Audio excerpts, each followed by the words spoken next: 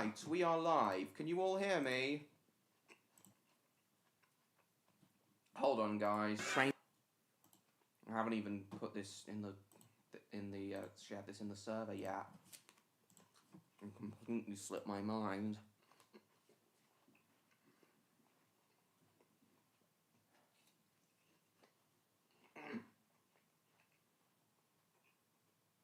Hold on.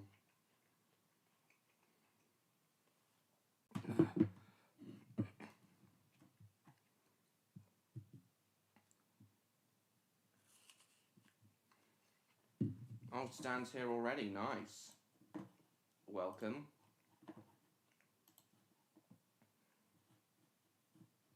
Hang on a second.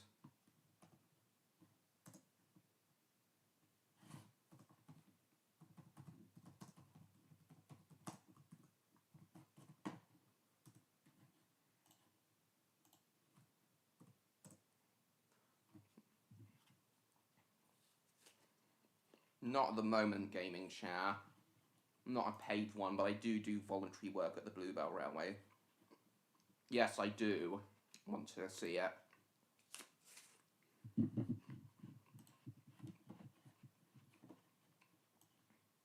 Hang on, guys. Let me just let everyone know that the stream's started.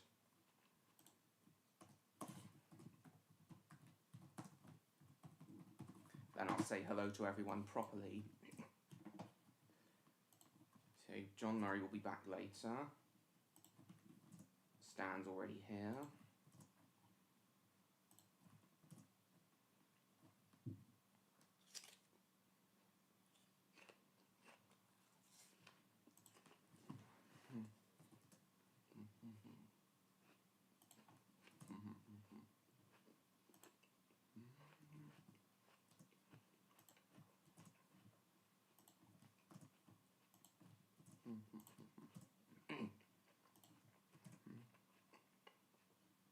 Hello, Jake. I'll say hi to everyone properly in a second.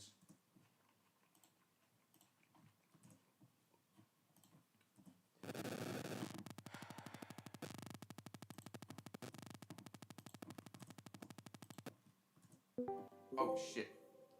Oh, no. Didn't mean to do that.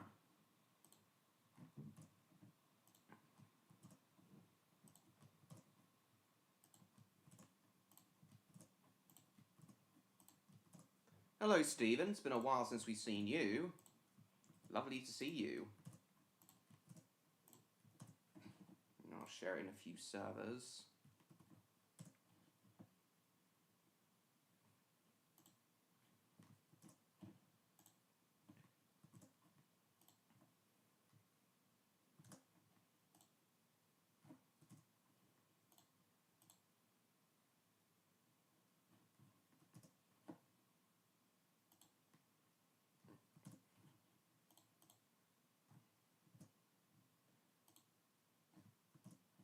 Hang on.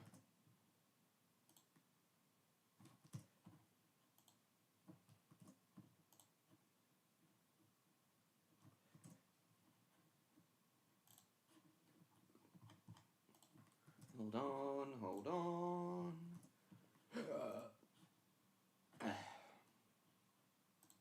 Right. So who have we got? What is tonight's stream then? Oh, just a normal Roblox internet serving, talking about stuff, waiting for more viewers to show up. Right, hello to... Yeah, I do hope so, Martin. Martin, Stan, Stephen, Ruru, Rob, Train Guy, MRP Fan, Ray Gal, Necron, Roll Chuckle, and anyone else who might be here. You're welcome, MRP Fan. Oh, I haven't let... Oh, and Sin's here as well. Lovely.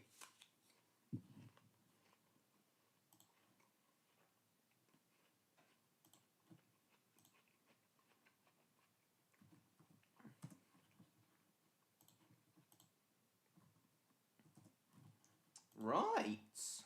So, guys, it's more of the usual tonight. Roblox, internet serving, talking about whatever comes to mind.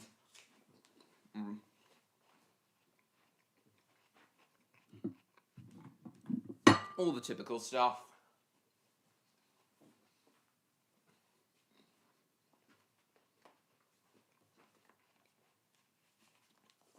Oh yeah, there are also a few things from last week's from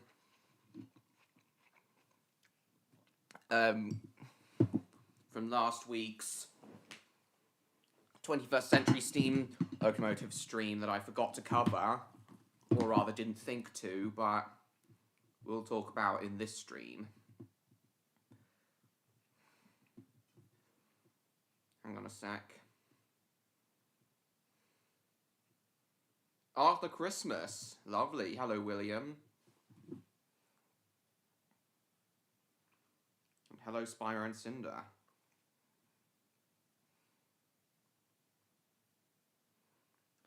Doesn't matter, Spyro and Cinder. Lovely to see you, William, and hello, Godly Corridor. Oh, and Time Lad.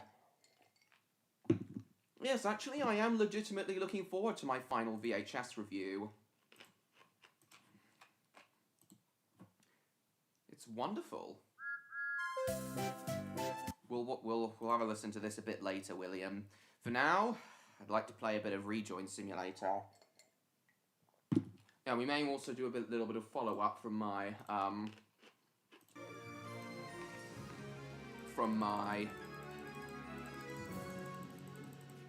from last week's 21st Century Steam Trains stream. Today is Richard Hammond's birthday. Oh, nice. Happy birthday, Richard Hammond. So... oh yeah, and also... also, I'll probably show you guys me doing a bit of script writing, because I'm still working on the script for my 3,000 subscriber special. It's going to be a big video. Very long, big video. I hope you're all looking forward to it. Top 25 favourite British steam locomotives. Been on your mind all week? Yeah, that I completely understand. They're lovely engines. Duke of Gloucester's back on the main line? Yeah, he's been back. Yeah, His Grace has been back for a couple of months now. Lower the game volume? Okay. This any better?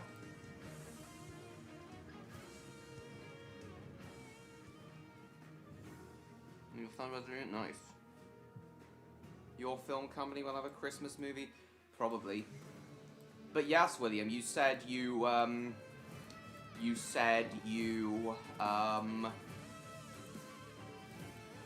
watching Arthur Christmas.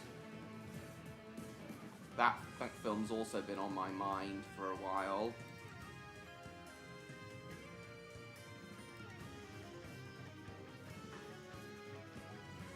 Very good.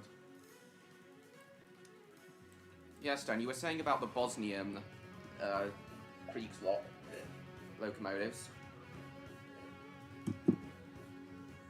Only standard class 8? Yes. Also, Stan, once again, the Duke is a he, because Duke of Gloucester, you know, refers to someone male in the royal family. Now, if the engine was called Duchess of Gloucester, then yes, 71,000 would be a she.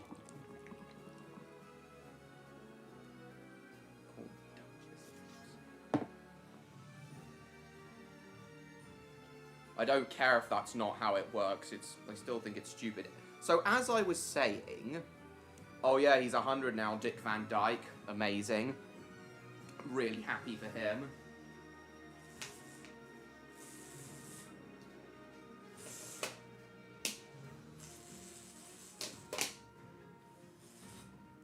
It's so nice that we do have some celebrities that no one hates, like, and even if people like Dick Van Dyke, and even if Dick Van Dyke does have some haters, said hate is unjustified in my opinion.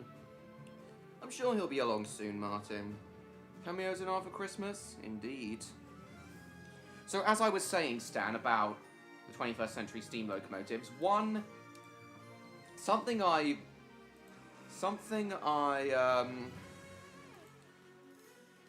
something I didn't mention in last week's 21st Century Steam Locomotives live stream is because, and the reason I didn't is there is still one railway line in China that still uses steam locomotives in revenue-earning service.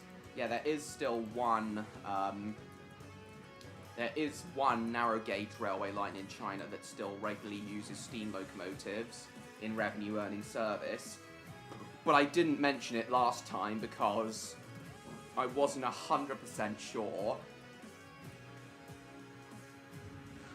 if it really was still used in revenue service, or if it was purely a heritage/tourist railway.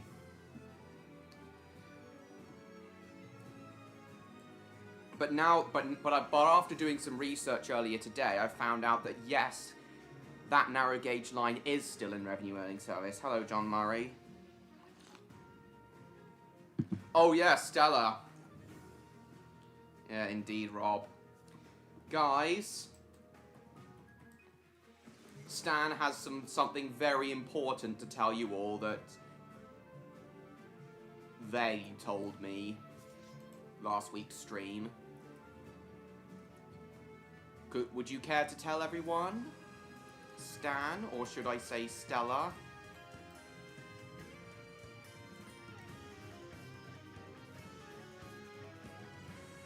What have I missed? Not a lot.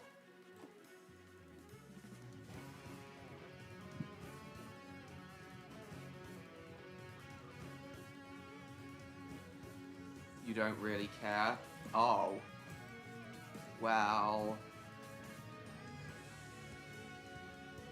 it's pretty obvious. Stan is now trans. He's now transgender, basically. Although he has made transphobic jokes in the past, he claims it... oh, sorry, I mean she claims it's because she felt jealous about people other trans people living a life he wanted. That's why he has made transphobic jokes in the past. It's not because he's genuinely transphobic, it's because he was just a bit she was just a bit jealous of that. I don't know. Crumbs! Shark! So yeah. Stan, or Stella, is now transgender. So, good for you, Stella. Used to be a boy, but is now a girl. I know. Scariest 1968 film? Nice. So as I was saying, this railway line, this narrow gauge railway line in China that still uses steam locomotives in revenue service. You change your username but you can't be bothered? That's fair.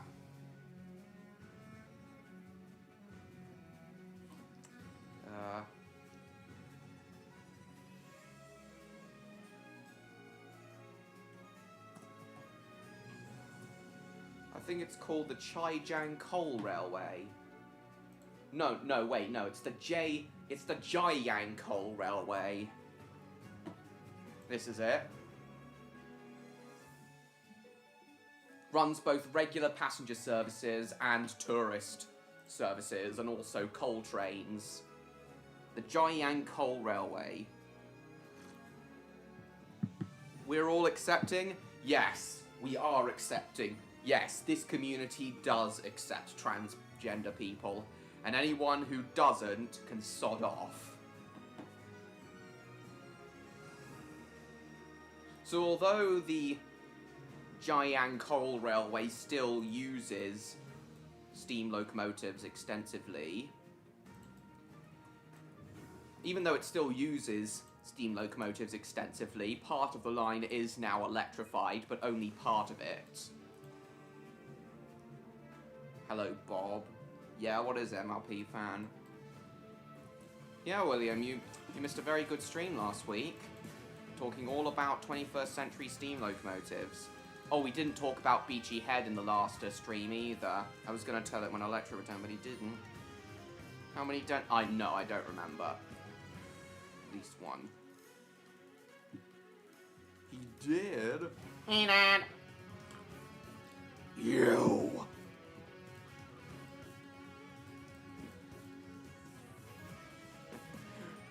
The Polar Express conductor. What I love is how the Polar Express conductor says "you" to the hero boy, like he's about to murder him.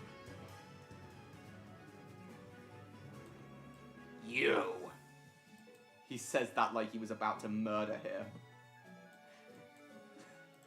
I find that hilarious.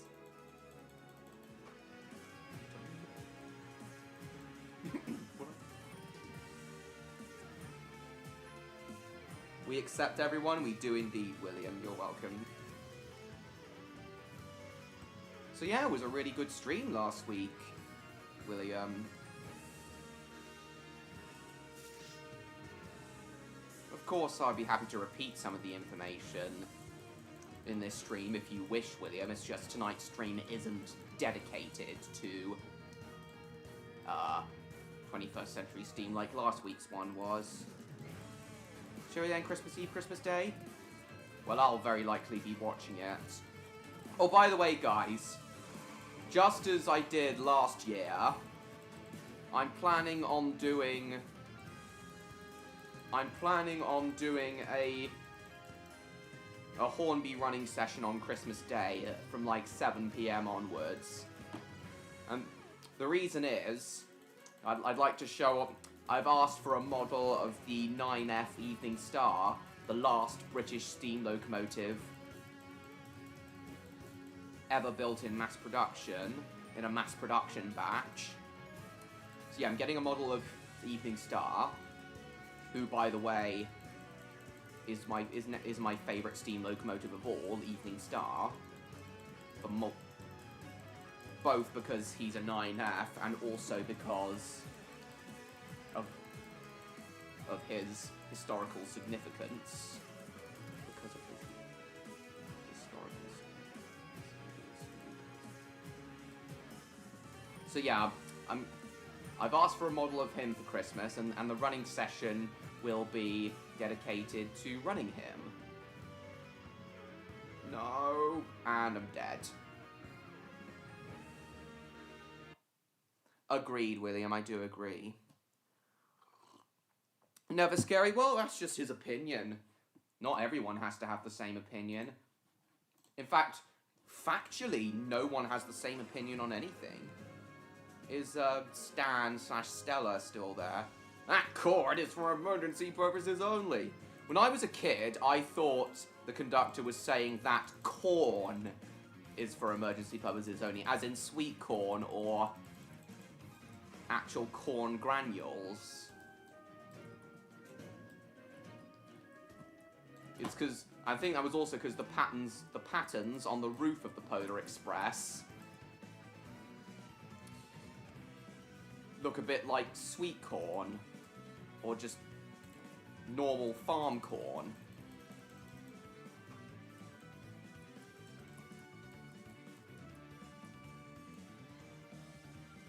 $12.25? Yeah, so did I. It's interesting. Oh, are all the rejoin simulator people who were in the chat earlier still there?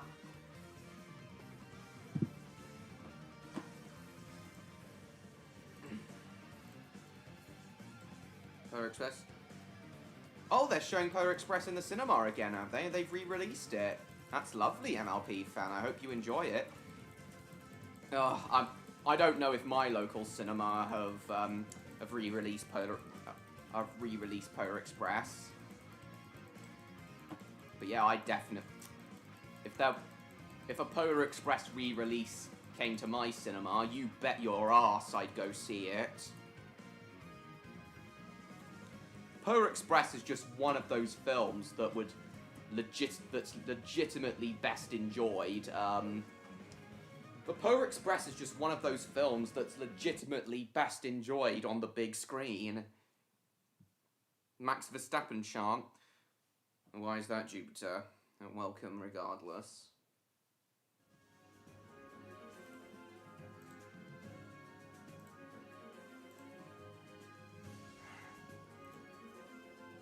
do like these little 2-foot gauge 080 Chinese engines. They're so cute. Especially their wheels is what makes them cute. Then return to working steam. Indeed, William. Finally, you're back, George! Welcome back! Welcome back to the channel, George. It's wonderful to see you again.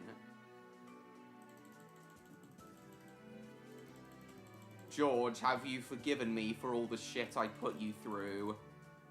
Have you forgiven me for all the shit I put you through on this game? Can you unblock me on Discord, please? And on YouTube? Have you forgiven me?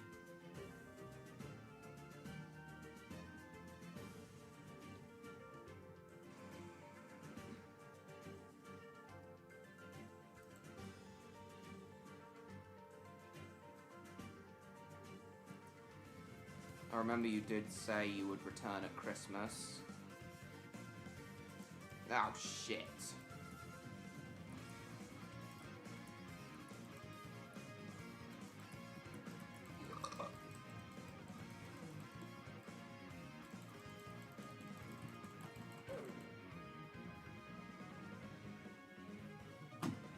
It's not his birthday.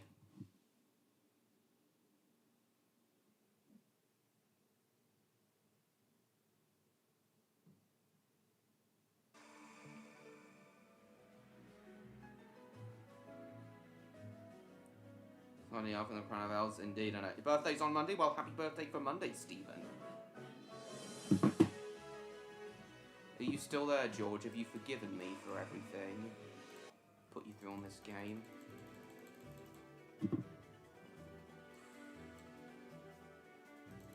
Now he's camping the hill.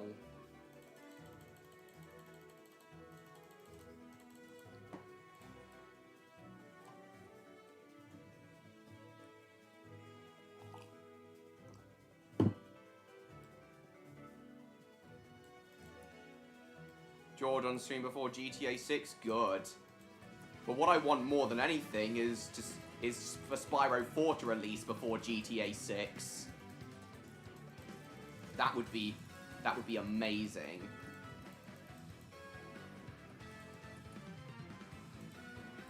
Come at me, bro! I'm ignoring that. He's gonna kill me. Yeah, Necron, please kill Unhairs. Oh, and he's big.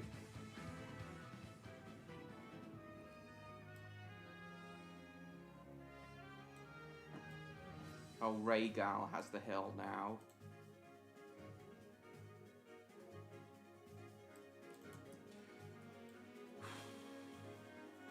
Ah, shit! They're gonna come for me.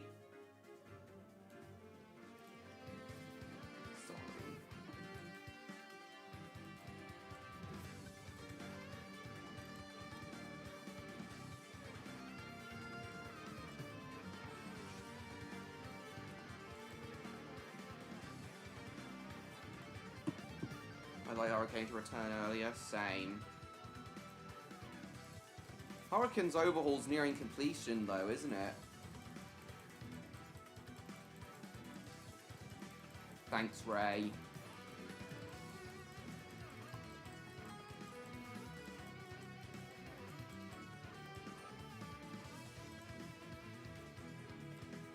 Oh, shit, I should have seen that coming.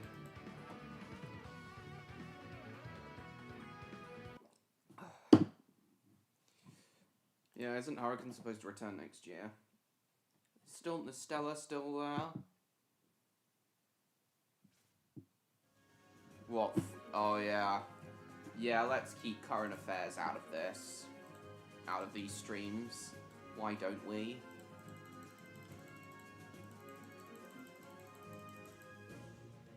Happy birthday, Steven Spielberg. Oh, it was his birthday yesterday. Awesome.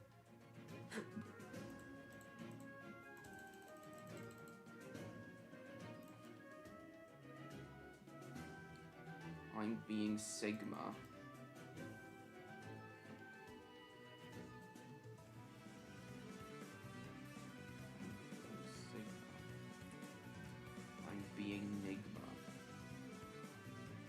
Ah, shit, they're all coming after me. Shit!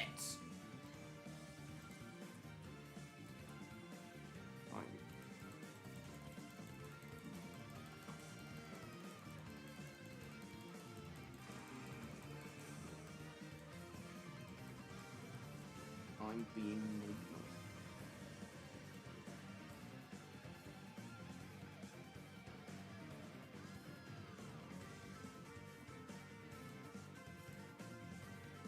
Wait, no. I'm being ignored. Wait, no. No, I'm not gonna say that. Oh shit.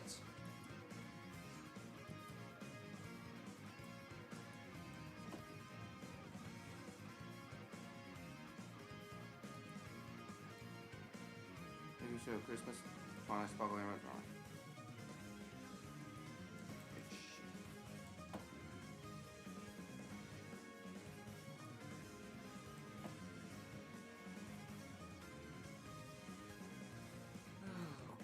Satan has dumped Trump. What, on South Park? Well, I think we all predicted that was going to happen.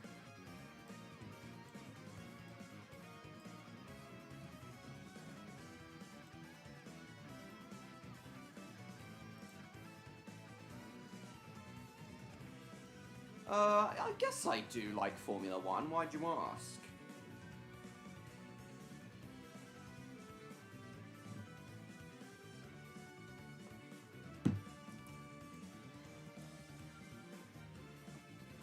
It's the lucky arse. Oh, shit. Right.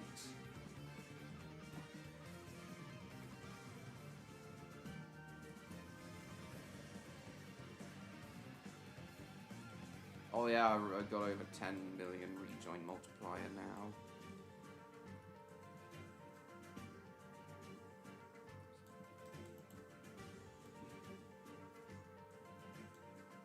I'm gonna use his own strategy against him.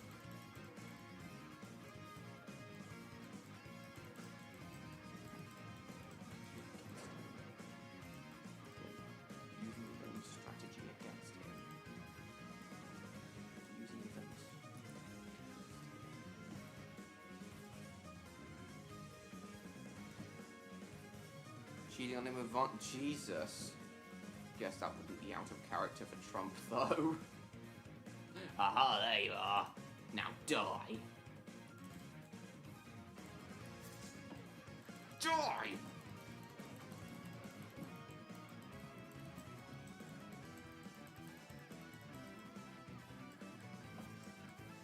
Ray, help me kill him.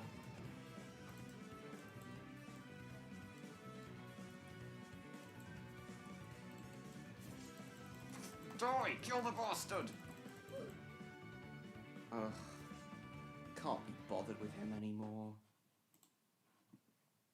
63 views in less than half an hour? Not bad at all.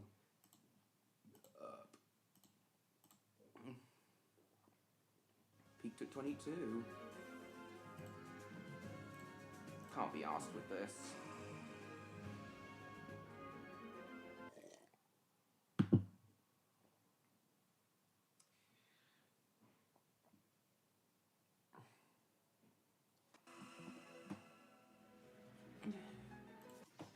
Right, we'll come back to that later, and we'll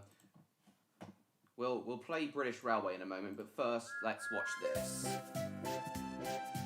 William sent this. Obviously, a new thing he started.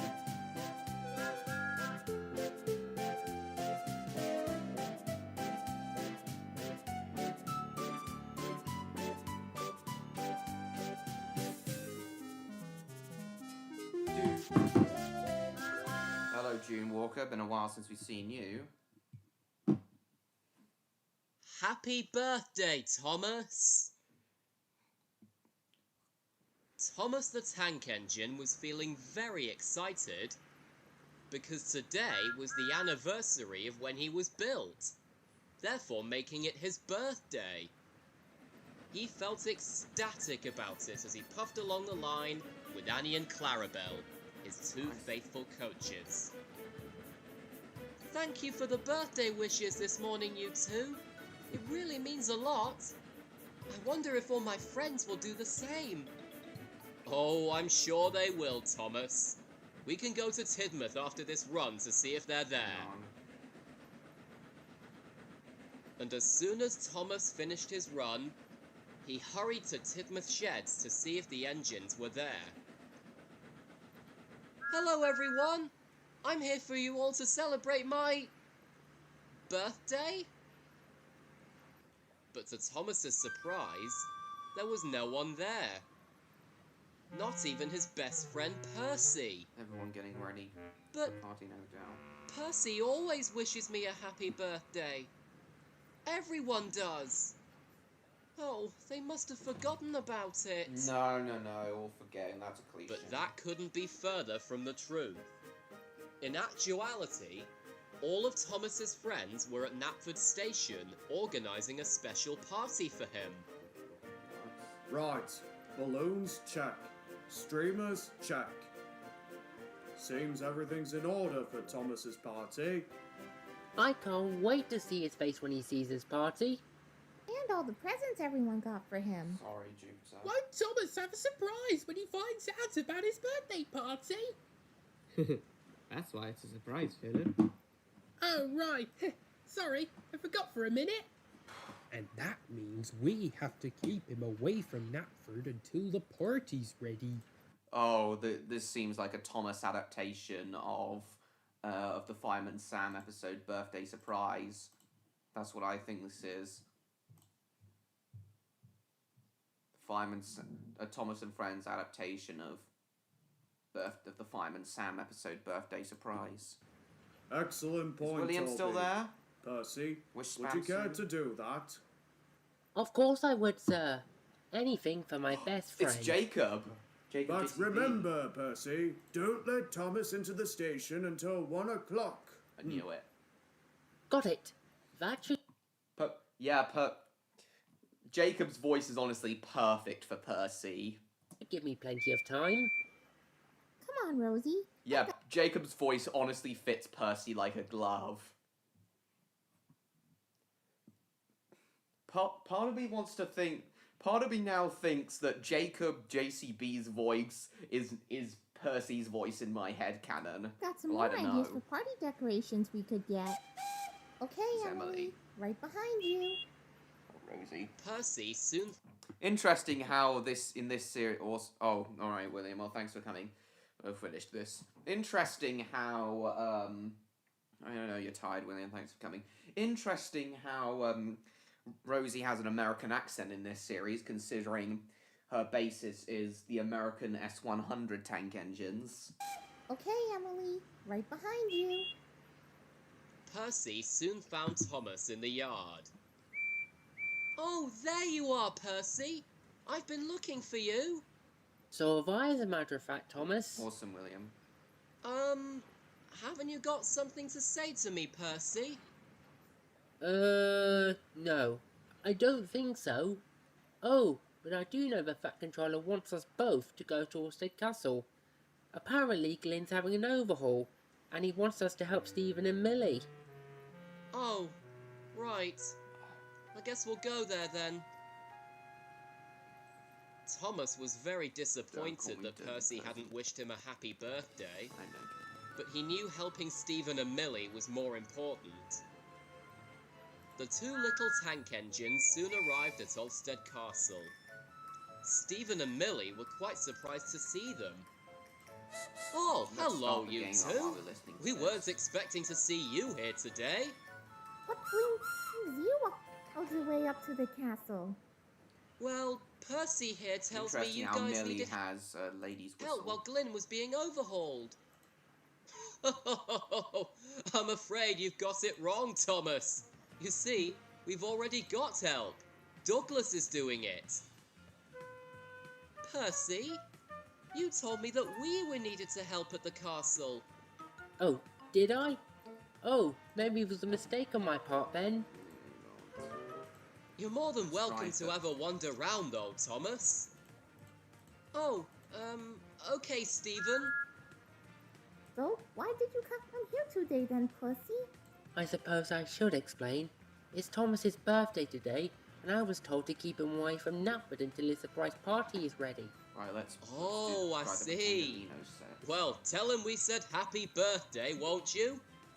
Oh, I most certainly will, Stephen. Meanwhile, Thomas was having an explore around the castle grounds. He saw Douglas in the dinosaur park, helping to move some old fallen trees and replace them with new ones. Oh, hello, Thomas. Didn't expect to see you here today. Oh, there's William. Well, I'm voicing full of Douglas. surprises these days, aren't I? Despite what Diesel might say. I don't suppose you've remembered what day it is today, have you, Douglas? Oh, of course I have. It's Saturday, isn't it? I thought not. Oh, is something wrong, Thomas? You look a bit sad. It's just that no one seems to have remembered that it's my birthday today. I don't understand. They've always remembered it in the past. I mean, it's marked in the Fat Controller's calendar. May the 12th. Oh, May I the see. 12th. Now that is interesting how Thomas's birthday is like the anniversary of the Railway series. Controller's calendar. when it was first May published. the 12th. Oh, I see. Well, happy birthday anyway. And don't worry, Thomas. I'm sure the others haven't forgotten your birthday. Maybe they're just busy. I hadn't thought of that. But Percy brought me here, and he always wishes me a happy birthday, so... Well, for all I know, maybe he's just waiting for the right time to say it. Meanwhile, Percy was busy chatting to Stephen and Millie when his driver looked at his watch. Jumping jelly beans! Look at the time! It's almost 1 o'clock! Uh-oh, we best take Thomas back to Knapford for his party then. Nice talking to you both. You too, Percy! Send Thomas some birthday wishes from us. Percy soon found Thomas and took him back to Knapford. Thomas was now very confused, but did as Percy told him. They soon arrived at Knapford and then... Surprise! Thomas couldn't believe his eyes when he saw what awaited him. Wow! I thought you'd all forgotten my birthday. Oh, we never forget your birthday, Thomas.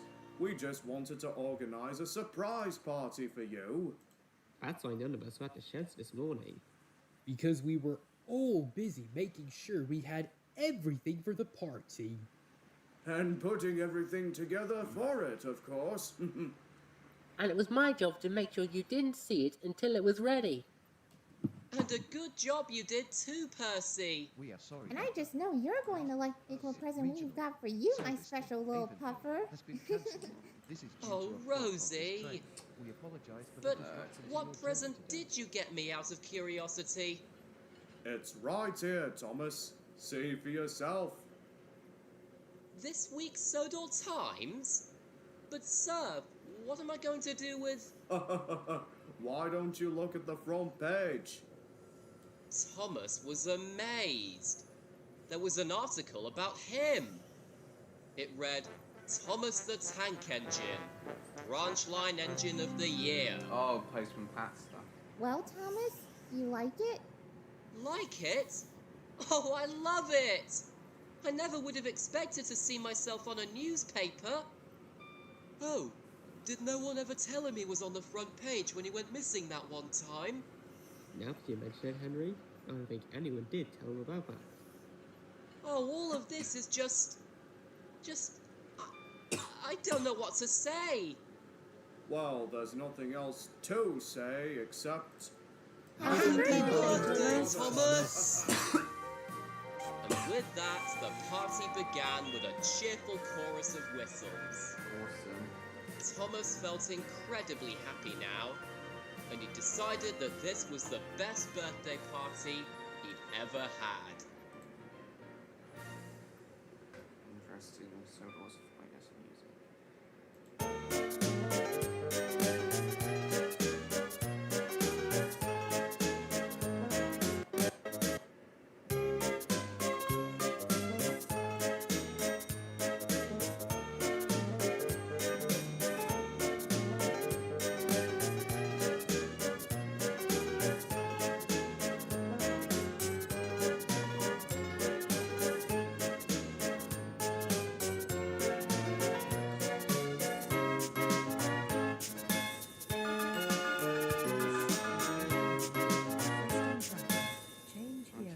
that was Trains lovely, to I guess. A bit Norrington, cliche, but change lovely. here for tram and bus Right, let's services to let's other focus on this now. destinations. Please mind the gap between the train and the platform edge. I wonder where James is.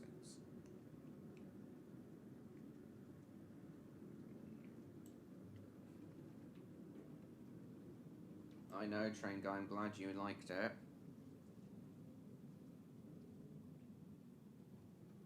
Oh, you're playing a Roblox game. An SCP Roblox game, interesting. Someone should really make an SCP film eventually.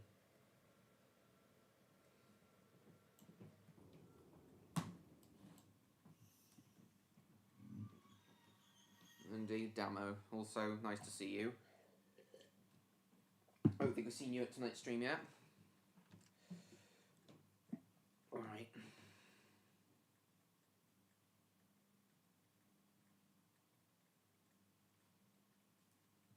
I'm in love with SCP. Interesting.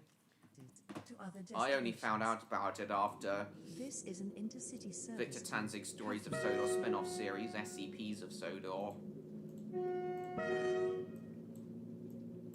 Welcome on board this intercity service to Cuffley, calling at Norrington and Cuffley. It's because nobody actually owns it. The next station is Well, it's a Norrington. collaborative group. Well,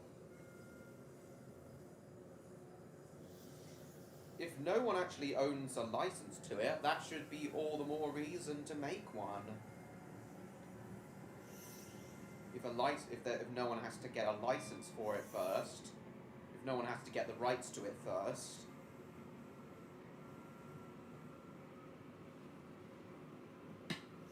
Surely that should make making an SCP film all the more easier. No, secure, contain, protect. Demo. Exactly.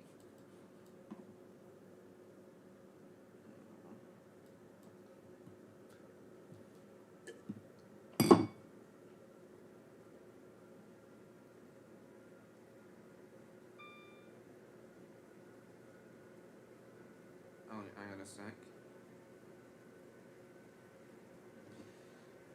Can't claim ownership of it either. Oh.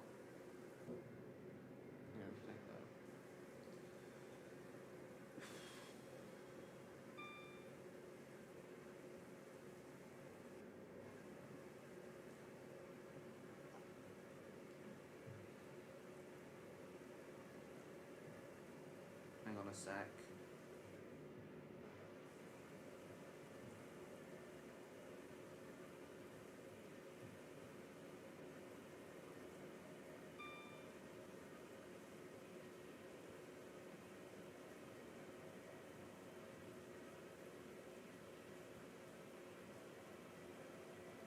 Then all streaming services could put it up. You'd never be able to make all the money from it. Oh, well, that's interesting. Check this out. Oh, what does he want? Hang on a minute.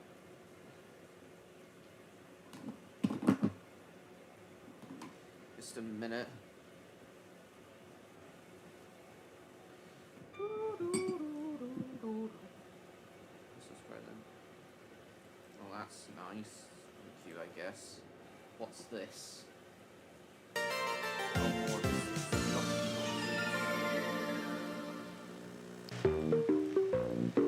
The Andy's favorite boy is the best thing ever. To infinity and beyond.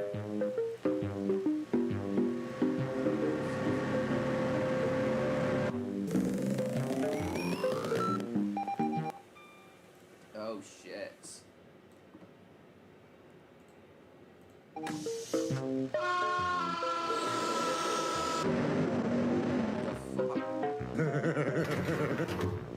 Oh man, what happened to my Buzz Lightyear? It's a good thing I have a spare one.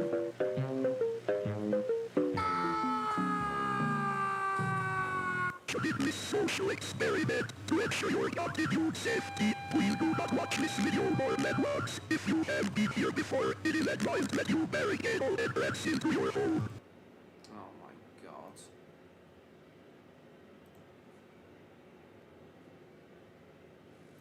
Yeah, no, I'm not watching that. There's a Christmas gift. The video logo. Yeah. His entertainment logo. Yeah, no, thank you.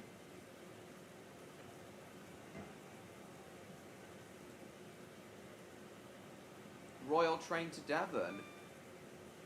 The Royal train took King Charles to Devon today. Nice.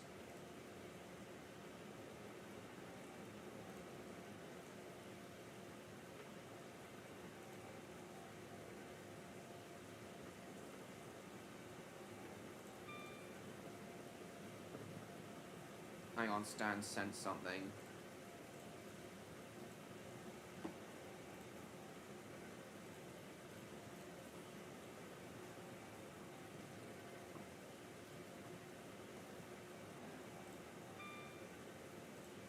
Hang on.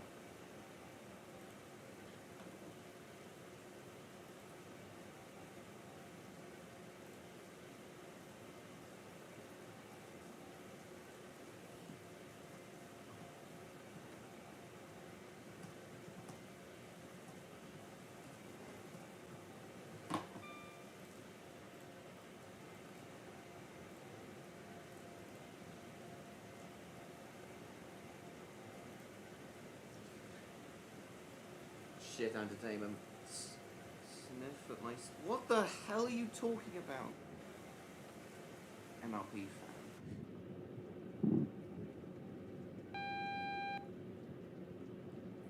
fan. Right, break on. What Stan sent? What message was that, Jacob? Any franchise, not sure major in the Ghostlight. SCP universe is interesting. Yeah, from what I heard about it from Victor Tanzig's spin-off series, it does seem interesting.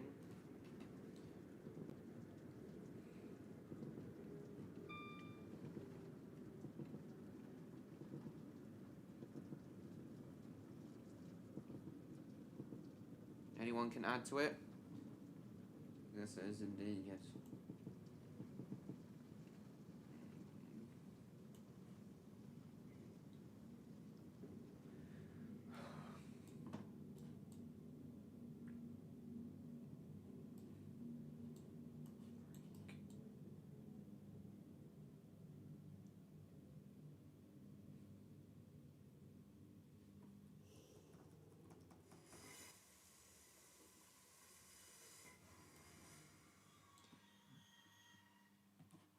Right, what have you sent, Stan? SCP containment breach? I think I've seen this. 2, 1. I would watch this, but I don't want to get copyright. I don't want it, you know, resulting in a copyright strike if I watch it, so yeah. Those poor D classes, I know.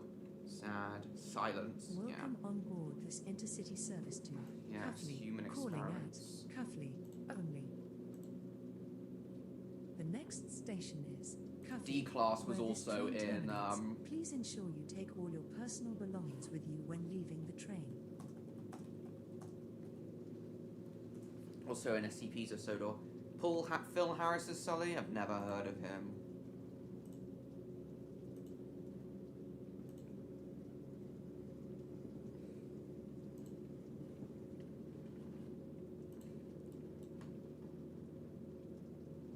Not seen the Victor Tanzig thing? Well, it's pretty good actually. Well, it's up there. Hello, Twilight. Nice to see you.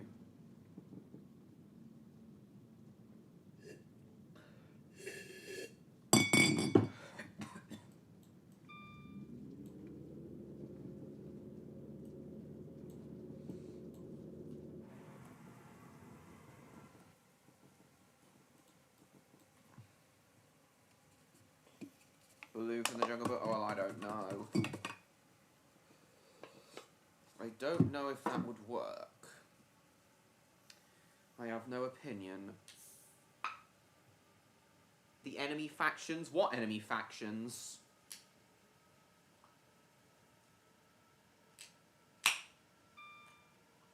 What enemy factions?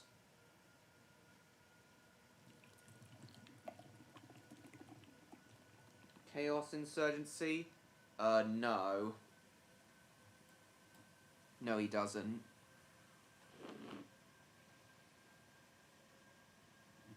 But there is some very interesting stuff in it. Playing off elements that were set up throughout Season 4 of Stories of Sodor. The Baloo in the Jungle Book? Nice.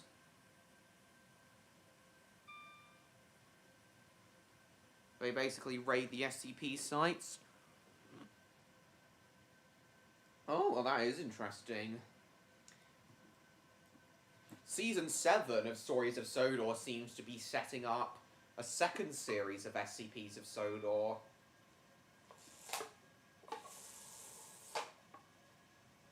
At least I predict it's setting it up. So if SCPs of Sodor Season 2 does happen, it would be interesting to see the Chaos Insurgency play a role in it.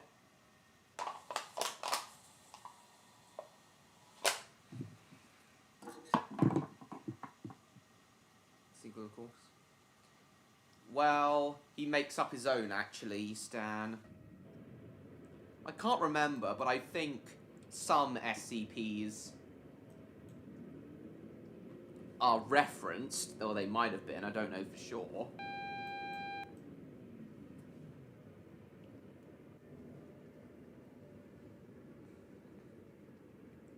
Still need more books? Nice.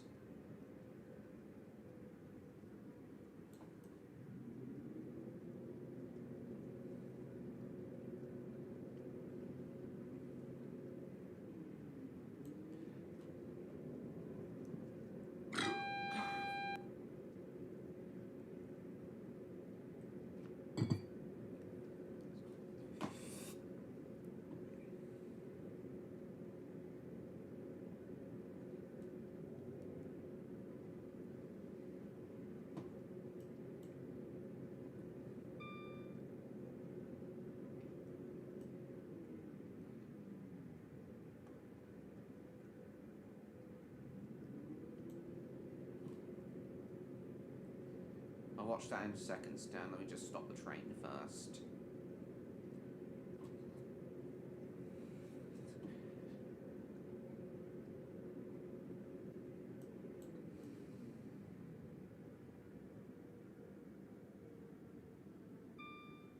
We will shortly be arriving at Cuffley, where this train terminates. Please ensure you take all your personal belongings with you when leaving the train. Please mind the gap between the train and the platform edge. I did, Stan, after I saw Victor Tanzik's series. Sorry, I mean Stella. The new Harry Potter cast, I don't know what it is, so I don't care about the new Harry Potter series. I'm not keeping up with it. So I have no opinion, Stephen.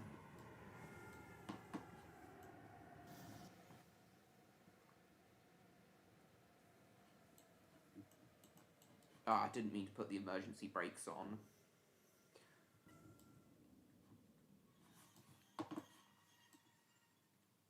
Right. Let's head to Avonhill.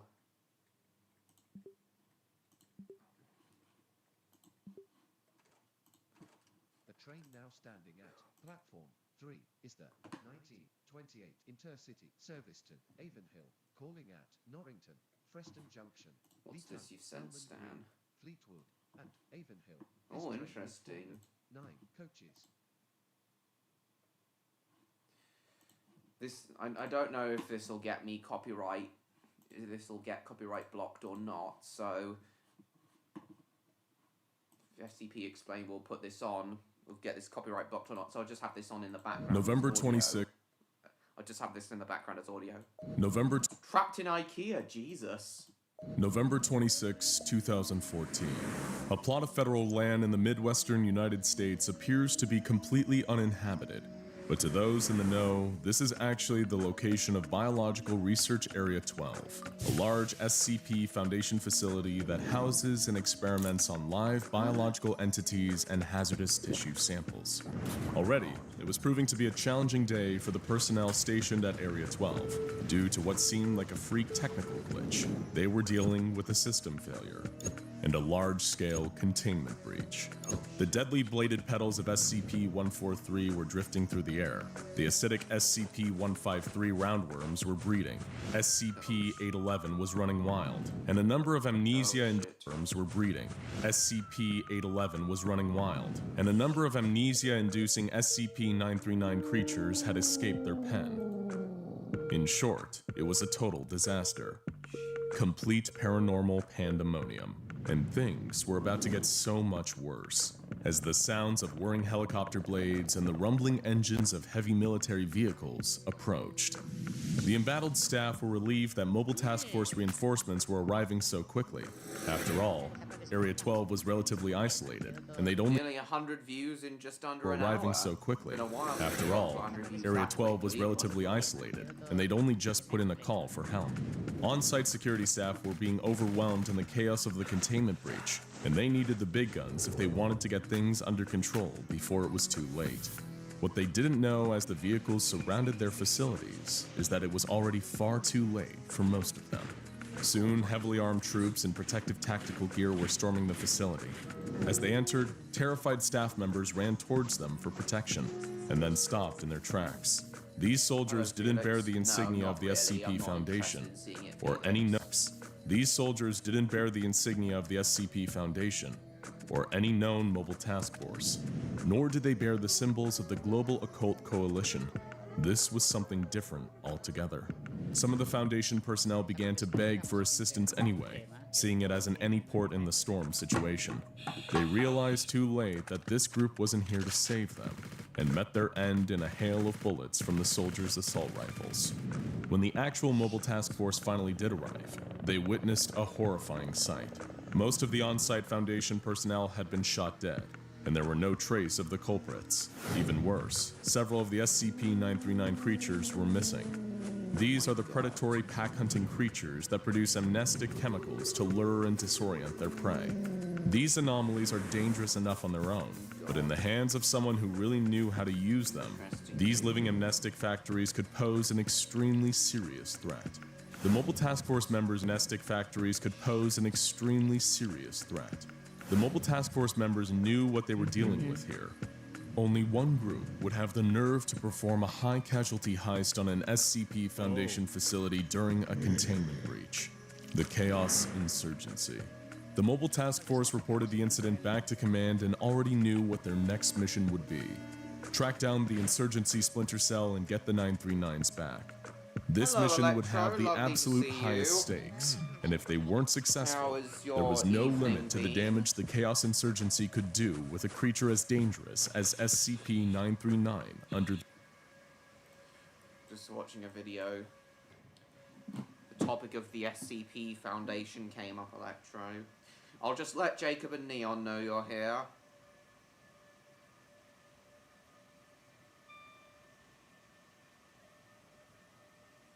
It's going well? Oh yeah, you did say that you'd finished your last exam. Your last exam before Christmas, which I'm very happy to hear. Anyway, Electro, now that you're here,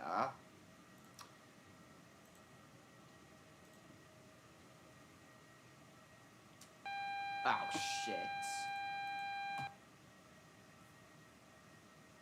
Rip off a cryptid called the Rake. Oh, interesting. Well, now that you're here, oh, stupid AWS. I was Electro. So this is in relation to last week's stream. I was going to mention this to you when you came back last week, except to last week's stream, except you didn't. I was going to mention this to you, but I was wondering if you remember. I was wondering, Electro, if you remember the locomotive Beachy Head, that steam locomotive on the Bluebell Railway that me and you travelled behind during the event that celebrated its introduction to service. And the reason I bring him up again is because, you know how I said Beachy Head was basically a brand new steam locomotive? Well, last week's live stream was themed to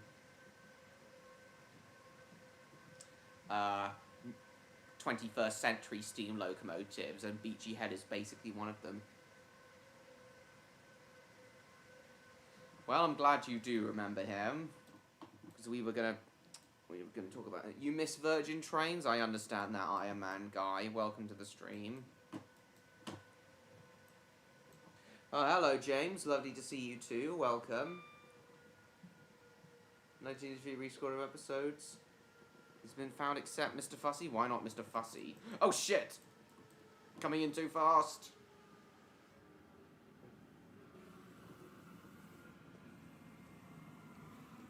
Because the original, it's based on an original H2 class Brighton Atlantic that was scrapped that was also called Beachy Head.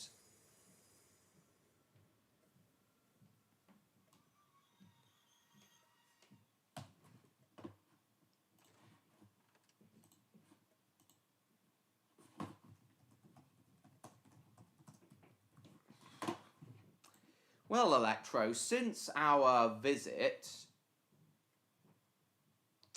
to the Bluebell Railway last year, Beachy Head has been running very well.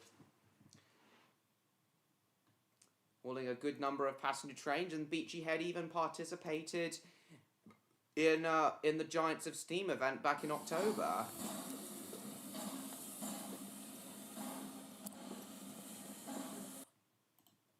Got some footage of it, hang on.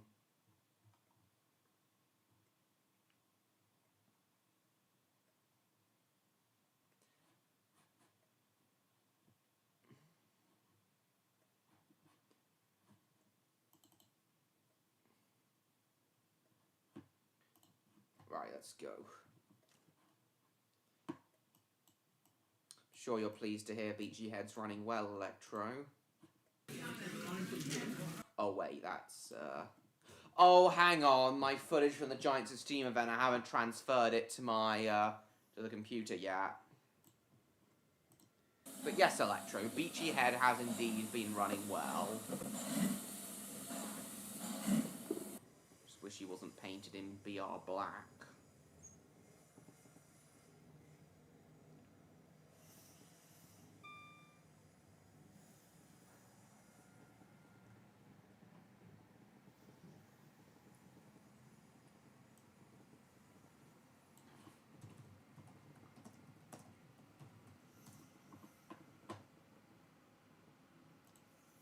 Well, here's Beachy Head hard at work at the Giants of Steam event. Well, you're in running. It's lovely engine.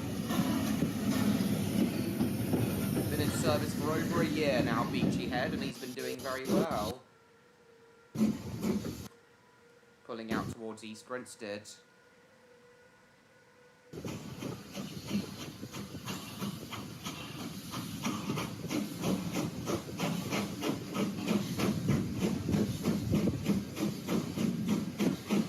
Welcome back, Jupiter. So, Electro, of all of these steam locomotive... wait, no. Of all of the steam locomotives you know of, including all the Irish ones, where would you rank Beachy Head in all the steam locomotives you're aware of? Where would you rank him, Electro? 20 people watching, wonderful.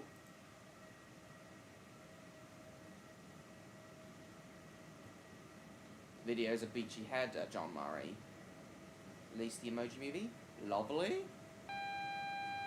Oh, shit.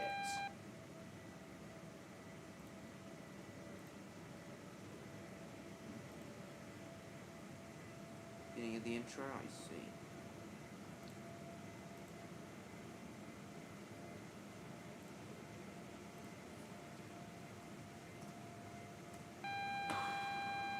Go away, AWS.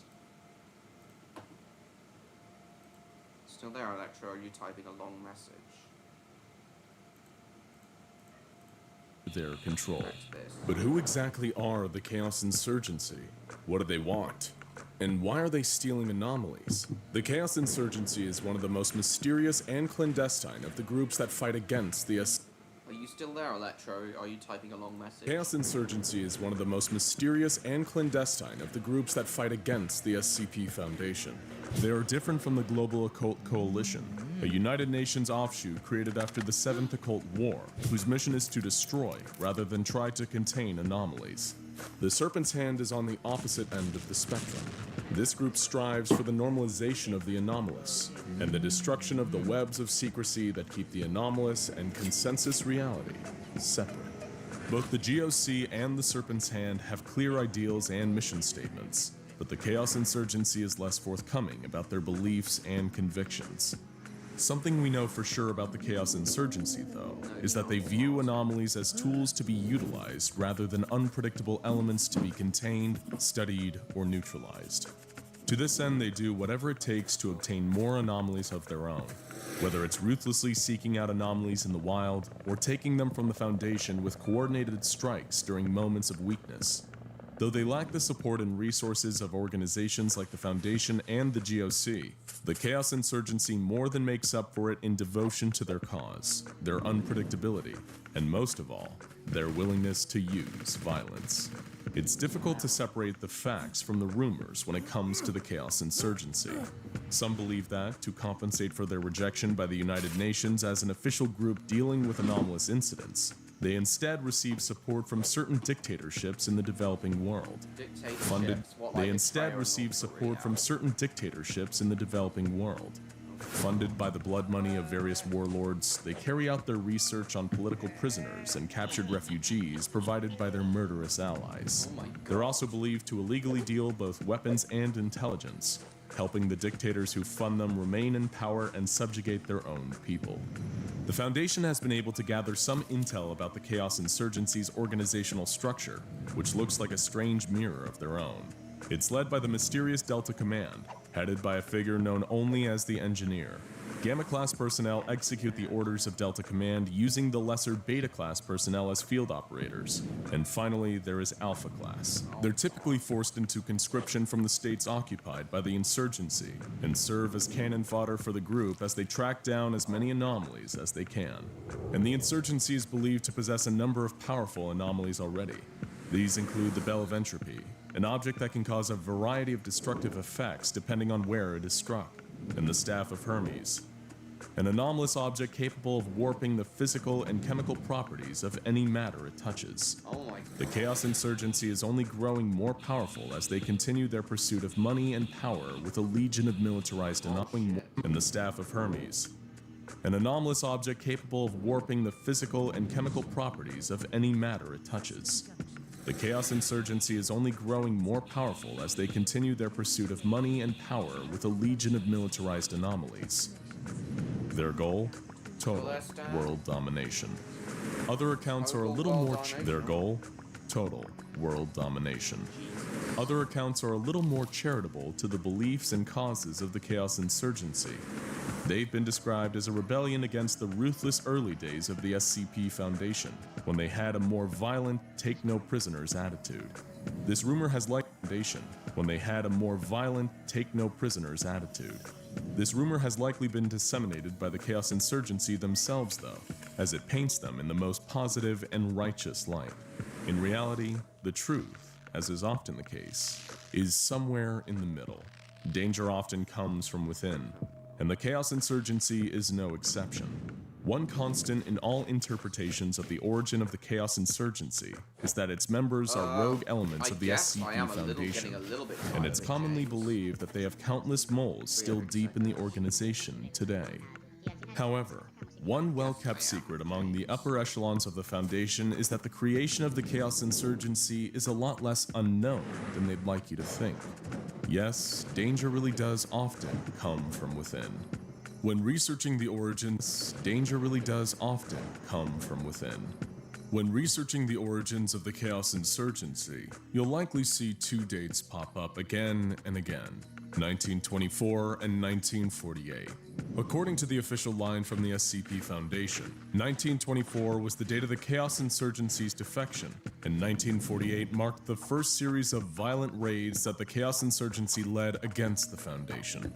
But these are only half-truths. According to the official line from the SCP Foundation, 1924 was the date of the Chaos Insurgency's defection, and 1948 marked the first series of violent date of the Chaos Insurgency. To the official line from the SCP Foundation, 1924 was the date of the Chaos Insurgency's defection, and 1948 marked the first series of violent raids that the Chaos Insurgency led against the Foundation.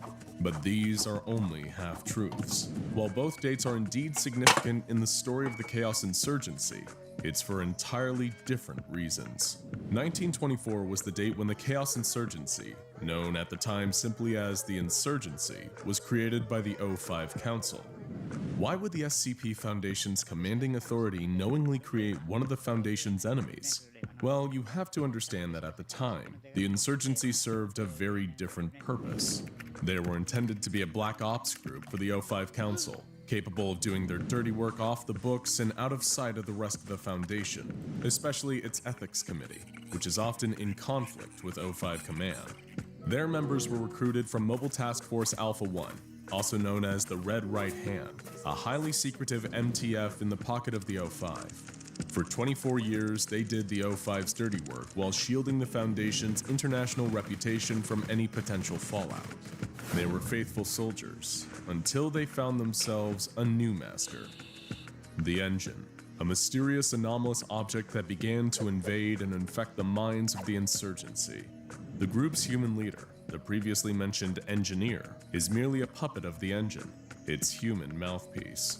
While the full extent of the Engine's plans remains mysterious to even members of the Chaos Insurgency, the Engine has been passing down orders ever since. In 1948, the Insurgency fully defected, becoming the Chaos Insurgency, and they've been a problem for the SCP Foundation ever since. From raids to assassinations to threats of damaging the illusion of consensus reality with their reckless behavior. And now, thanks to their acquisition of SCP-939, they could get started on Amnestic's production too.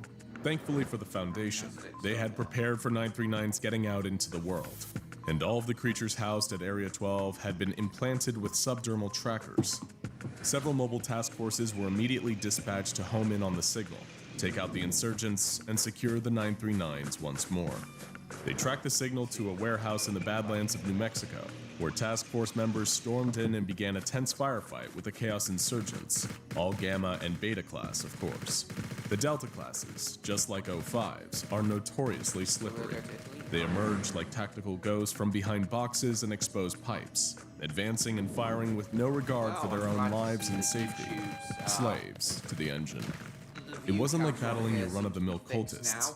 These were highly organized and dangerous combatants, with training right out of the Foundation's Mobile Task Force playbook. Several Foundation soldiers were lost in the crossfire, but ultimately they won the day, subduing the Chaos Insurgency forces and capturing the stolen 939s once more. Several of the insurgents that had been fatally wounded in battle were found to be Area 12 personnel, double agents for the Insurgency. Many of them died with smiles on their faces, knowing they were defying the Foundation to their last breath. There was no way of knowing just how many of these secretive Chaos Insurgents were undercover, deep in the fabric of the Foundation's global apparatus. A nearby insurgent, slowly dying from several gunshot wounds, gave a wheezy laugh. As the task force operators approached, he ranted that the Foundation's obsession with order, lies, and secrecy is the real disease, that chaos and entropy is the fate of all things, and that to use the anomalies they find for their own gain is simply common sense. In the world the Chaos Insurgency would someday create, human beings would be the true masters of the universe, not just the perpetrators of the twisted lie we call normality.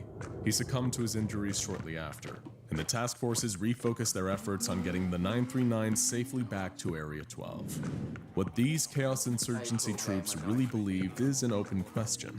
After all, the power that dictates them, the anomalous Engine, is a consciousness beyond humanity. Even the engineer doesn't know the true scope of their master's grand plan.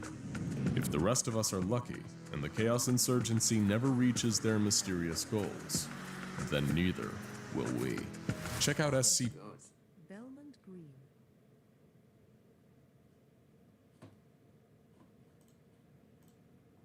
When Electro's back, I'll tell him about the giant coal railway.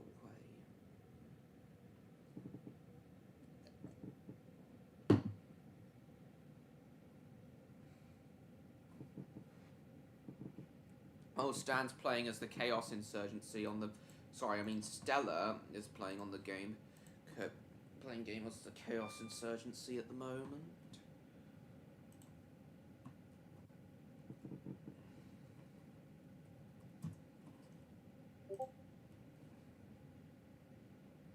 But defending misery, guts, and begging.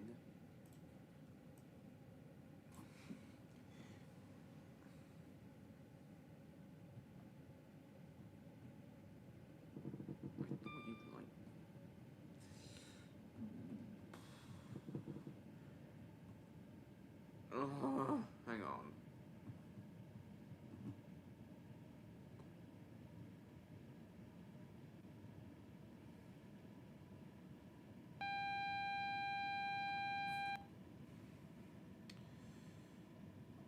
Oh shit, that's...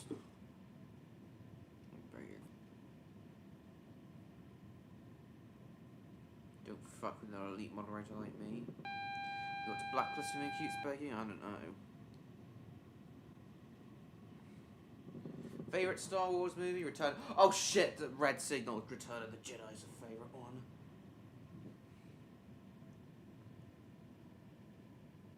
Miserable old sod.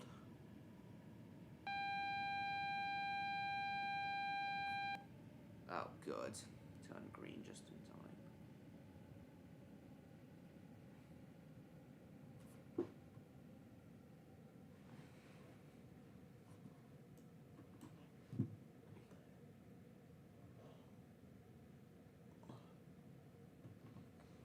Oh, shit.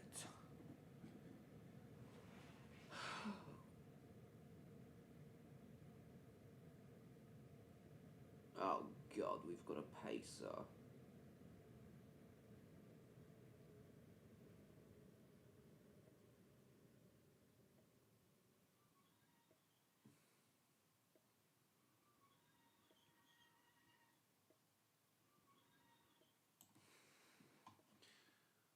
Oh, shit.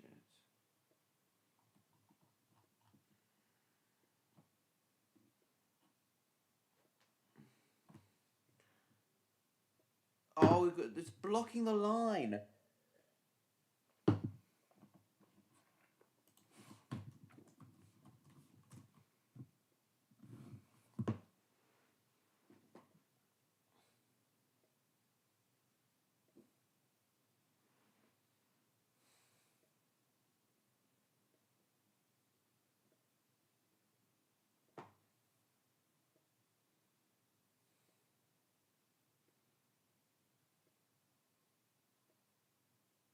Has he not been ghosted yet?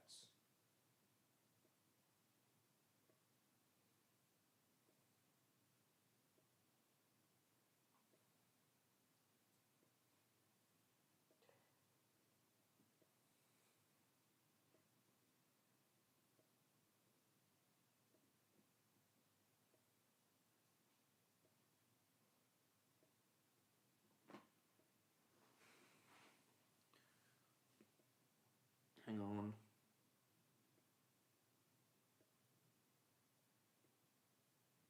Hang on a sec. Hang on, guys.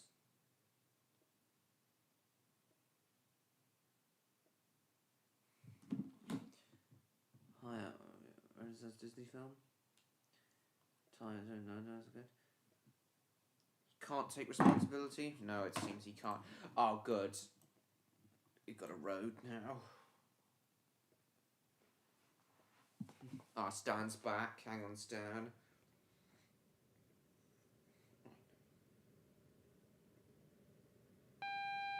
Go away. AWS. You did Oh, Bill Briggs is here. Lovely. We will No, I don't shortly remember be any of the arriving Roblox at SCP game. Belmont I'll Park. think about it. Lol cow and a pussy. What's a pussy? I know what a pussy is, but what's a lol cow, James?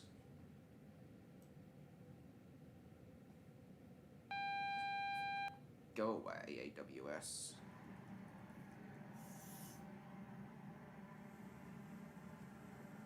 Oh, I'm late now because of that stupid pacer.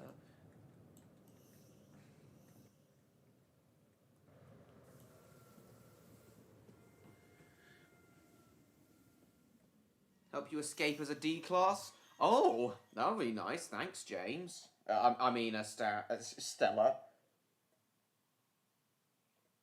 That's all right, MLP fan. Thank you for coming. No, I do not. Degenerates like Martin, I see. Grammati? What's Grammati? Well, I do remember Max Steel, but not any of the others. Let's go.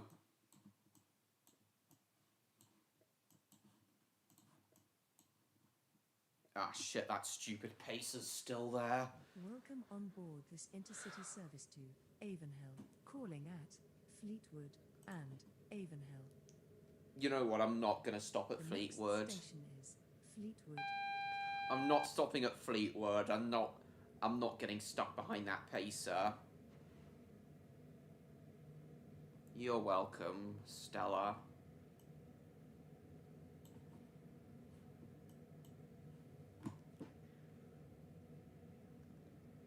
Venton and Generator Rex, interesting. What exactly is Generator Rex? I've never actually heard of Generator Rex.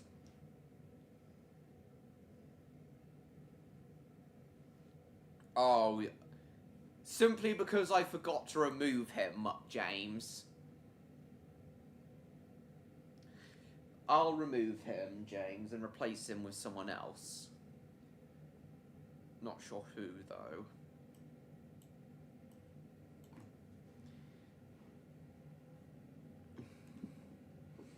Yeah, I'm not waiting for that pacer. I'm not stopping at Fleetwood. I'm just going to go right through.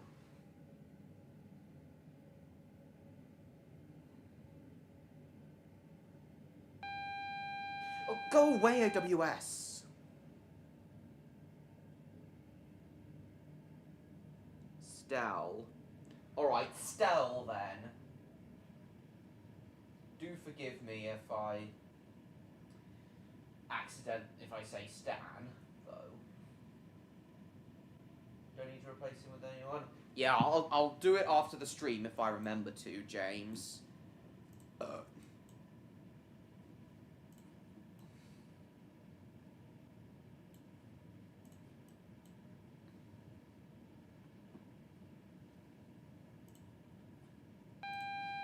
Bugger off, AWS. Right, full speed ahead.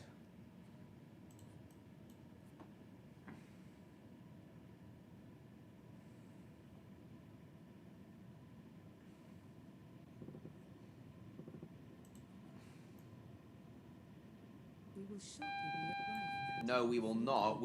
Our stop at Fleetwood has been cancelled because of this stupid pacer. I do not want to get stuck behind him.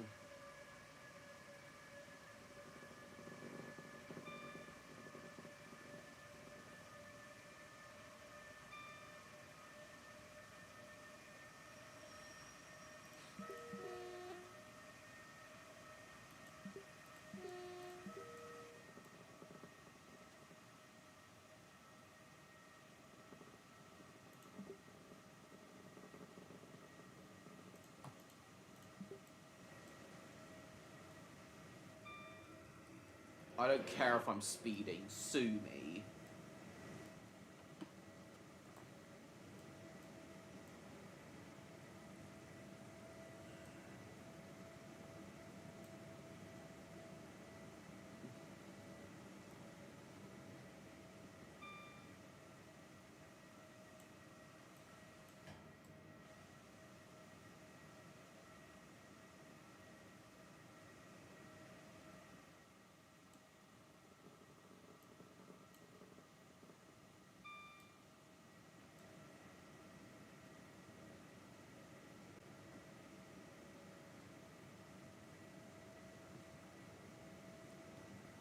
due into Avonhill at 8 o'clock exactly.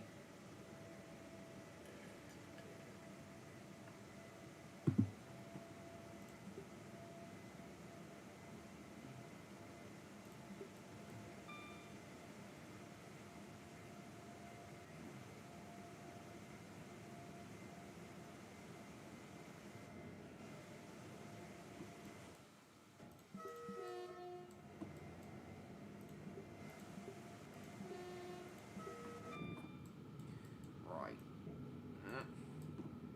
Break on. Their Formula 1 reference. No, just do it anyway. We're not gonna judge. Just do it anyway, Jupiter. We're not gonna judge.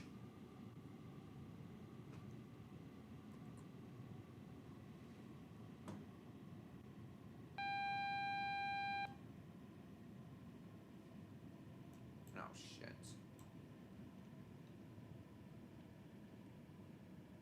Okay, we're listening, Jupiter. Hang on, Stan or Stella has sent another image. Bug off, AWS.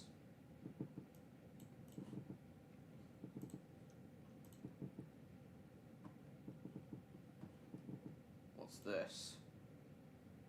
We will shortly be arriving at Avonhill, where this train terminates. Please ensure you take all your personal belongings with you when leaving the train.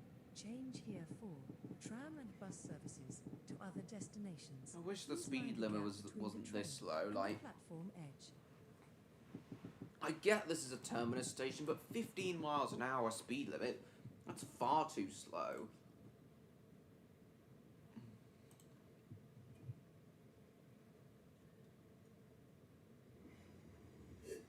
Alright, that's both my ciders finished.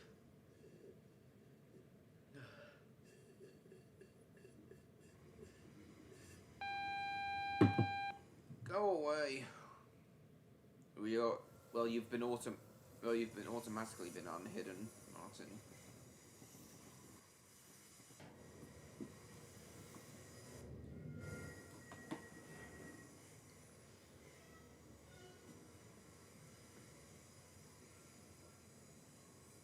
Don't really. Well, I've seen Mighty Morphin Power Rangers, but that's it. I think I've seen the original Pokemon series and Black and White, but I'm not 100% sure.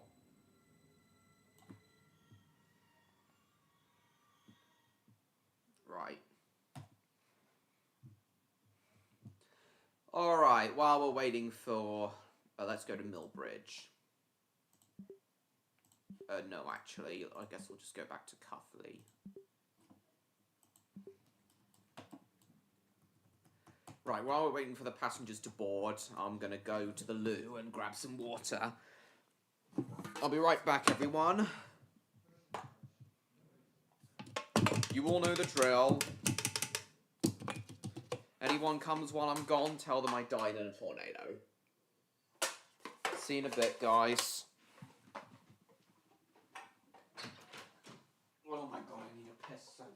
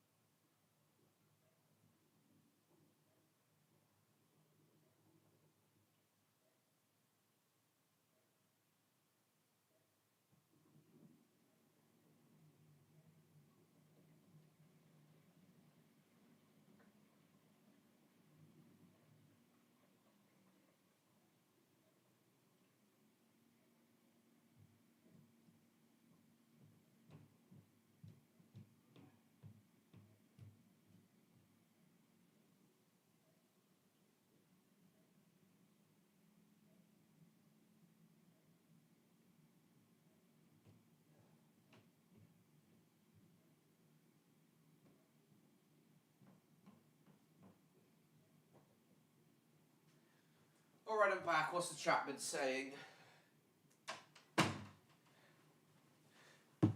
Oh, we're good to go. Oh, hello, Bertie Boss. It's been a very long time. Yeah, it's been a long time since I've seen you. Welcome. Welcome. You might join British Wine? Nice. High grade security device? Nice. Lovely to see you, Bertie Boss. Welcome on board this intercity service to Cuffley, calling at Belmont Green, Leeton, Freston Junction, Norrington, and Cuffley. The next station is Belmont Green. The next station is your mother. Oh shit, speeding already.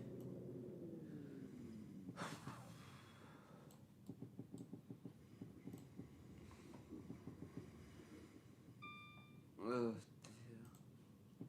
I'll probably do a bit of writing, show you guys writing the script for my 3,000 subscriber special as well.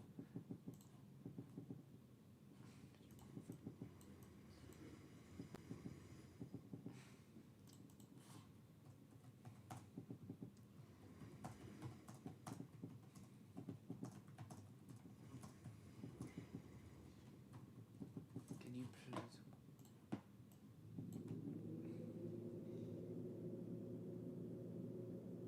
Indeed, no, it's interesting.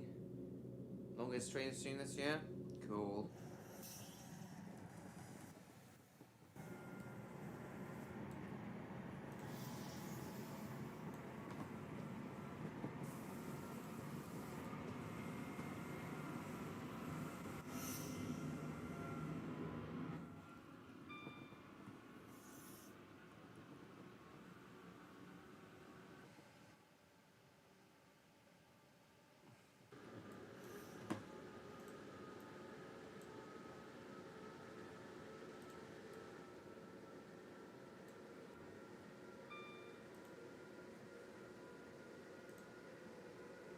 $138 views.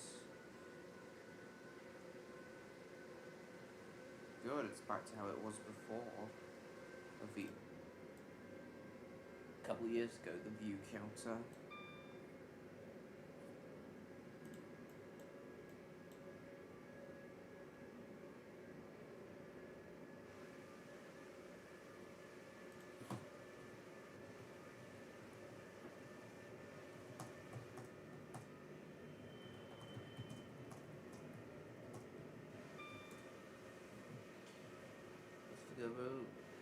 Logistical budget zone, better quality, nice.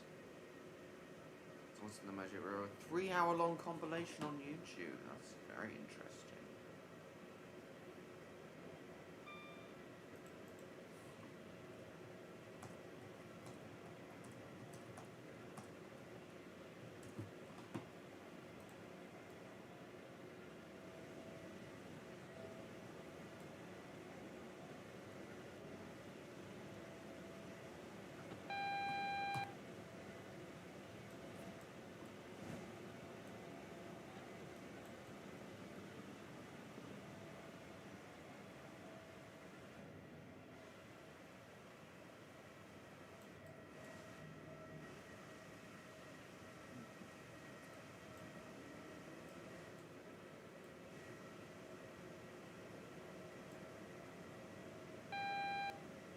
Short versions on Sony's missing out.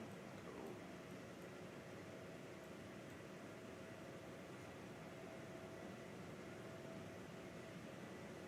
Happy viewing? Nice.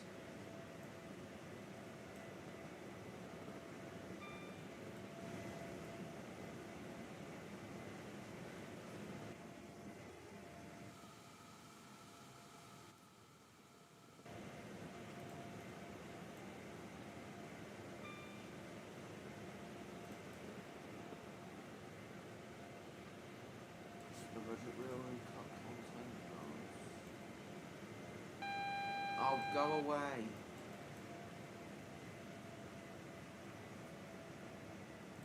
Thomas and the tragic fail road.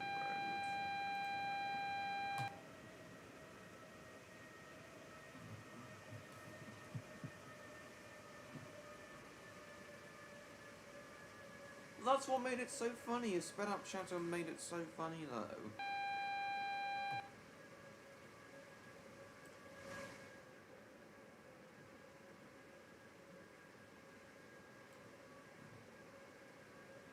Joe Mason. Who's Joe Mason? In Magic Railroad. Interesting. Oh no, break on!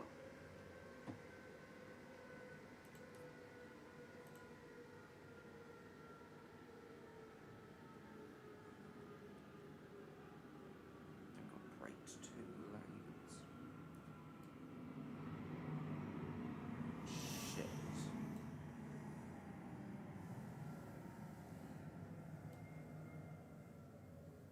Spatted. Ugh.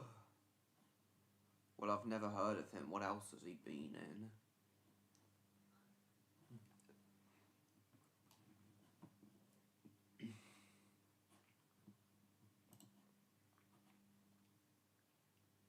Oh, shouldn't be surprised. Let's see.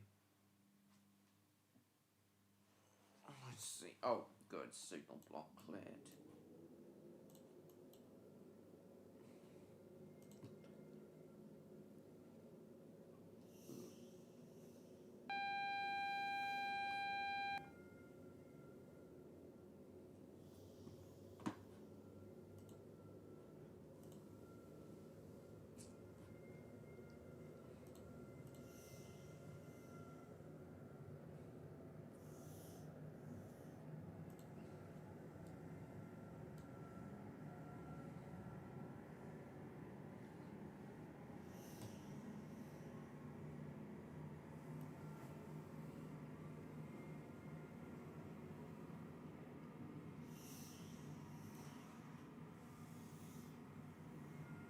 I understand sped up talking? Exactly.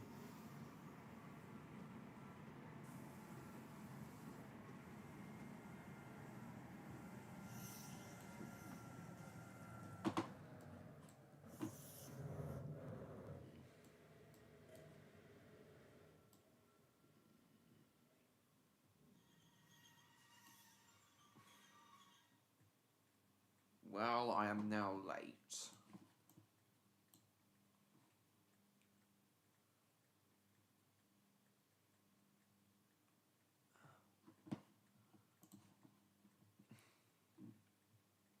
Must have been an emergency, I don't know.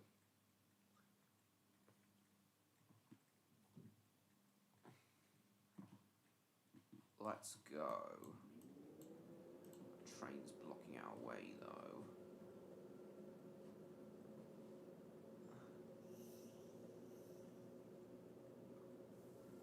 Your miss needs annotation? Nice. Interesting.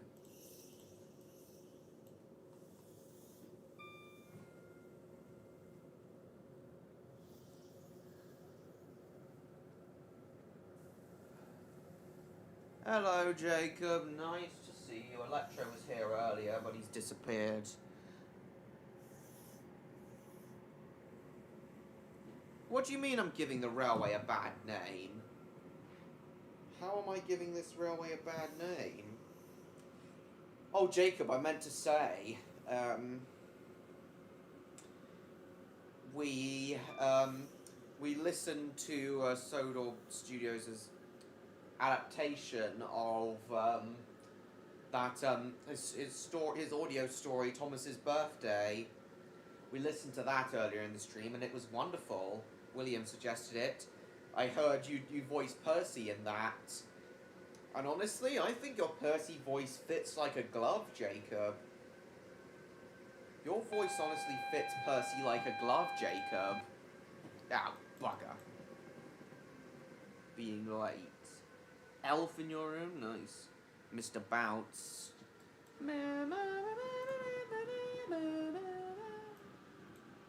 I think we have a signalling glitch.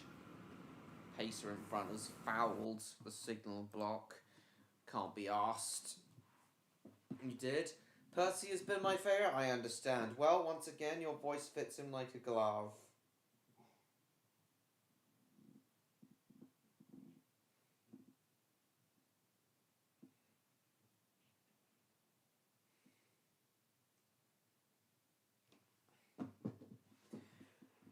Alright.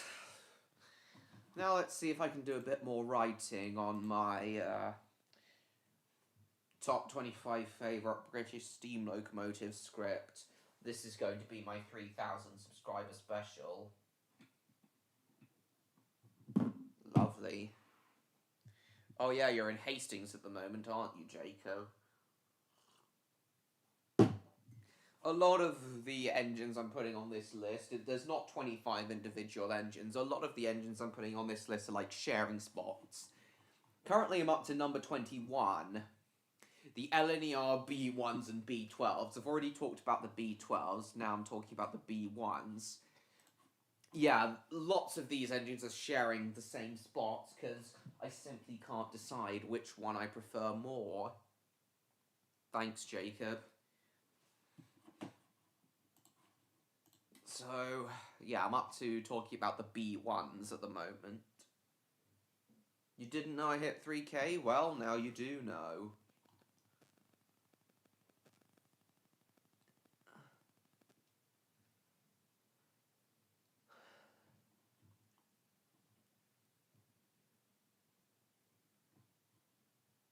Oh, God.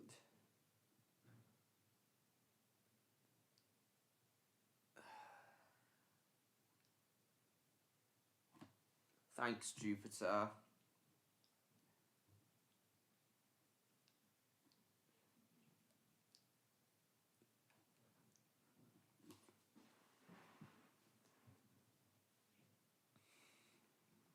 Yeah, your favourite engines of all, indeed, Jacob.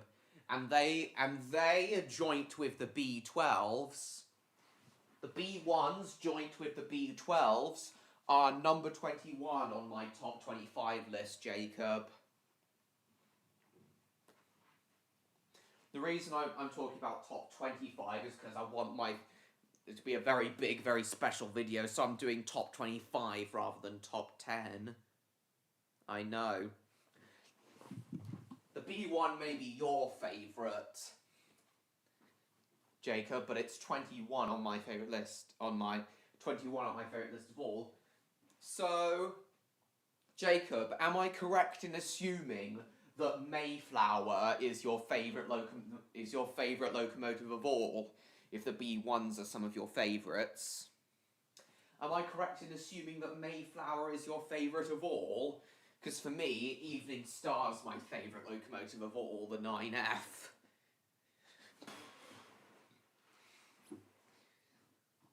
But I'll be talking about the older B12s first.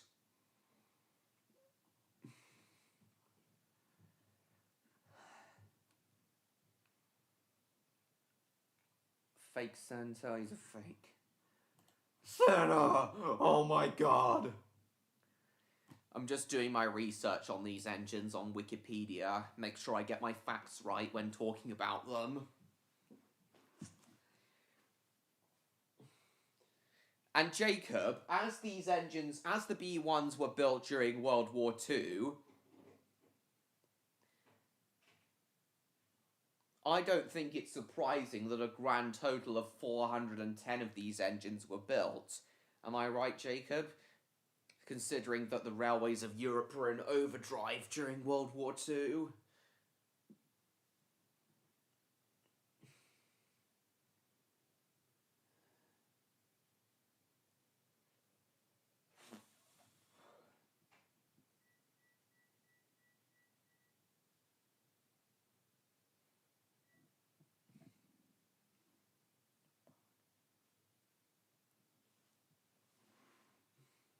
Hello, Levco. Nice to see you. I'm trying to do a bit of writing on the script for my 3,000 subscriber special at the moment.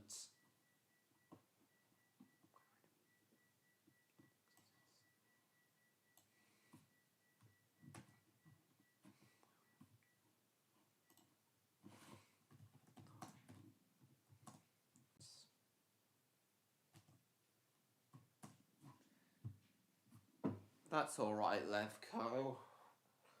I ought to follow Victor Tanzig's Patreon myself. Sorry, I'm a bit drunk. You still there, Jacob? Well, I've still got a long way to go with it, but I'm doing well, John Murray.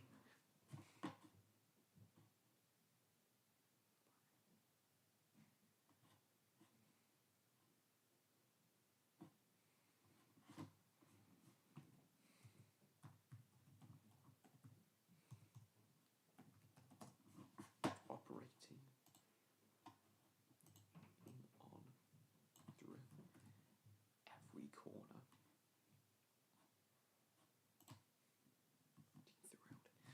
Throughout every corner of the LNER's network.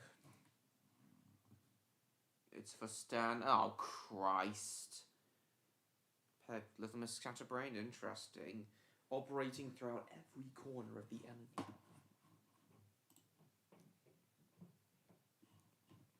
First being the former green.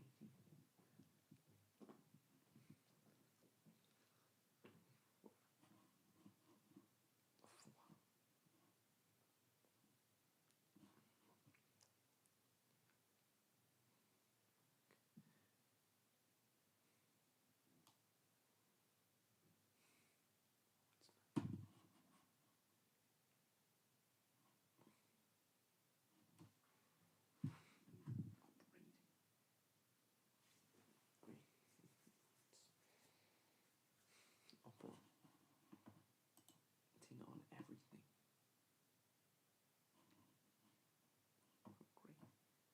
Something ridiculous, I know, Stan. Stella. Oh yeah, Levko, I meant to say, Stan is now officially transgender, and from now on would like to be known as Stella. Or Stell.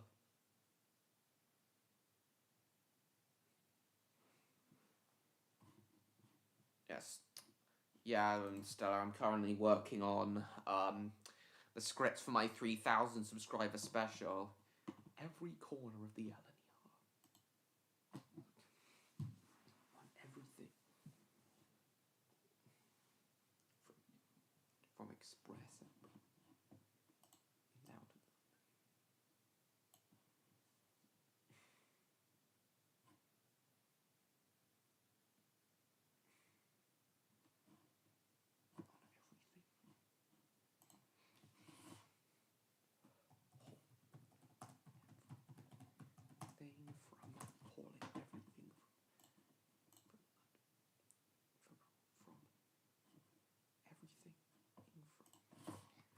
London. Then you'd be wrong, Percy, but alright, fine. I'm not falling for rage bait, good. You're happier being a femboy than fully being trans? That's totally fine, James. Why do you like Stan with a Why do you dislike Stan with a burning passion, Levko? Hauling everything from London. Hauling everything from London.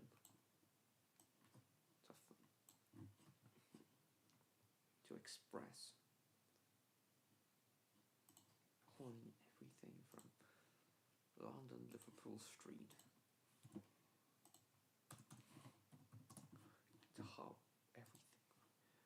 To Harwick boat trains. Going to put up some dialogue on Discord? Alright. Just working on the script for my 3,000 subscriber special at the moment, Electro. Right now, I'm up to the part in the script where I talk about the LNER B1460s, which just so happen to be Jacob's favourite class of locomotive. Electro, the LNER B1s. Yeah, as you know, my favourite of the LNER are the British Railways 9Fs. Jacob's favourite locomotives are the LNER B1s. Thought you'd be interested to know that. I'll just let him know you're back, Electro.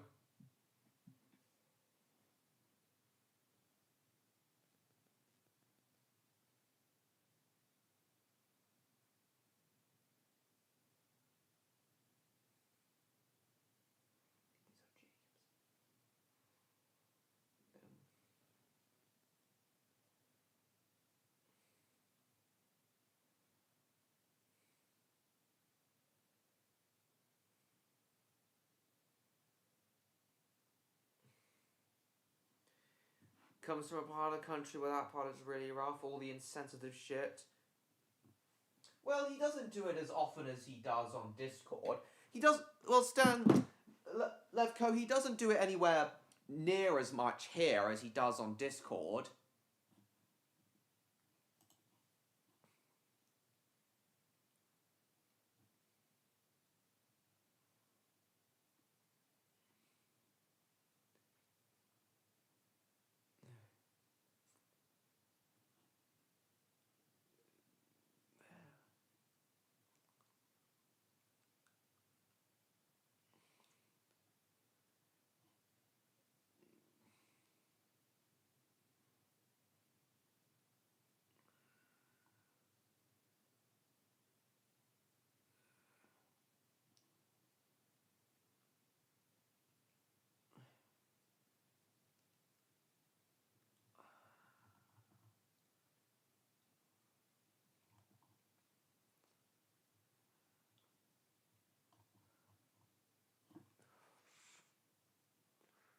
Yes, let Bertie Bus. I'm pretty sure it is. Stan's part of the country is highly tolerant of very sensitive things.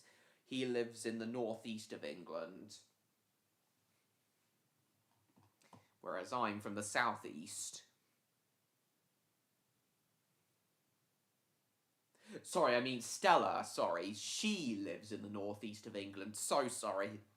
That's gonna take some getting used to for me.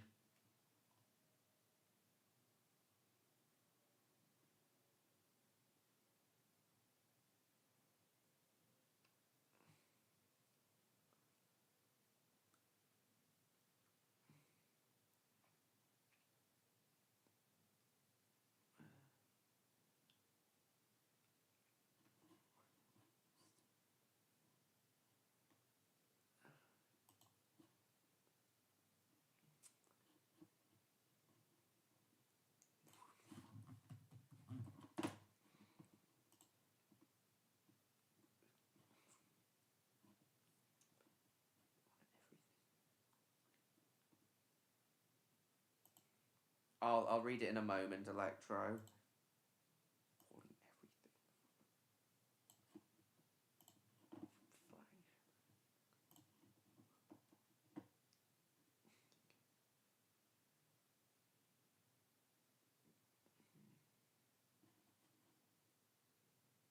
From named express trains.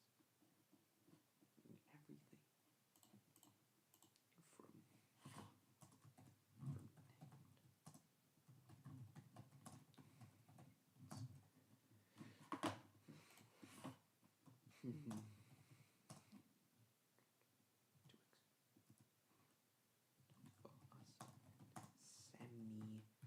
Semi-fast.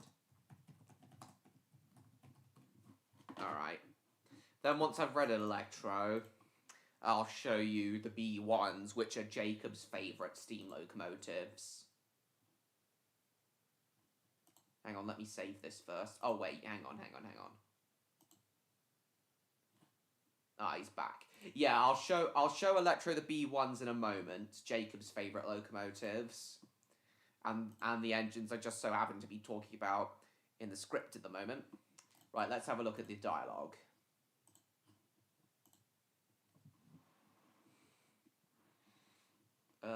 Oh, it's in his server, right. Kazooie. Kazooie is in the bird from Banjo and Kazooie. Does she really? She's a bee girl, not a pallet. Who's a pretty boy. Turns of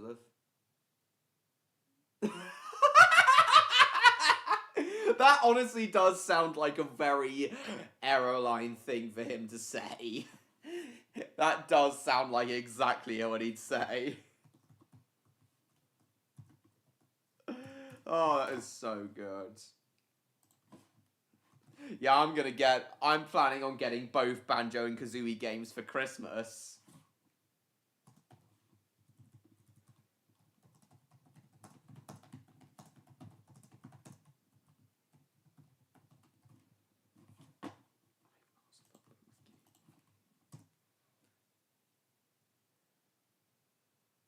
After 8 p.m? Oh, nice. You have more, you'll put it up later? Cool. Oh my god. Anyway, Electro, so... Hang on.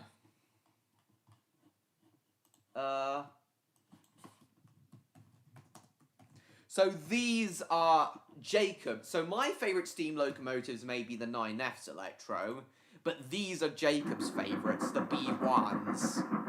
And the ones I'm currently talking about in my 3,000 subscriber special script. 410 of these engines were built Electro, but only 2 have been preserved. I'm wondering, so what do you think of them, Electro? Pretty bog standard 460, but they're really nice engines.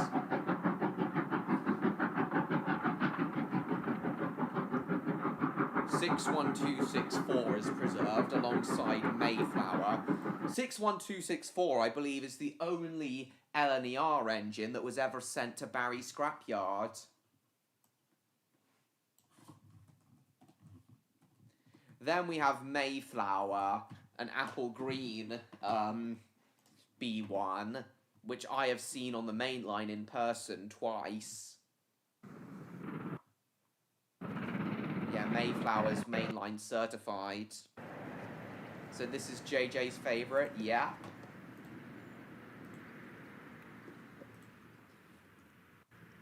The B1s are nicknamed Bongo. They're nicknamed Bongos. It's a strange but endearing nickname. Yeah, Mayflower has a very high-pitched whistle.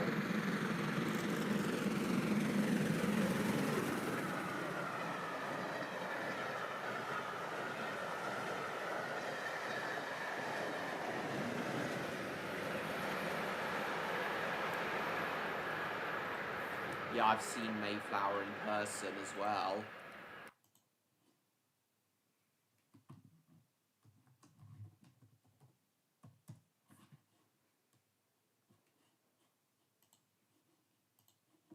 Yeah, I've seen... Let me see if I can find the, Here we are. Here's Mayflower at Tunbridge. It's because you don't have moderator status yet, John Murray. Would you like me to give you moderator status, John Murray? So, Electro, here's Mayflower departing Tunbridge. I filmed this a few months ago. This was the first time in a long time that I'd seen a mainline steam rail tour. Alright then, I'll give you moderator status. I'm just letting Electro watch this.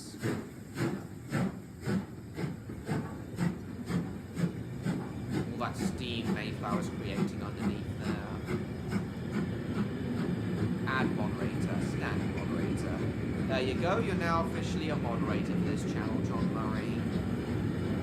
Been a long time since I've been doing this. So what do you think of the B1s, Electro? Oh yeah, most mainline rail tours have diesels. Steamboard mainline rail tours have diesels at the back to assist with turning around as most turntables on the national network have now been removed. You're welcome. On the back of this rail tour was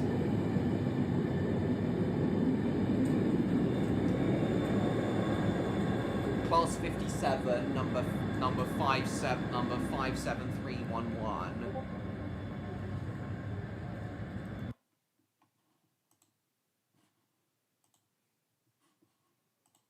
So you're still there, Electro? What do you think of the B1s? What's this? You posted in the wrong Bluey. Oh god. Chocolate donuts, ice cream. Oh, ice cream. It's a bit out of beat, but it's nice. There's Polly Poppy. It's out of beat, but interesting. Chili, let me you home. Chocolate. Keep me happy. Restaurant. Shop. Kenzie. Top. If I don't have food, I'm gonna get. 2 to the 1 to the 1 to the 3. I like good pussy and I like good tree.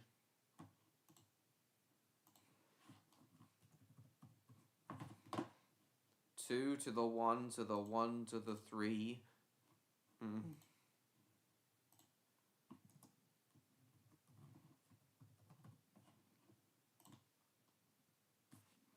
Yeah, it's bluey. It's also yellowy.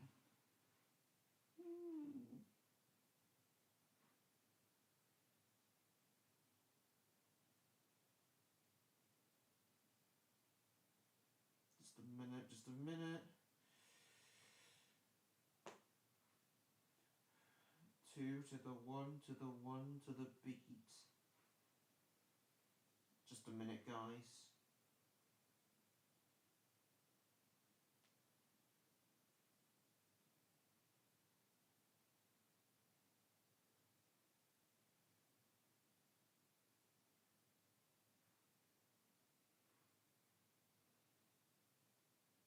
Yellowy, because I'm a bit stupid, John Murray, that's why.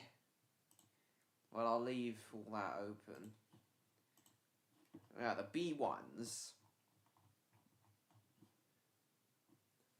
61264 and 61306 Mayflower. I don't know, Electro. But yeah, these are the two preserved B1s. Number 61264 and 61306 Mayflower. We would have lost 61264 as well if it wasn't sent to Barry Scrapyard. But yeah, Electro, what do you think of the B1s? Jacob's favourite locomotives.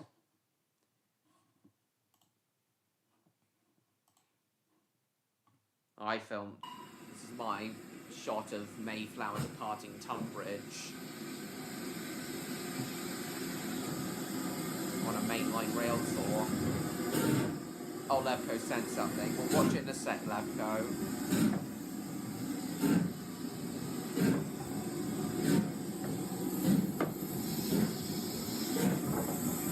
What do you think of the B1s, Electro?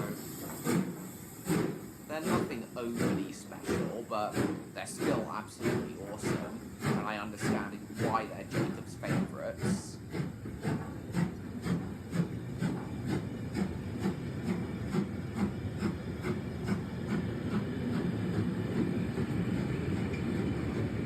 Damo thinks they're amazing. Everyone does.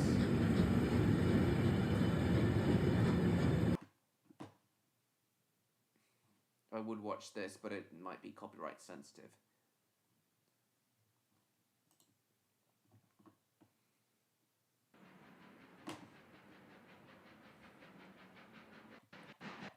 Here's 1264 on the North Yorkshire Moors Railway. What do you think of these Volvo? Hang on, what's Levco saying? Oh wait, whoopsie poopsie doopsie toopsie.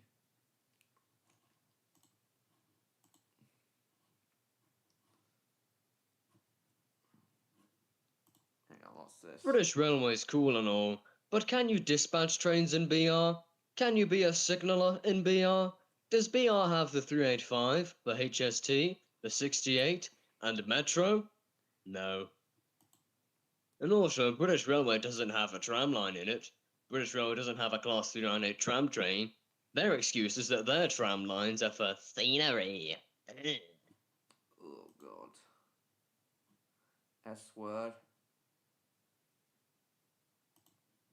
Call me a few times. Making a right with two wrongs. Still there, Electro? Who's that puffing down the track? It's Stan. Hello, Stan. Fuck you. Hello, everybody. Suck my cock. You all shut the fuck up, everyone. What the hell is this? Oh, for fuck's sake.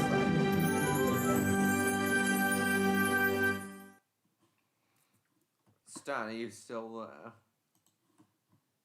What is this?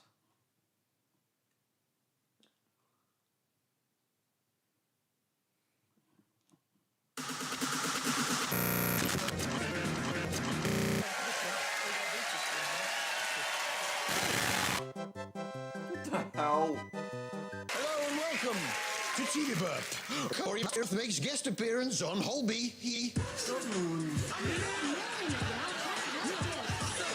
Scotch Egg Wally on Celebrity Wally. He's observed a lot. And Bloke Unwilling to give his bloke on to Melvin Bragg on Real History of Britain. Give it a picture. I think Stella's being sarcastic level though. And Bloke Unwilling to give his bloke on to Melvin Bragg on Real History of Britain. Give it a picture. It's my picture. I don't want you to have my picture. Give it a picture. I don't want to give you the picture. Hey, great news. Beer is still going. Oh, yeah. Help me! It's so scrummy and creamy. Strictly. Nice one.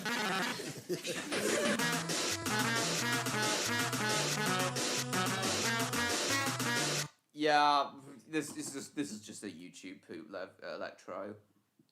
But anyway, what do you think of the B1s then, Electro? Jacob's favourite steam locomotives.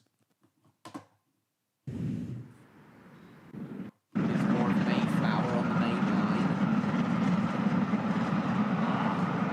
Doing at least 75 there, it seems.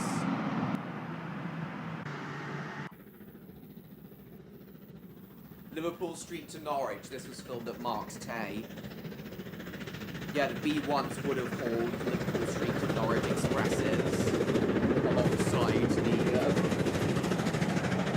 Britannias.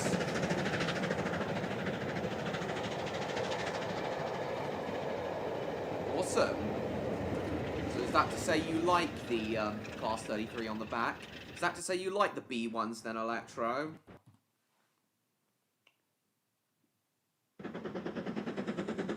Yeah, they're very neat mixed traffic engines. Yeah, the B1s are very neat mixed traffic engines. I love the loud piston sound. Yeah, these engines make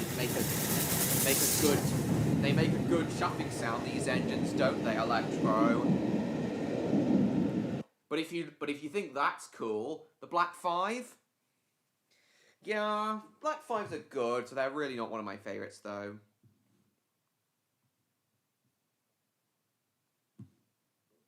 You see why Jacob likes them? They are good though, Electro. But if you think the B1s sound good, you should listen to a Great Western 460 and how Great Westerns literally bark when their regulators are fully open. Great Western Castle Class Bark. No!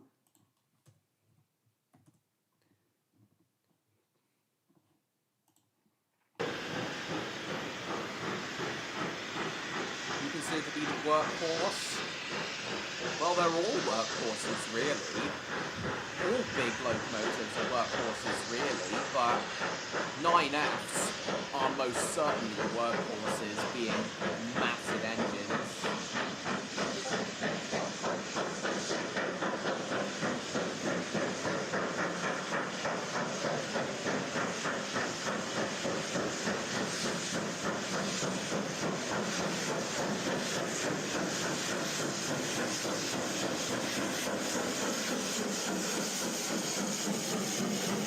I wouldn't say they're the greatest, but they are still pretty good.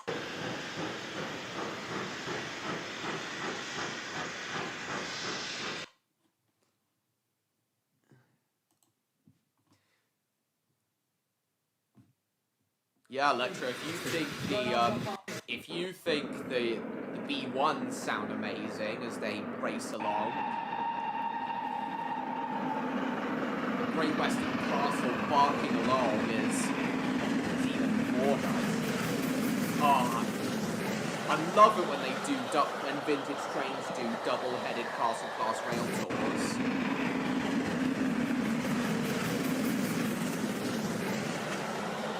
So what do you think of this sound, Electro? 2 castle class engines barking along double-headed.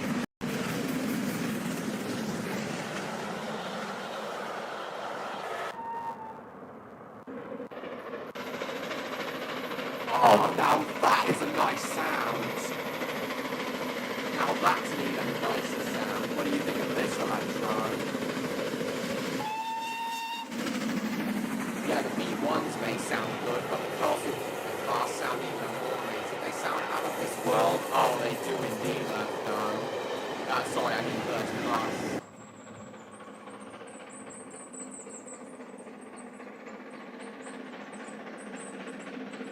The 9Fs are certainly workhorses, Electro.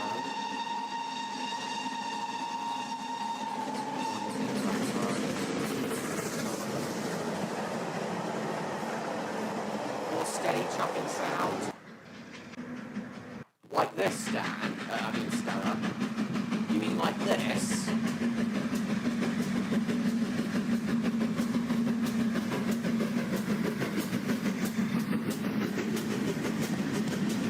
Castles and indeed all other Great Western engines can make such amazing chucking sounds. I believe it's because they have such large blast pipes. I could be wrong though, but I believe they make such awesome chucking sounds due to them having such large blast pipes.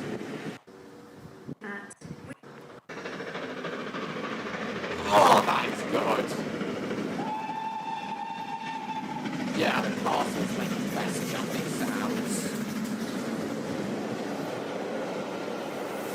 Well, they don't make the best. Oh, castles do sound amazing.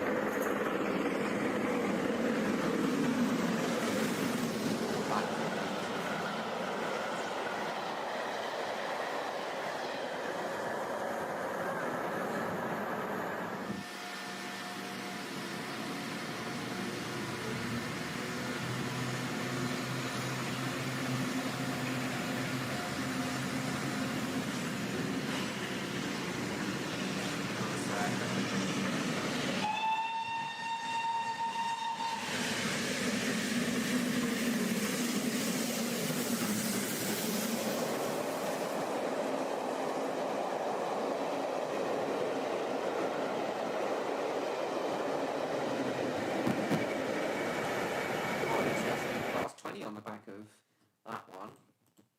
A very British party now. We'll be seeing Available to Britannia view tomorrow, on guys. Channel. I was just lovely to see you, Joe. I was just telling Electro about the B1s, Jacob JCB's favourite steam locomotives.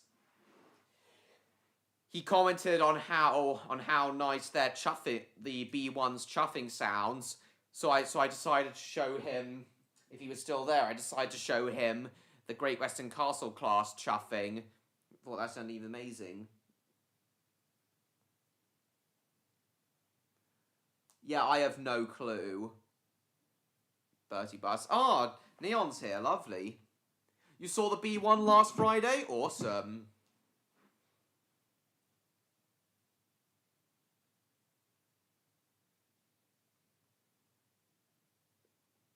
Lovely to see you, Neon. Hang on, let's see what Stan's saying. Stan. Oh yeah, Neon. Stan is now officially transgender, by the way, Neon. His name, he now wants to be referred to as Stella. Or rather, she would now want to be referred to as Stella. Looks like it's season shit.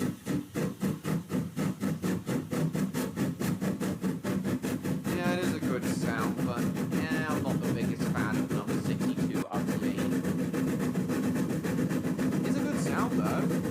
Oh yes, of course, Mayflower double heading last week. That was amazing. I saw some clips of that and it was amazing to see them double heading.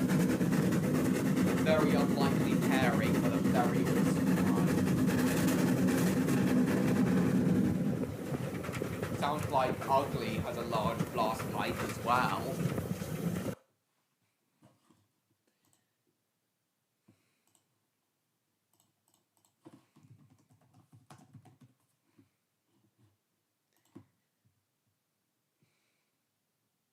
Miss Ugly in action? I understand that, but still. Yeah, nice to see you, Neon. So, Electro, if you like the chuffing of the B1s, you'll love the chuffing of the Great Western Castles even more. Just listen to this.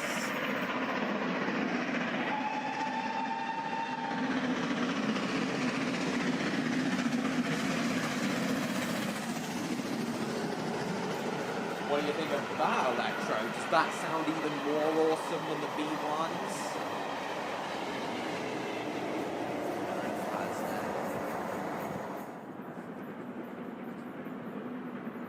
5043 and 7029. Here's an even more awesome sight, Electro. 2 castle glass engines double heading. Yeah, the Castle and King class engines are tied with my favourite Great Western locomotives. But you're telling me, Electro! Castles do indeed roar as they pound along. I think the main reason Great Western engines make such good sounds, Electro, is because of them having such large blast pipes. Producing such a big chugging. Why not, Feznik? You've seen Eddystone in action 3 times now? Yeah, I got to see Cluncastle and both Cluncastle and Eddystone past Didcot when I was last there. The Doppler effect at a whole new level. Basically, right here with me. There's a castle between the Keighley and Worth Valley Railway in March. Awesome. Which one?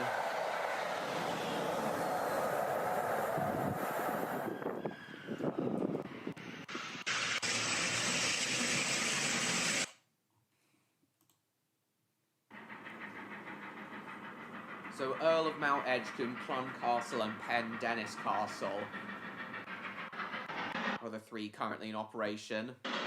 Oh yeah, Nooney Castle also recently returned to service.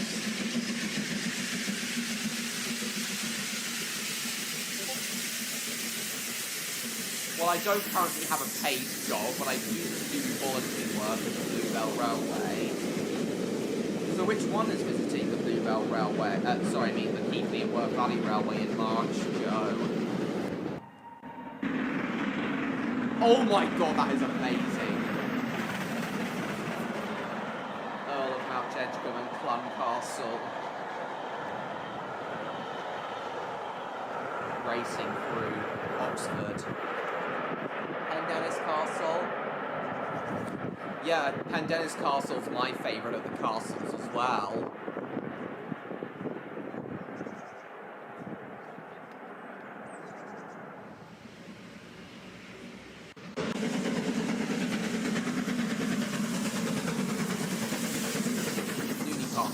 What do you mean, what's so good? Now that's also amazing, don't you think, Electro?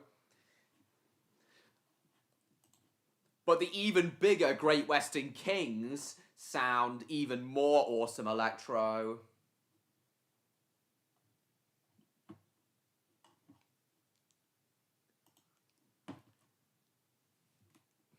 Kings of yesteryear.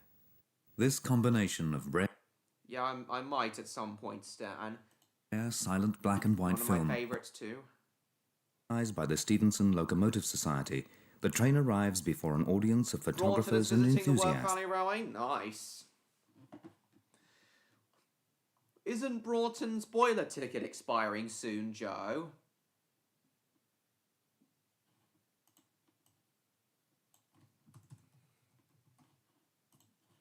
Let's have a look then, Levco.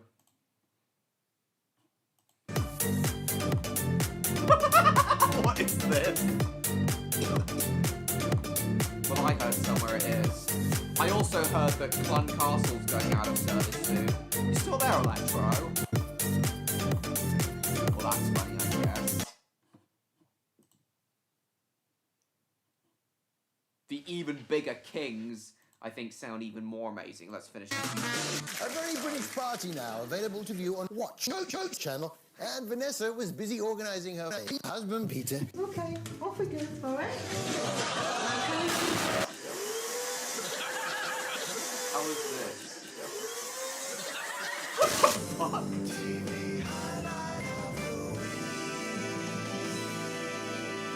Drip this way, please, Ben. I think you know what I mean.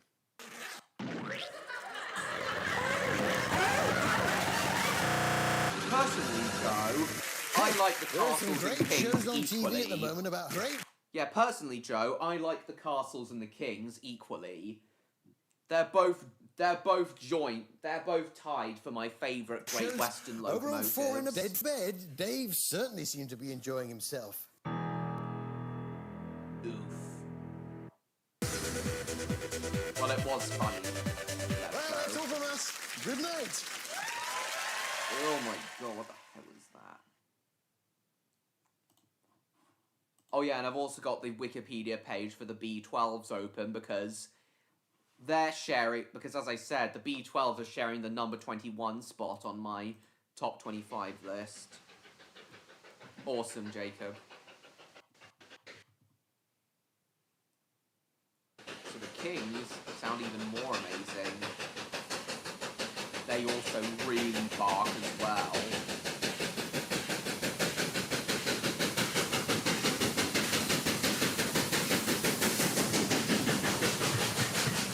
Kings are just enormous. So what if it's not funny?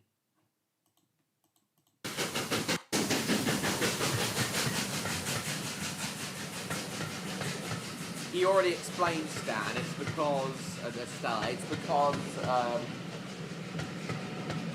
he comes from a very, you know, rough and tough part of the country.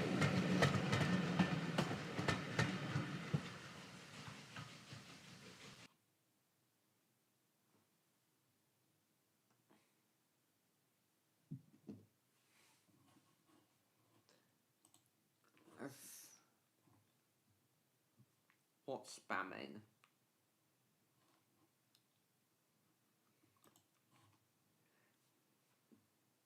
Alright, see you later, Birdie. Thanks for coming. Here's King Edward leaving Cheltenham Racecourse Station.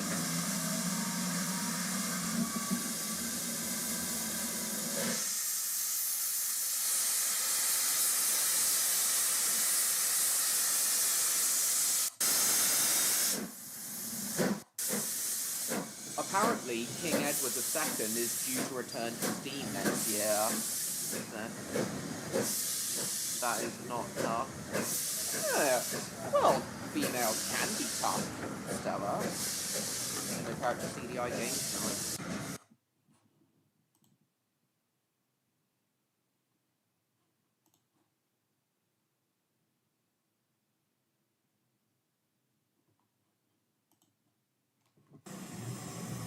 King Edward Music.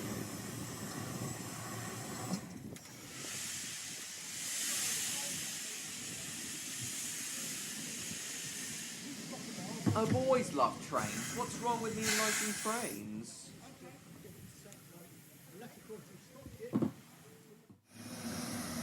Well, indeed, Jacob.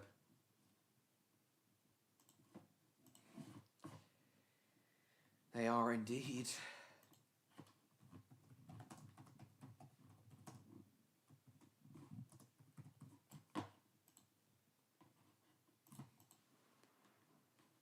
King Edward the First.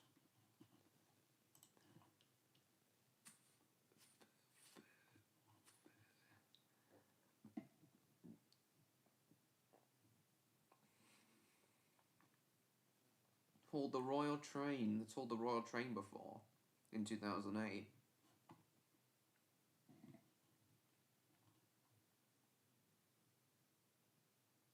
Steam test late 2022.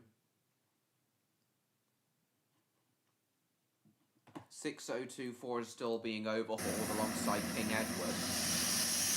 However, King Edward II is expected to return to service next year. Cabless, I know. Is that so bored of you or nothing? Nice.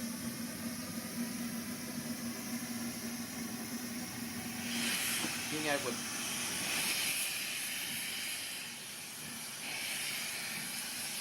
I think King George V is also preserved at the Swindon Railway Museum. Oh, well, views have been increasing faster than before, which I appreciate. Who is this guy? He better not be who I think it is.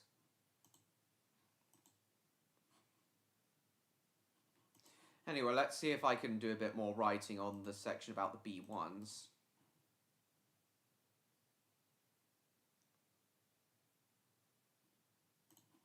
Oh, bug off. To London, Liverpool Street to Harwich.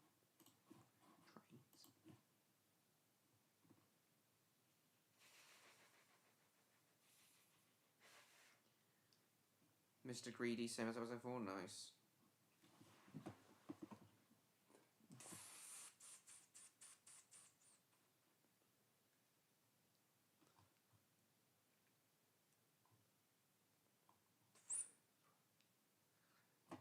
The only reason B1 number 61264 survives is because 17 of the B12s were taken into departmental stock used as boilers for carriage heating.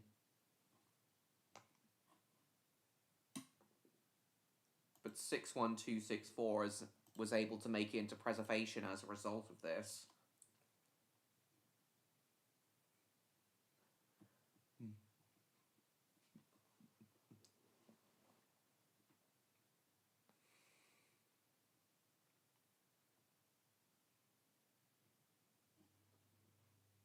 I had 2 years to save another one as well.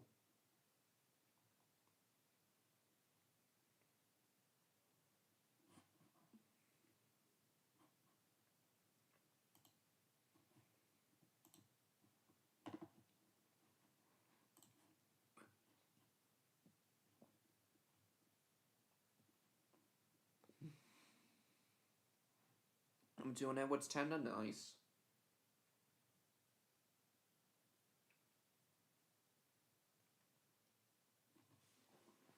Oh, it ran. Oh! Mayflower ran 3 regular one-way Tuesday only services.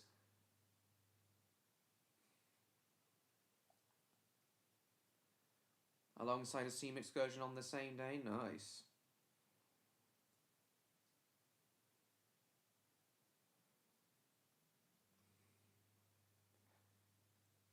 Which it operated planned damp services from Waterloo to Windsor and Eton Riverside. That's interesting.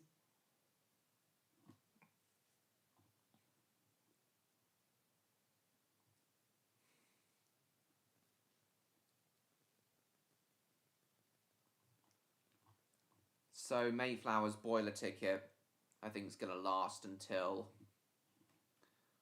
2029.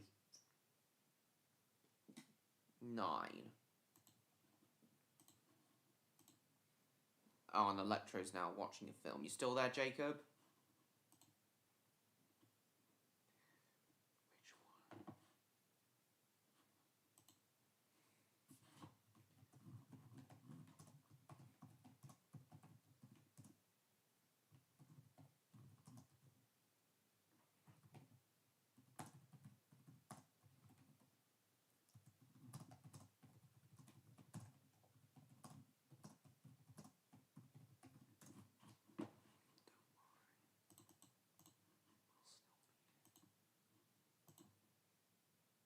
Mr. Greedy, 1 vehicle. Edward's tender, nice. Don't worry. 2 more. Don't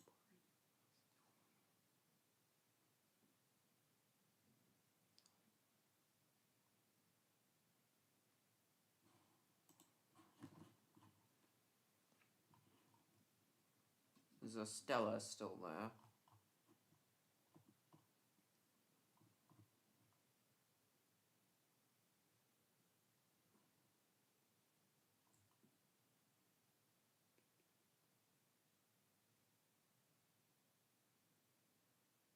B1s were okay, awesome. B1s were withdrawn before their projected economic working life.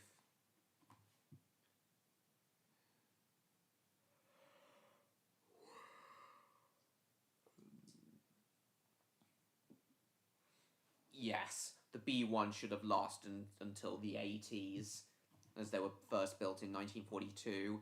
They should have lasted until the 80s or even the early 90s.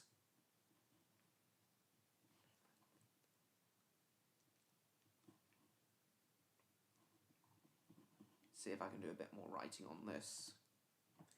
Portray Miss Van Winkleman? Nice.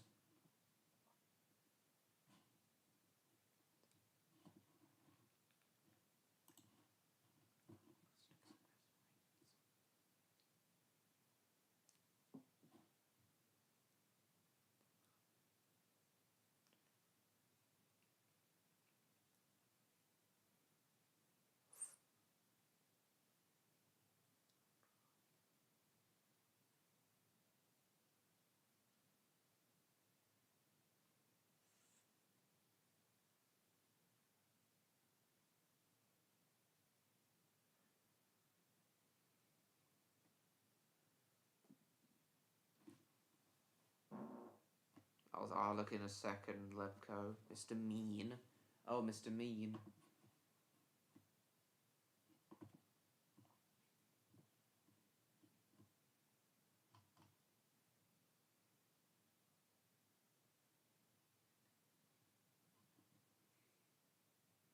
The requirement.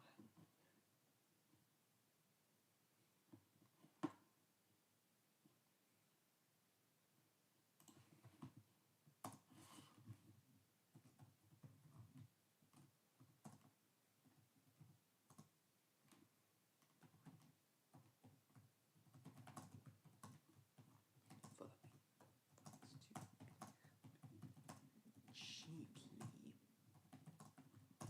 due to wartime restrictions.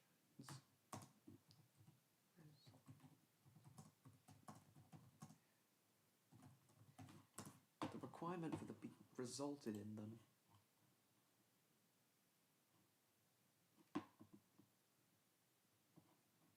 having poor. Resulted in them having poor.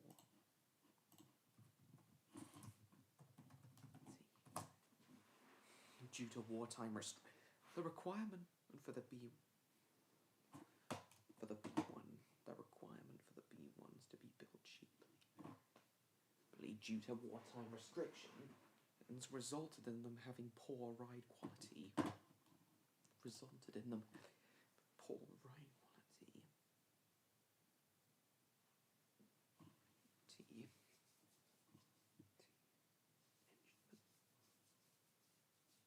Not something, which wasn't something many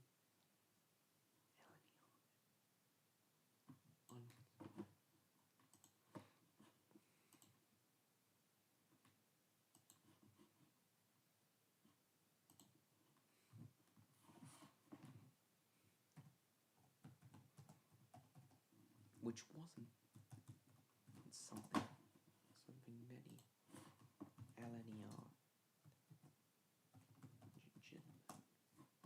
were used to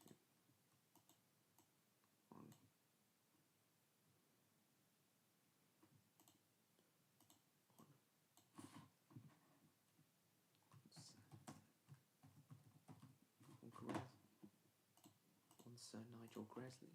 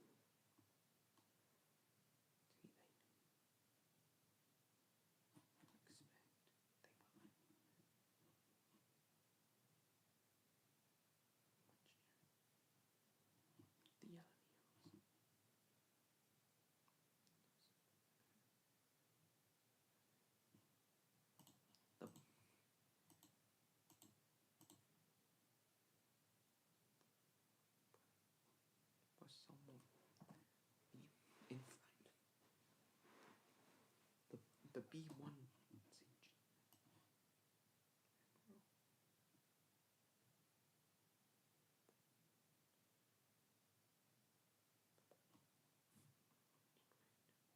Hang on. The B1. You can't hear me, never mind. No, it's because I haven't been talking. Exactly.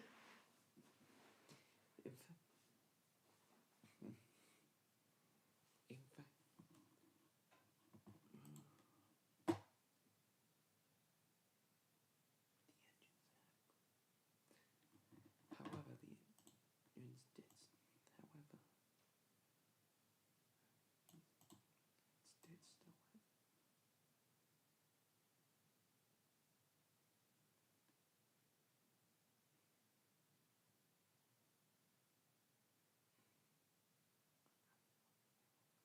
did still have.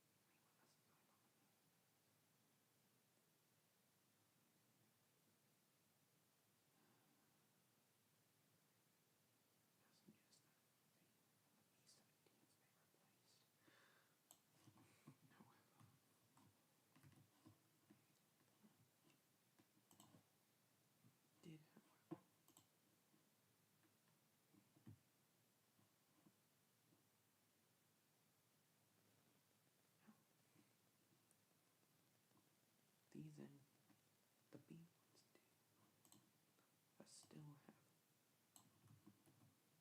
Did the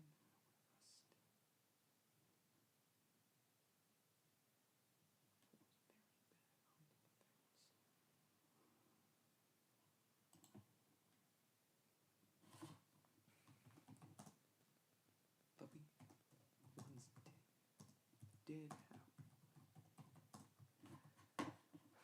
Ever still have. Did, however, still have the abilities.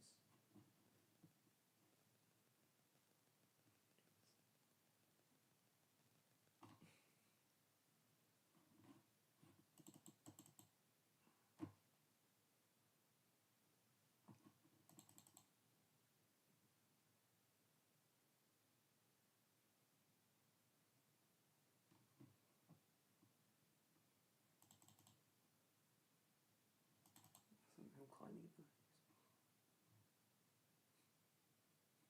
Hang on. Right. Right. Right, I've now hit writer's block here with this. Right, I've now hit writer's block with this, guys, so that's enough of this for now, I think. Bill and Ben VHS review. Gotta be honest, it's Pete. Thank you, Wallace. Play a game? Yeah, I will now. I was just wanting to get a bit more writing of the script done. First, let's have a look at what Levko sent. Oh yeah, we were going to play that SCP game, weren't we, Stan?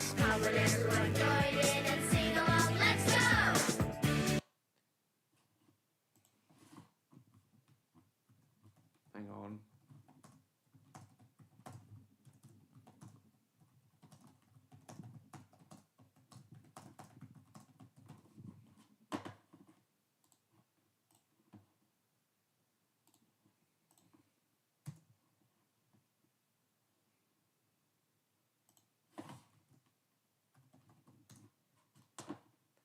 What was that SCP game called again?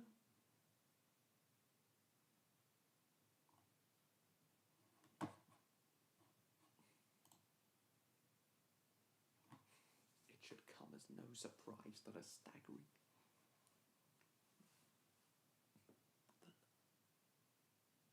last one being completed in 1950.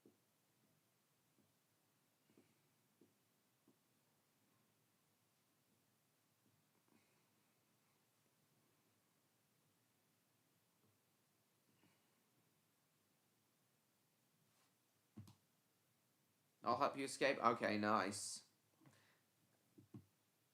What's it called again, Stella? What's it called?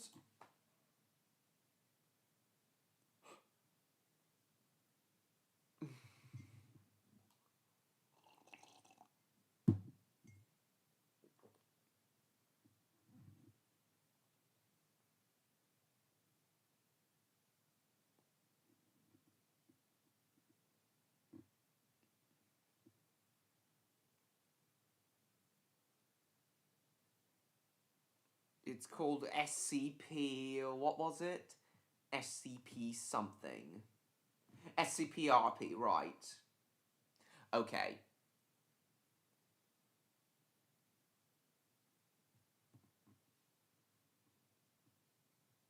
Hang on. Just a minute. Right, SCP-RP. Right, in that case, I'll try joining you directly.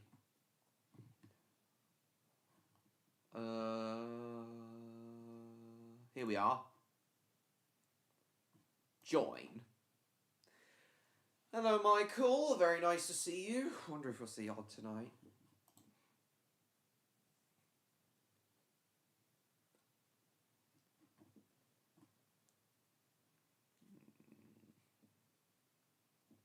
Unanswered over the course of history.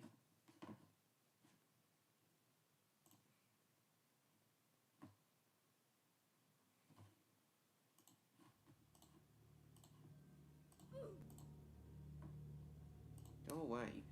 Right. Spawn as a Class D. Right, where are you, Stella?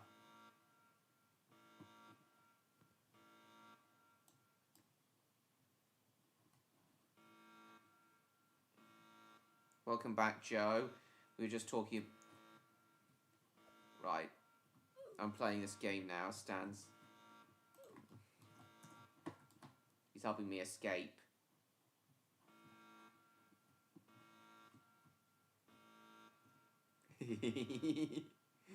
I'm escaping!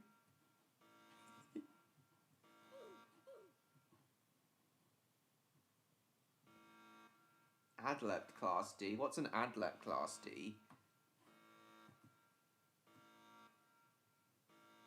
Level 0 keycard.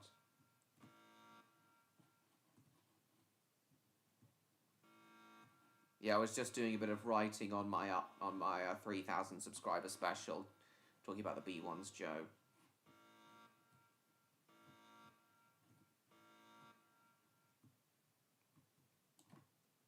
Oh, they got some crystals. Is that nice? Yeah, I'll probably do it. I'll probably do a train driving game again, whether it's BR or not, at some point.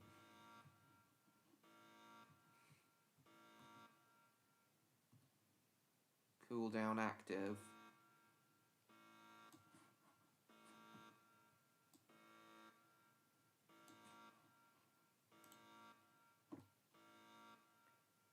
Alright then, Michael. This might sound interesting.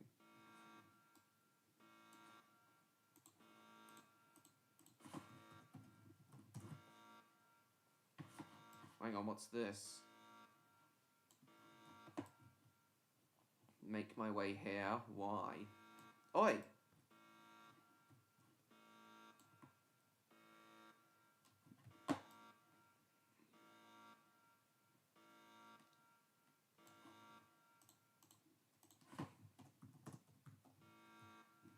Oh, I can destroy the wall now.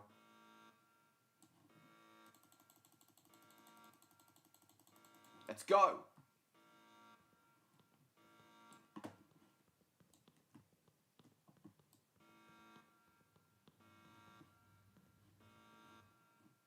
Ah, shit.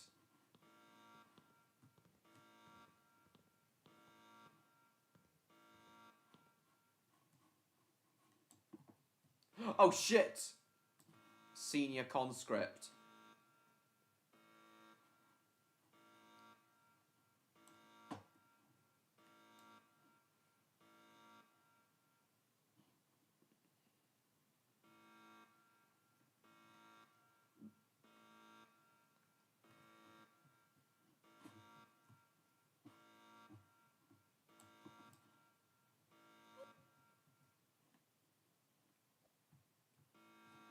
Oh, I've escaped. So I've escaped already, have I?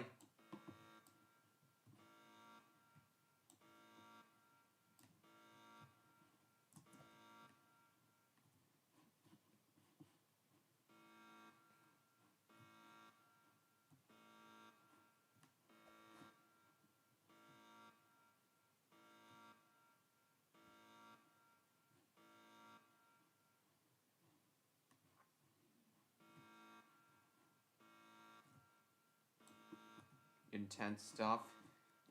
Indeed.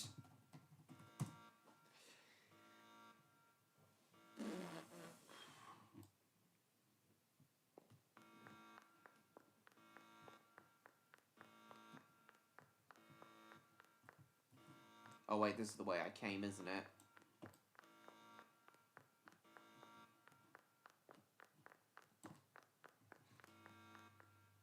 Hack the control room? Yeah, sure, why not? Oh, it's a game. It's just a game, Michael. Why not? Yeah.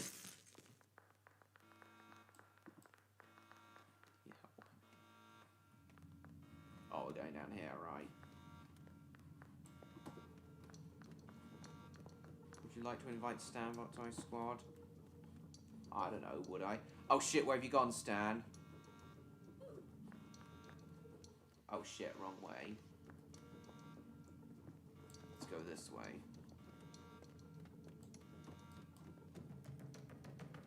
Well, we were, James. Jacob. Seems like he was. Electra did like them. I was doing a bit of research. Now I'm playing an SCP with Stan. Or Stella, rather.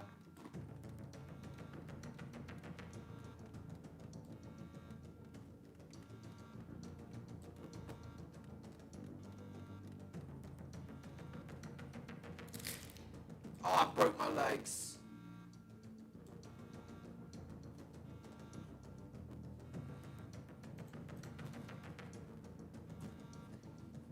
But yes, we were indeed still looking at the B1s. Writing a bit more about them. Apparently, Jacob, the B1s, due to being cheaply built due to wartime restrictions, were, apparently they were rough riding. Jacob, I'm sure your B1 character, Valiant Arrow, isn't.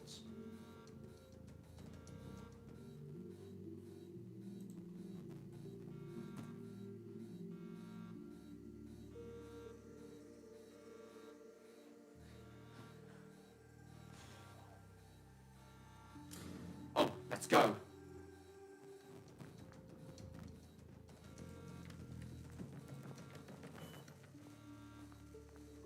Where have you gone? Where's Star gone?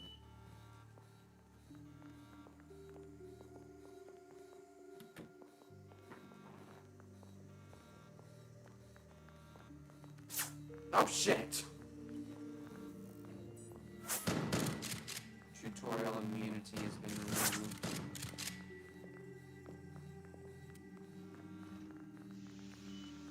Oh shit!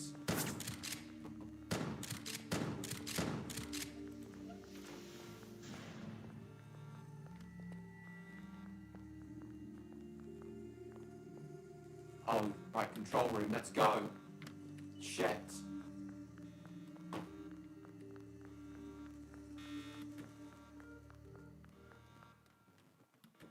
Right, what now?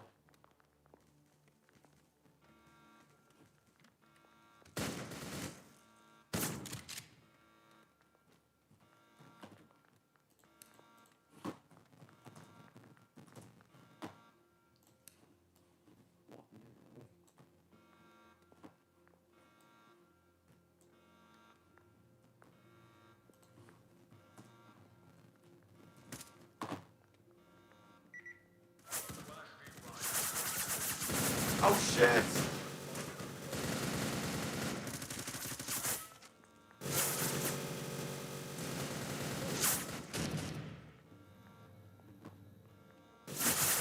Shit!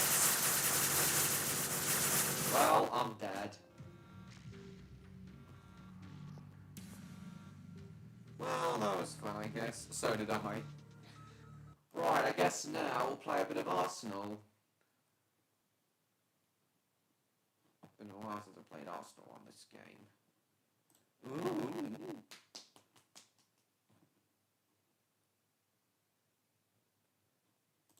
Arsenal keeps getting pushed back because it's seen as mature.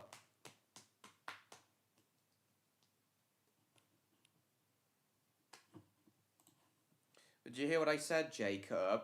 Apparently the B1s were rough riding. Kill them all. Make them suffer. Does that make you a little bit disappointed, considering they're your favorite engines? Oh! Bugger! Yeah, this is still one of my favorite Roblox gun games.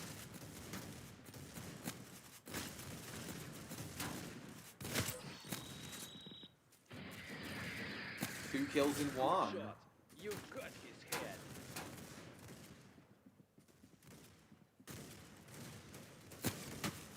Shite. I mean, Christmas, yeah.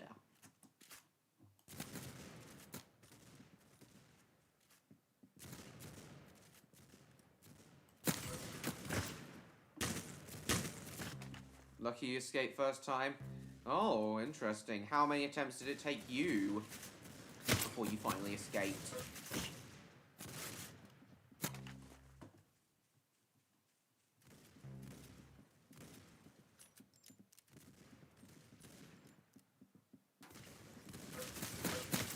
Gotcha.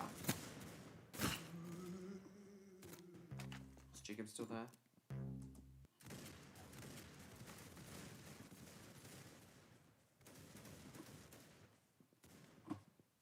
Have to fight more guards. We were obviously in a fairly empty server in that case.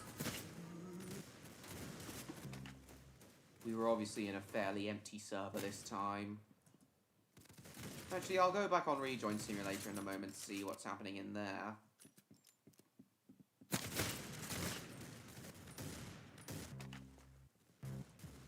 Sandalong.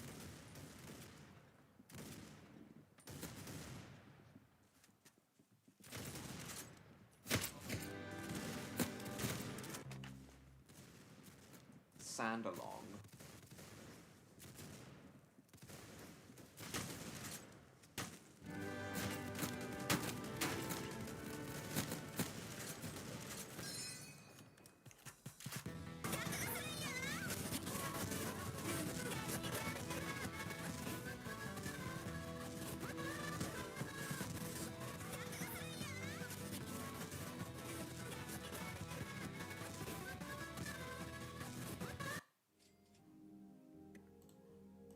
$233 views, nice. What the hell was that? Finish them quickly. Why did it tilt slightly? Oh shit, oh. Potassium. Potatoism.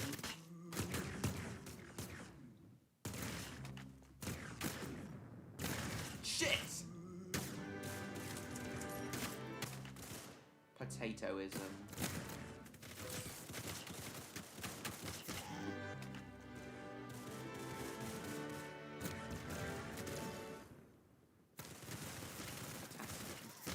Hey, Potatoism. you got here.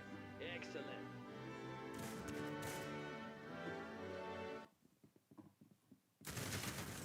Potatoism.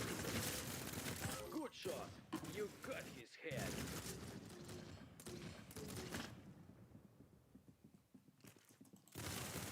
Shite! Oh.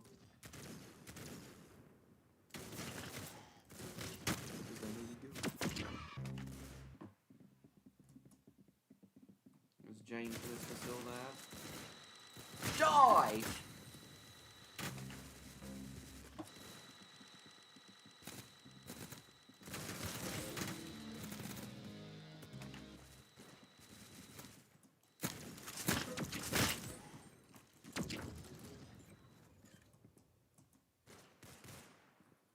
Everyone's still there. Chat's a bit dead now. Oh!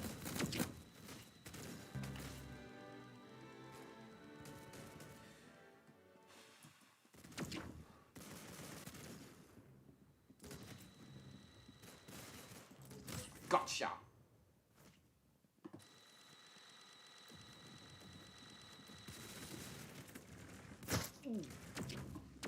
Never played Roblox? Well, you should. It's very nice.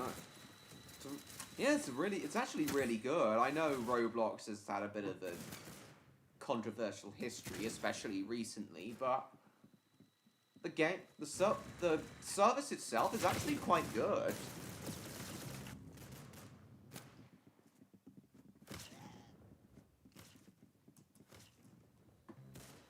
I'll read that in a moment, Lev Code.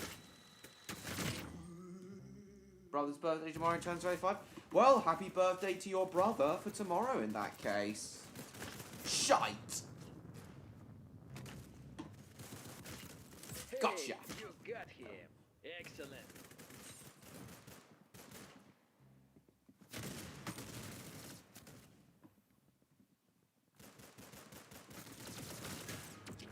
Bing bong bing bong.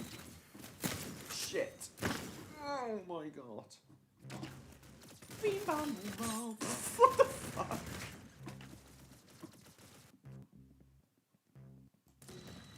Shit. Shit.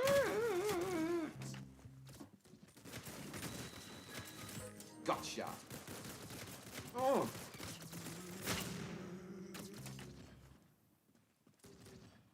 What? No, no.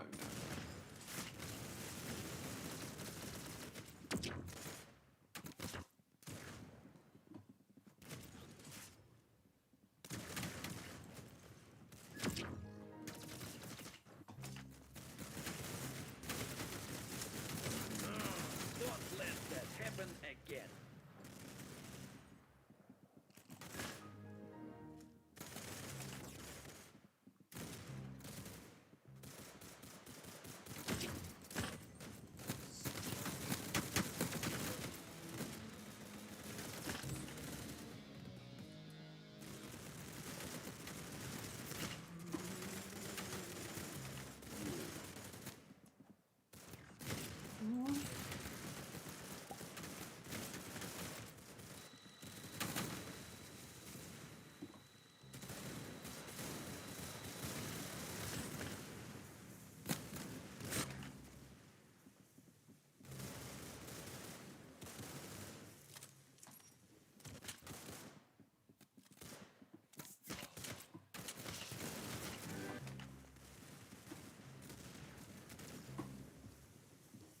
Come, Spyrovember, lovely. Oh, oh, duel.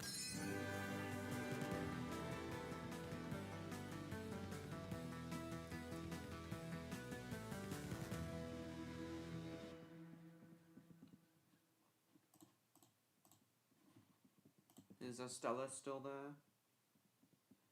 Yes, Stella. It suddenly dropped to 2. That can't be right. Kill them all. Make them suffer.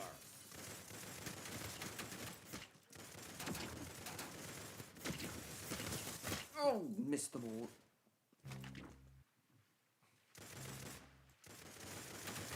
Gotcha.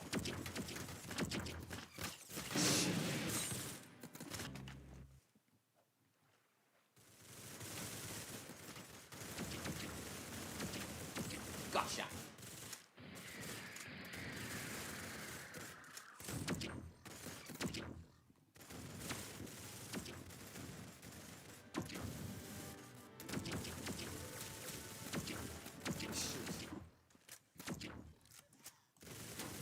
Nice headshot.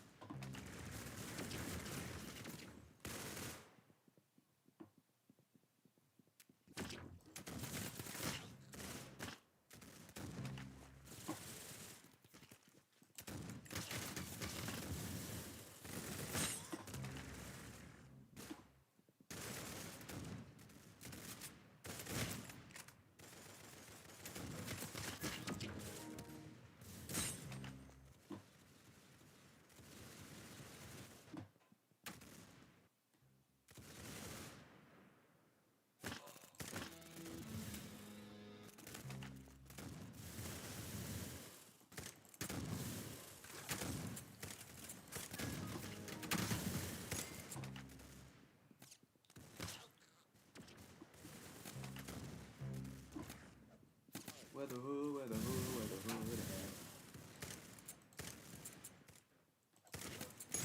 Yes.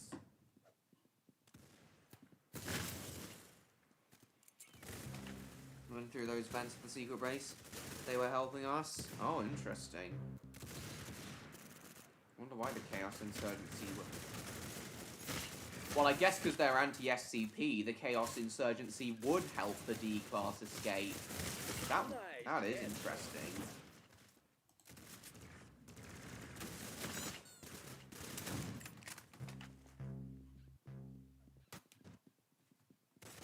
Shit.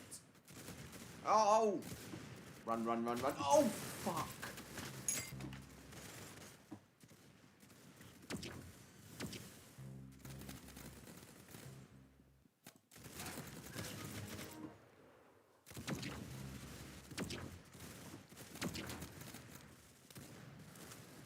Yeah, I thought so. Oh!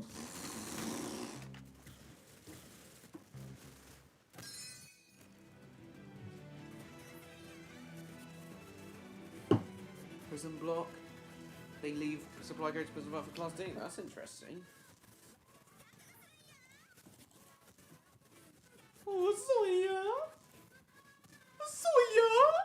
Is everyone else still there? Is Joe and Jacob still there? Zoya! What even was that? Finish them quickly. Right, here we go. Shite! Death the Wolf. Oh yeah, I remember him from Puss in Boots: The Last Wish. Pussy boobs. Ukrainian accent. Oh, are they really? They're of Ukrainian descent. How do you know, Levko? How did they emigrate to Australia?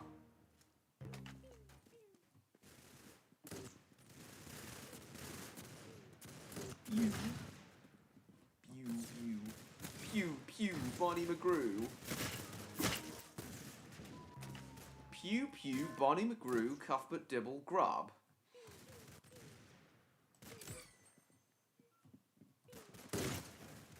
Dillis Price just then. Norman! No, that was... No, that wasn't my best one.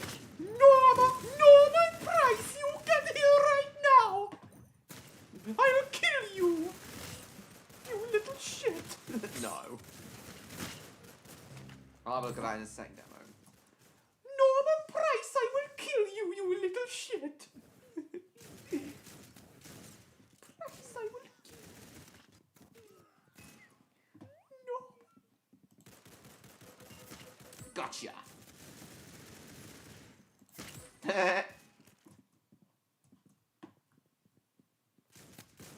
What did everyone think of my Dillis Price impression? You little shit! I will kill you, you little shit! Price, I will kill you, you little shit!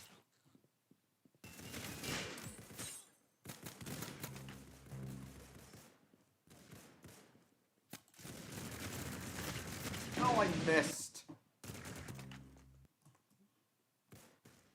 Parents kid over very nice. Oh, grandparents. Responsible for strong command.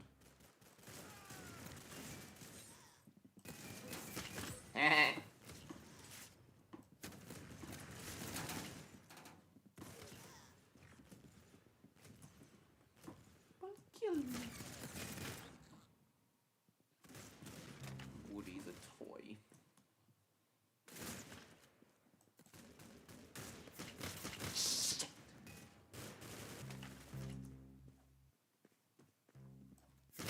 Nice headshot.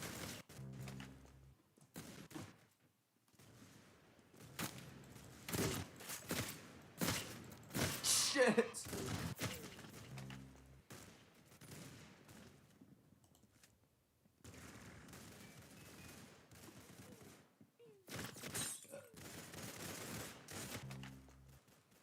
SCP-173? Oh, nice. What's SCP-173 again? I'm sure I've heard of it before, but what is SCP-173 again?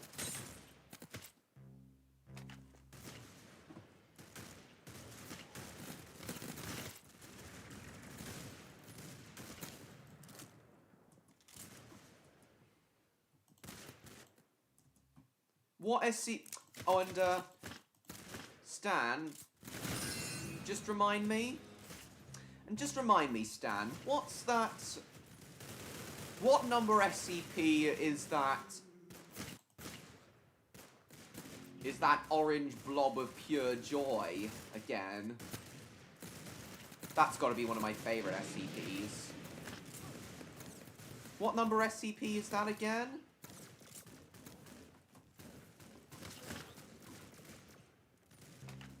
Look out to constantly to stop it moving. I see.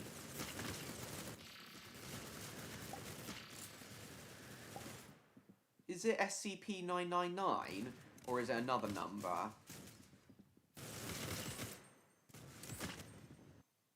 Yeah, SCP-999. Yeah, I thought it was 999.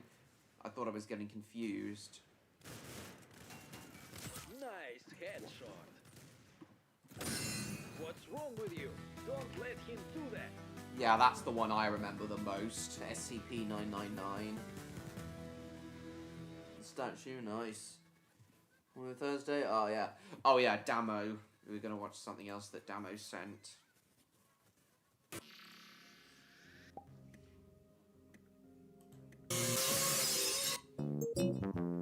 What on earth is this? From now on, go Gizmo Copter.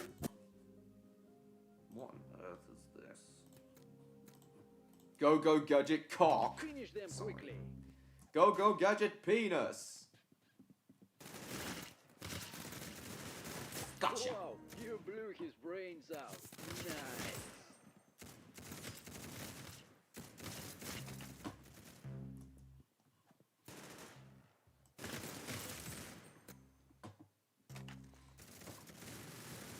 And I know that SCP-112 is that infinite roller coaster.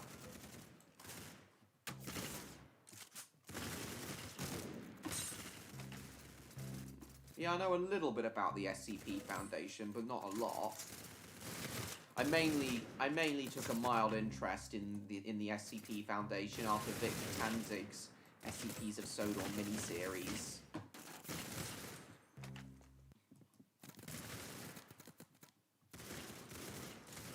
Gotcha. It's cute. Oh, that's an understatement. SCP-999's incredible.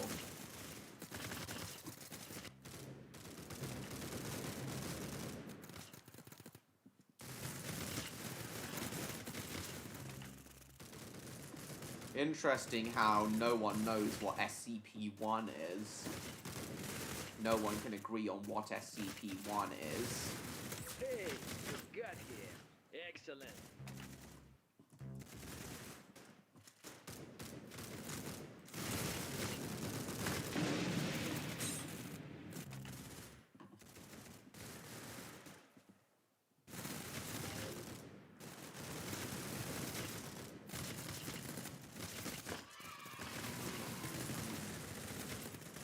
There is Mongol indeed. Maybe a moderator? Yes. I've made John Murray a moderator. Yes, indeed, Stan. I am aware that there are multiple SCP-1s and no one can agree which one it is. For some reason. Who even came up with the idea for the SCP Foundation in the first place?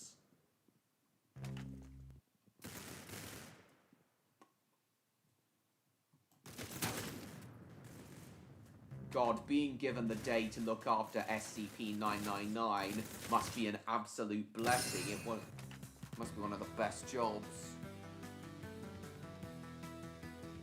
Daybreak.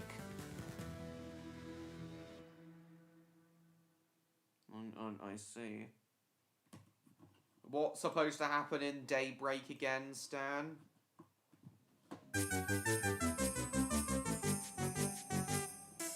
Those photoshops may be cursed, but damn are these themes good.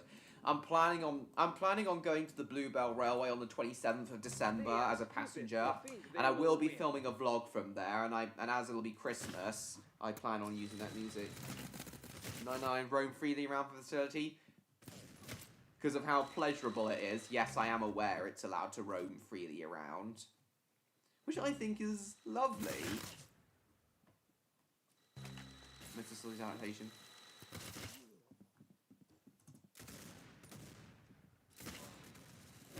Unbelievable.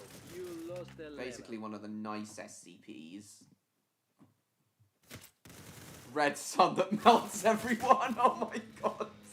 And what happens in the game? The red sun that melts everyone. Oh my god. Ew. Shit.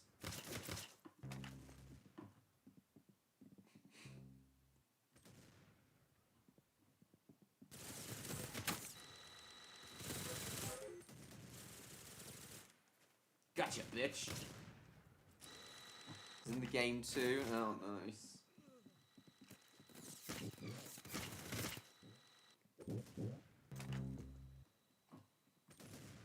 Basically turns you into a zombie.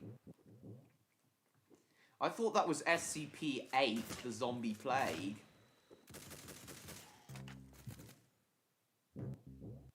Russian jokes? I understand. Yeah, well, that's good. Good shot. You got his head. All comedy is based on some form of misery, after all. Oh, the SCP literally is the sun. What, the zombie plague one?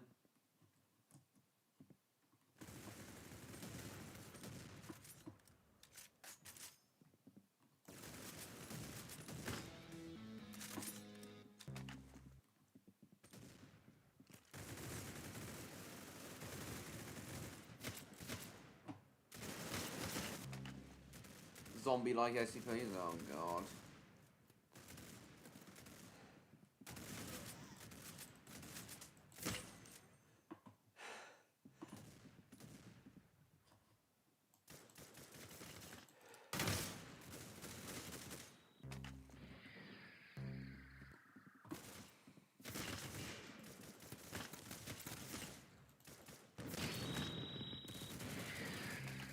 Zombie plague is different, right? Whole area of this game full of biohazard SCPs? Down. Do we try mention? Rolls with scarves. Tour on a private server? Maybe later. Maybe in the next stream, I don't know. Yeah, the next stream's going to be on Boxing Day. Well, the next Friday stream. I did say I was going to do a running session on Christmas Day. Tick.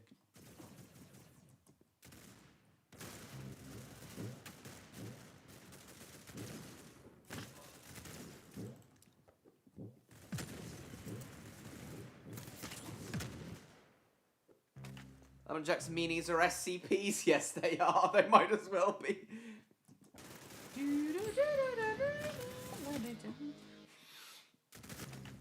Lego? Well, Roblox is a little bit like that.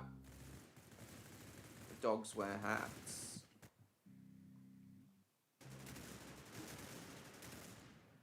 Just a minute.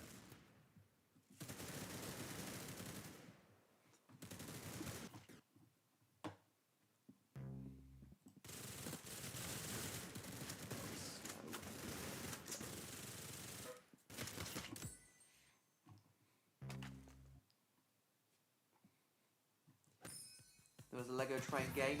There are plenty. Tour of all SCPs, but there's like thousands of them. You can't show me all of them in one go.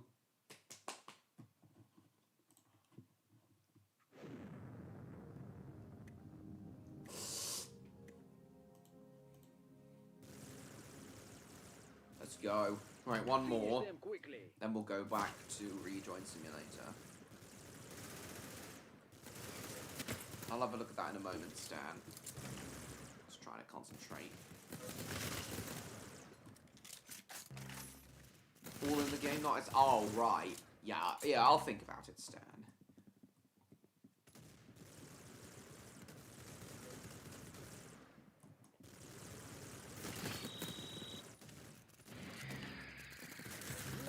Headshot. Хорошо, you got him. guys. Nice. We scored episode GTA 6. Nice. GTA 6. I hope we get Spyro 4 before GTA 6. Oh yeah, Stella, sorry. That's going to take some getting used to. Shit!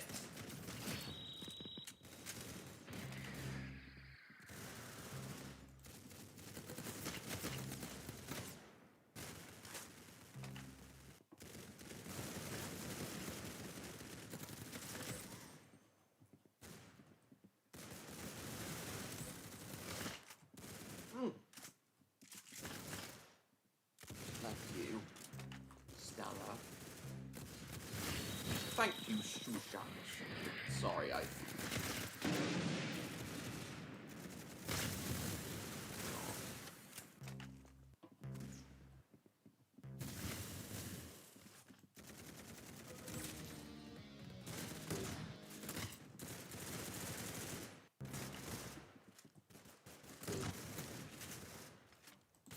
Whoa, you blew your brains out. Nice.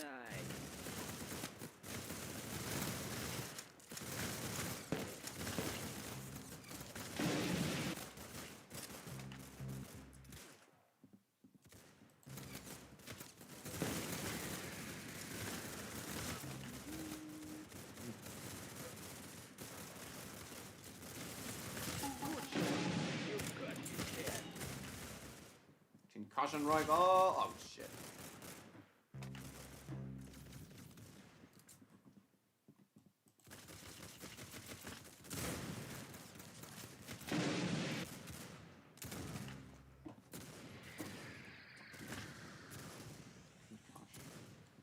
Good shot. You got his head.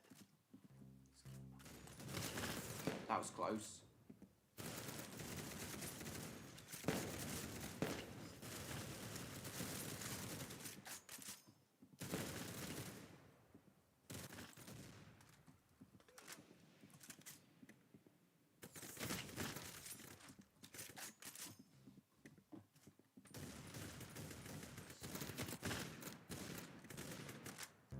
Separately, very bad episode, illness. I see.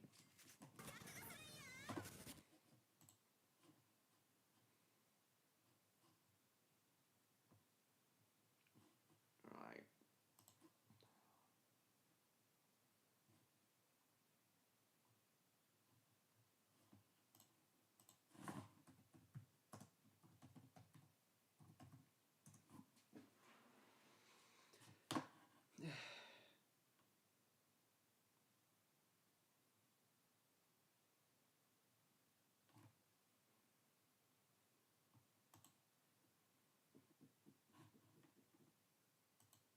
SCP Broken Dawn.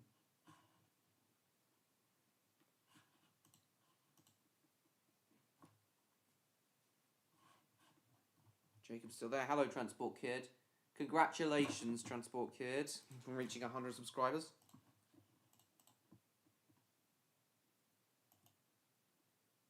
Special airdrop.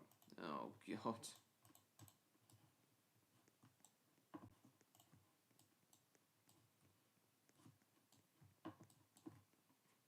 Snow.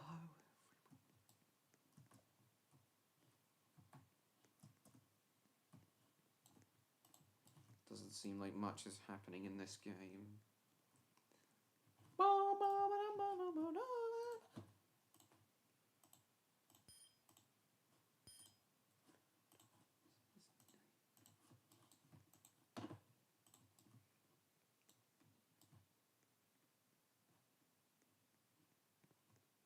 How does this work?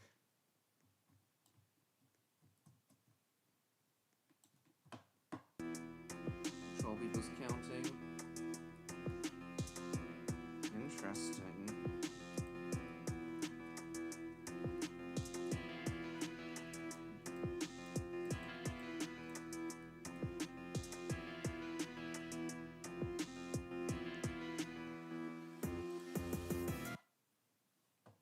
The Daybreak event.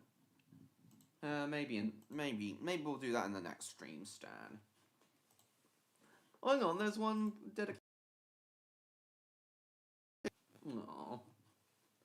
Let's have a look at this.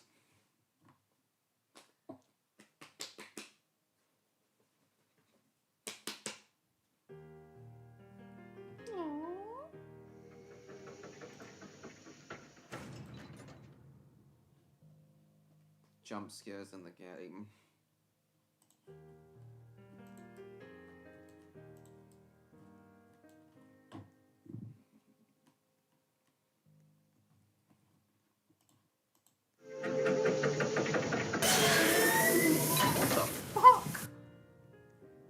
What the fuck was that?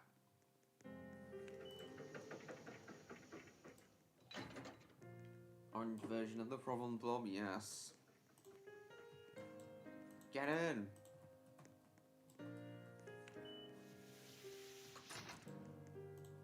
Where on earth is S? So where is SCP-999 then?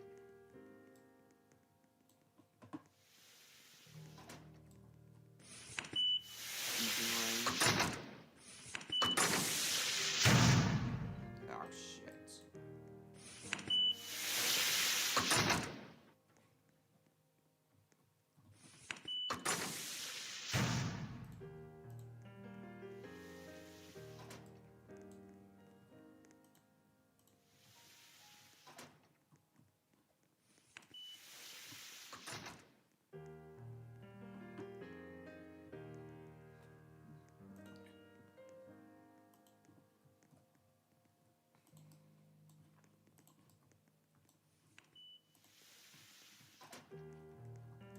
Why are there so many doors?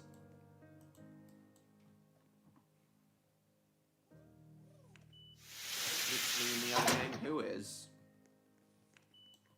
And there he is at last. Aww, he likes me.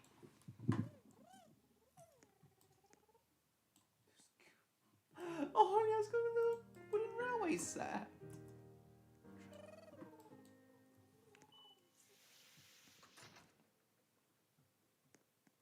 Oh, what a lovely thing.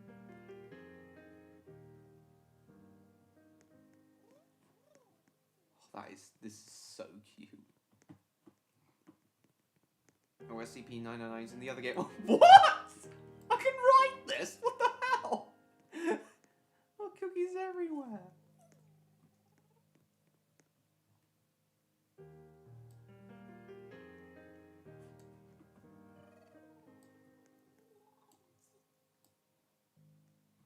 Apparently you can change size as well.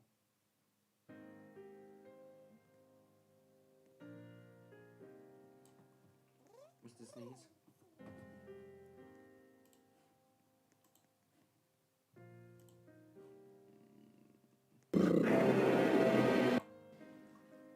Yes, I am.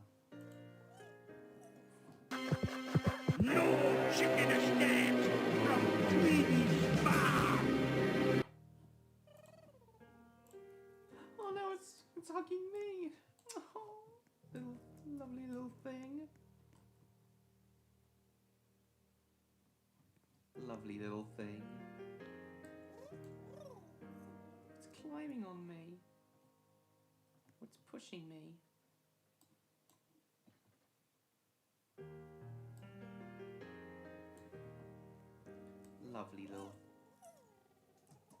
Lovely little thing.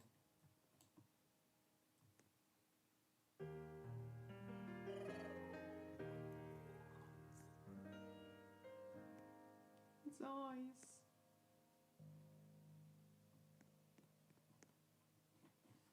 Yeah, I tried playing that other game. I didn't. It wasn't sure what to do. See what's going on in Rejoin Simulator again. If anything's changed there.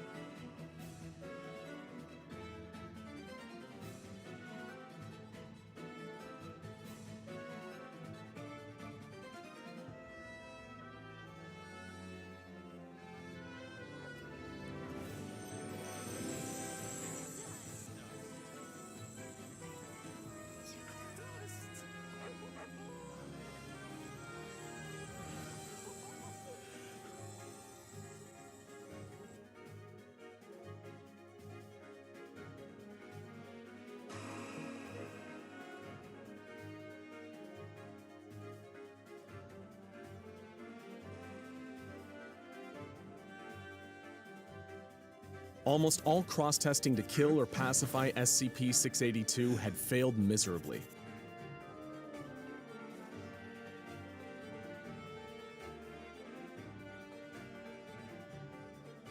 Almost all cross-testing to kill or pacify SCP-682 had failed miserably. If you haven't seen it, go watch our video on the legendary hard-to-kill reptile to see just how powerful and terrifying this creature is. It faced the Gate Guardian, an SCP with a flaming sword hotter than the sun, capable of tearing your atoms to shreds, and came out fine. In its face-off with the horrifying SCP-096,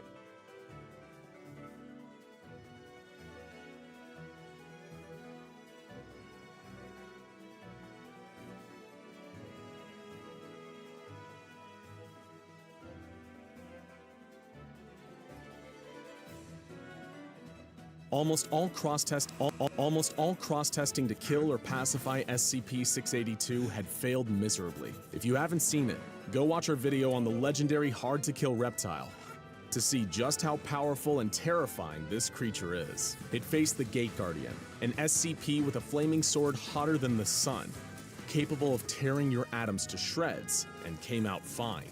In its face-off with the horrifying SCP-096, also known as the Shy Guy, it broke the Shy Guy's mind and reduced it to gibbering despair. Even SCPs with supposedly unlimited powers simply refused to engage the beast in combat. So, when it was proposed that they test 682 with SCP in its face-off with the horrifying SCP-096, also known as the Shy Guy, it broke the Shy Guy's mind and reduced it to gibbering despair. Even SCPs with supposedly unlimited powers simply refused to engage the beast in combat. So, when it was proposed that they test 682 with SCP-999, a creature known among Foundation staff as the Tickle Monster, the idea was considered laughable. 682 had been burned, suffocated, cut up, incinerated, and growled in the faces of the gods.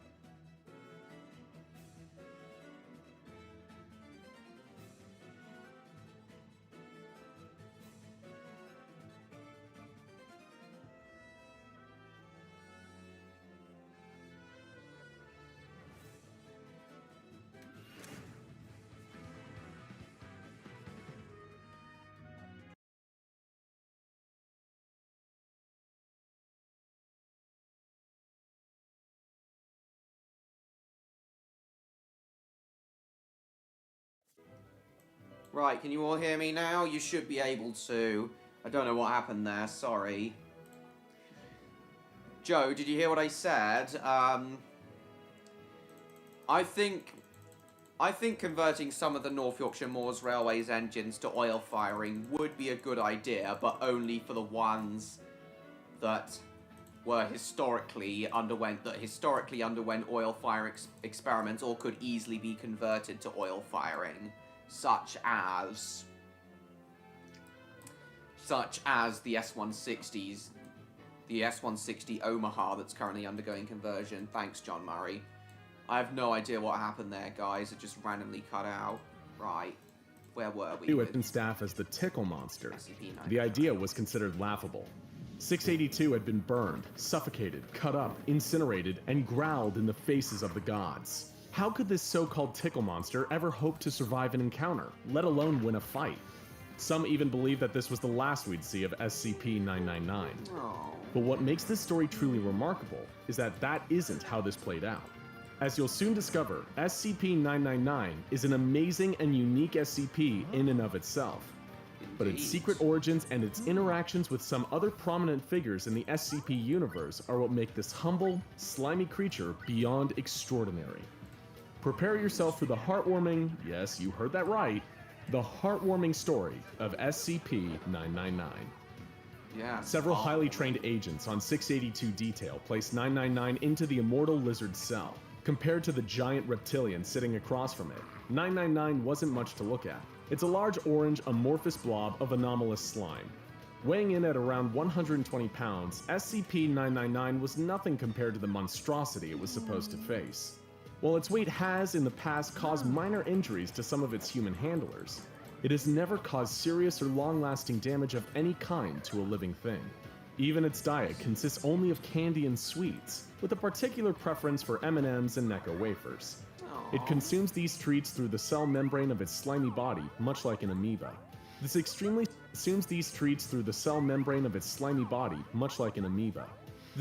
stretchy membrane means the creature is highly malleable, including the ability to stretch and flatten itself out to a mere 2 centimeters thick.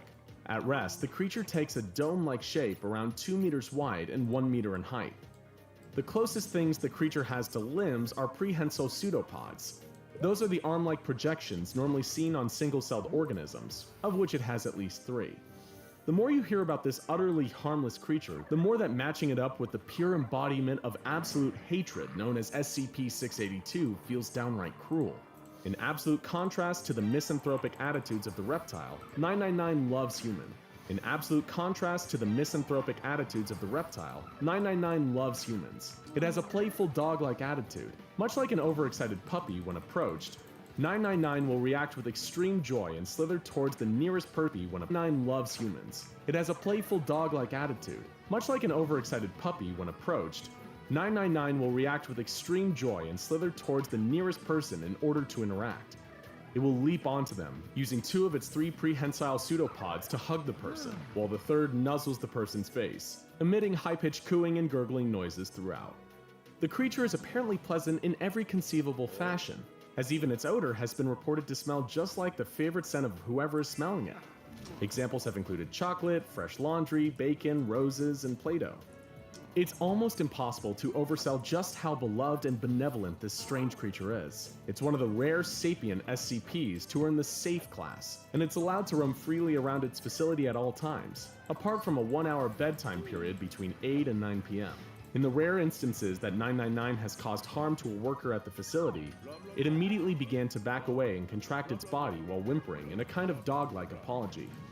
The closest the Foundation has ever come to having a real incident with the creature was the time someone accidentally fed it a can of caffeinated cola, causing it to become hyper for an hour before becoming visibly queasy. You'll be relieved to know that it's since made a full recovery. Good. But what would happen when this whimsical creature is forced to go toe-to-toe with the Foundation's most ill-tempered monster? The employees observing the test watched in suspense as 999 began to enthusiastically slither towards 682. It's no surprise that after being tortured and almost killed hundreds of times during testing, 682 had grown jaded to the cross-tests it was regularly subjected to. When it saw this strange orange blob squelching across the ground towards it, it sighed and groaned, expecting the worst. "What is that?" the creature asked of its gelatinous guest. SCP-999 began jumping up and down in front of 682 like an excited puppy, creating a high-pitched squealing noise. Just as it regarded all living things, 682 thought the creature bouncing around before it was disgusting and hardly worth the effort to destroy. Was the Foundation even trying anymore? With a single vicious stomp, 682 flattened the friendly creature beneath one of its feet. Observers were prepared to charge in and liberate 999 from under 682's claws. But then something truly unexpected happened. The expression on 682's acid-eaten face began to slowly change. It was beginning to smile. Observers recorded a noise what they thought could have been a chuckle, as the creature growled and said, What is this? I feel good. While the observers looked on, stunned at what was happening, 999 began to slither and crawl up from between 682's toes. It reformed on its scaly leg and slithered up along its side until it reached the neck. There it began to nuzzle like it had never nuzzled before. The results spoke for themselves. 682 was grinning and chuckling, repeating a phrase that the Foundation never would have imagined coming from 682. Feel so happy. Happy. Happy. Happy. Just when you thought SCP-999 couldn't possibly be more adorable, you learn about its greatest power, bringing joy. Anyone and anything that comes into contact with the creature, even in passing, will experience a kind of mild euphoria. As one's contact with the creature is prolonged, this overwhelming sense of joy increases and continues long after you've separated from it. Prolonged contact has completely cured depression, anxiety, and PTSD, along with a number of other conditions, including rage and antisocial personality disorders. Serial killers practically become saints after coming into prolonged contact with 999, and in that moment, 682 was no exception. And there truly does not appear to be no exceptions. While causing happiness and joy isn't a dangerous weapon, when it comes to SCP-999, it is an extremely powerful one. And what's more, SCP-999 also appears to have an innate sense for those who need its help most.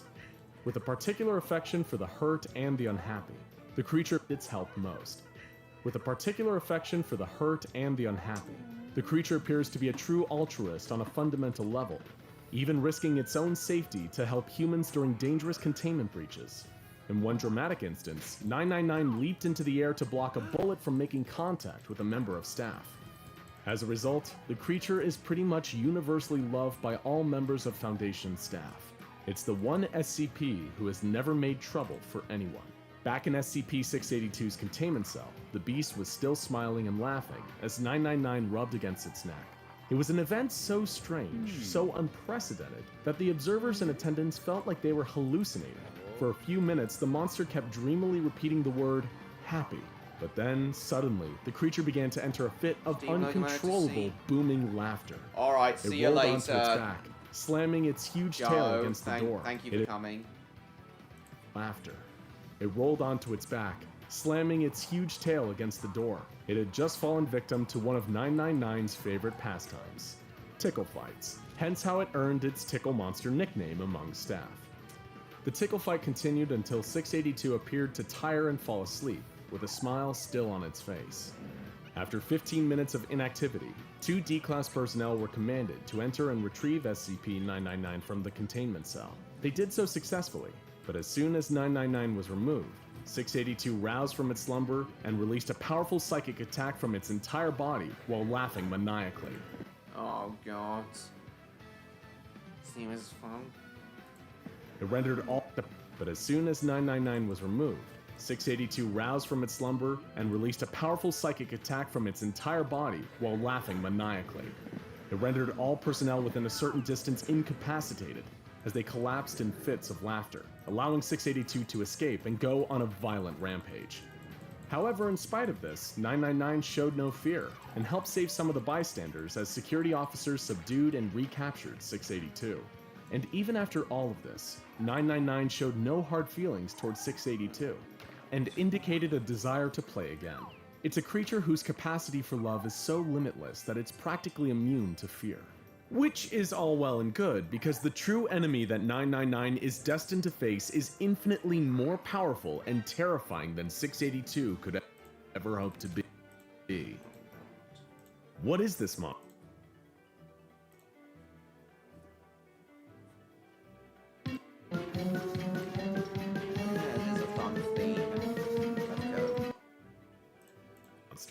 Because the true enemy that 999 is destined to face is infinitely more powerful and terrifying than 682 could ever hope to be. What is this monster? And why should 999 have to face it someday? The answers to these questions all lie in the true origins of SCP-999, available only to those with level 5 clearance and beyond. It's a perfect example of how something good can come from the darkest places. There would be no SCP-999 without SCP-231-7. SCP-231 was a collection of 7 girls, all impregnated by horrific nightmares in a ritual performed by a cult known as the Children of the Scarlet King. Each of these girls, over the years that followed, gave birth to some of the most horrific monsters imaginable. One of which, according to some, was SCP-682. These beings were manifested by the Scarlet King, a powerful interdimensional nightmare god believed to be behind a great deal of the darkness and horror present within our and many other dimensions. Foundation higher-ups have declared the Scarlet King to be the greatest existing threat to the multiverse at large. And SCP-231 was his latest direct interaction with our universe. The only surviving member of SCP-231, SCP-231-7, gave birth in secret. But she didn't give birth to a monster. She gave birth to SCP-999. a being of pure goodness. That's right. The nicest, kindest, cuddliest SCP of all is the direct descendant of a being that's essentially the dark god of all evil. Feel free to take a moment to absorb that. The creature even healed the girl who birthed it, and allowed her to return to normal life with her family once more. From its first moments, SCP-999 was making positive changes to the world around it, and according to ancient texts from a Scarlet King-aligned culture known as the Deivas, SCP-999 is still very much in its infancy, yet it already has the power to pacify its monstrous siblings like the aforementioned 682. It's believed, according to some prophecies and Foundation theories, that the power of SCP-999 will grow exponentially as it matures. Why does this matter? Well, it's believed by some that one day, 999 will grow powerful enough to overthrow not only its own monstrous siblings, but the thought to be unstoppable Scarlet King himself. Not through violence or hate, but through the pure force of happiness and love burning out the darkness and purifying the corrupted. While the humble SCP-999 rarely outshines its frightening competitors, to those truly in the know, 999 is one of the most powerful and valuable SCPs in existence, and may be the greatest asset in the Foundation's arsenal for the war against dangerous anomalous activity. After all, what could strike more fear into their hearts than the knowledge that it might be love rather than firepower that finally dethrones the Scarlet King? And for the knowledge that it may one day save everything we know from a fate so much worse than death, with nothing but affection for everyone and everything, it's worth offering thanks to the little orange blob, or at least an extra pack of M&Ms before bedtime. So cute. Stop it!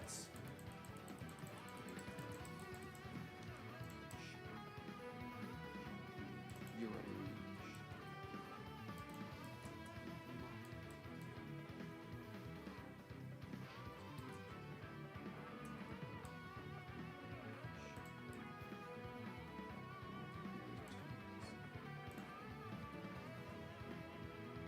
Oh shit.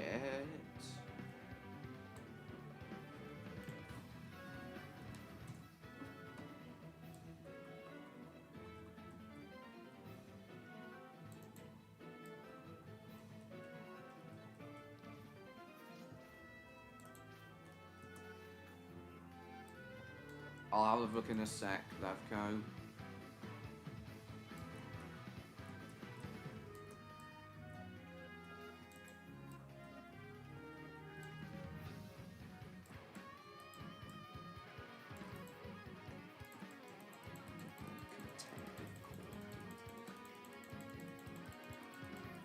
Attempted assault on a peace officer. One of the best. I think that's universally agreed upon, Stan.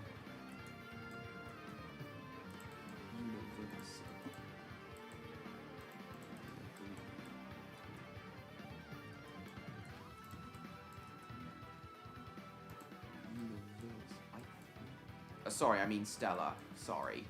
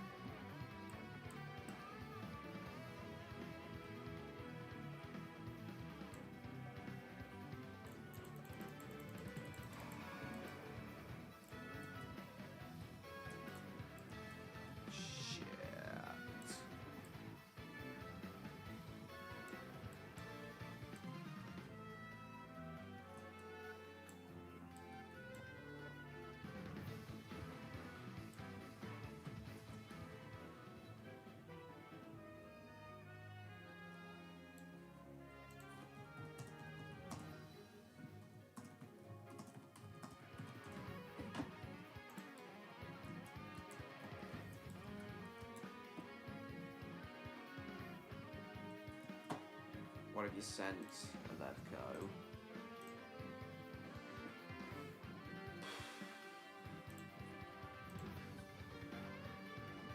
used to imagine this.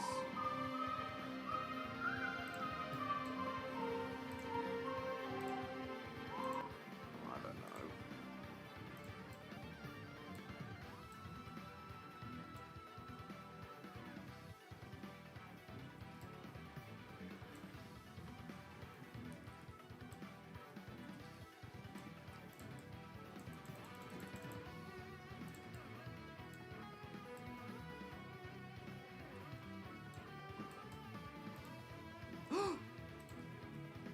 Mine.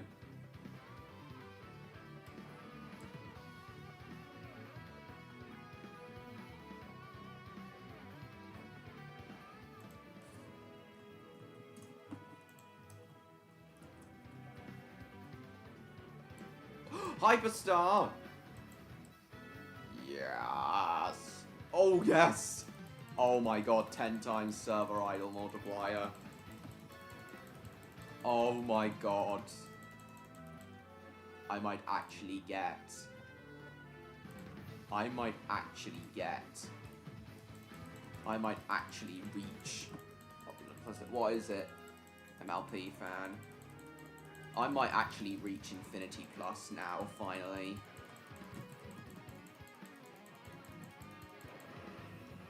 Yes!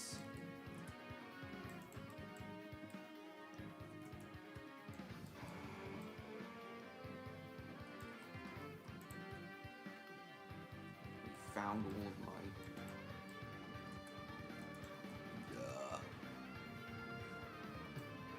Shouldn't have come from...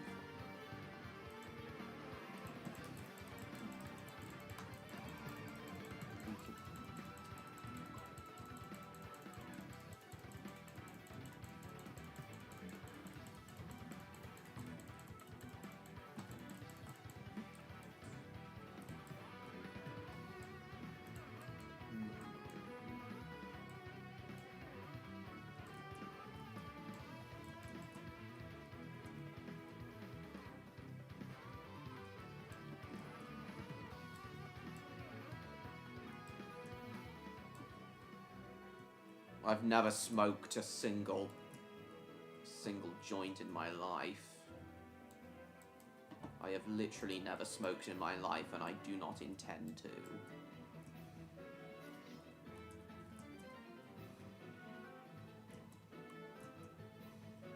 I have literally never smoked in my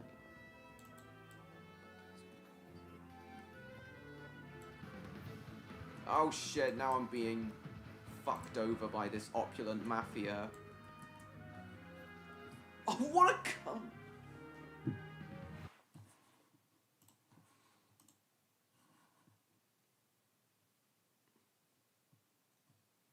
I don't know.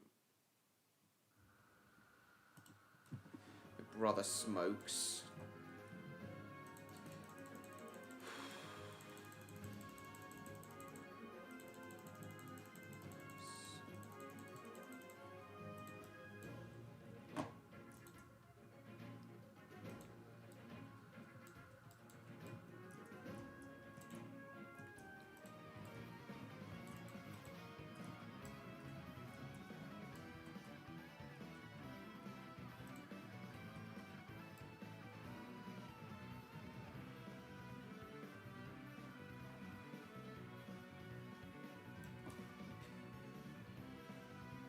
Tested on the scary SCPs. Jesus.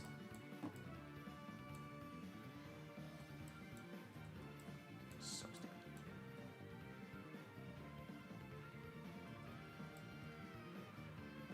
Oh, that's fine.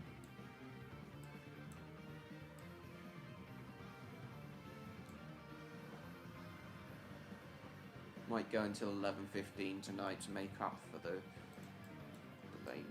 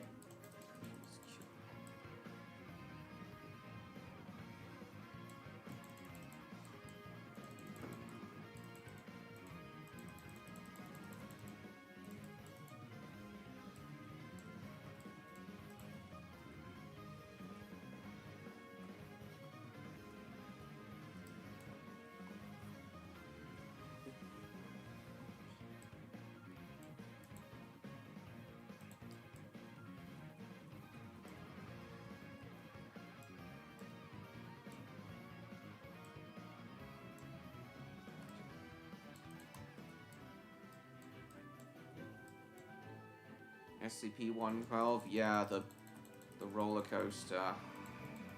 That's an interesting one.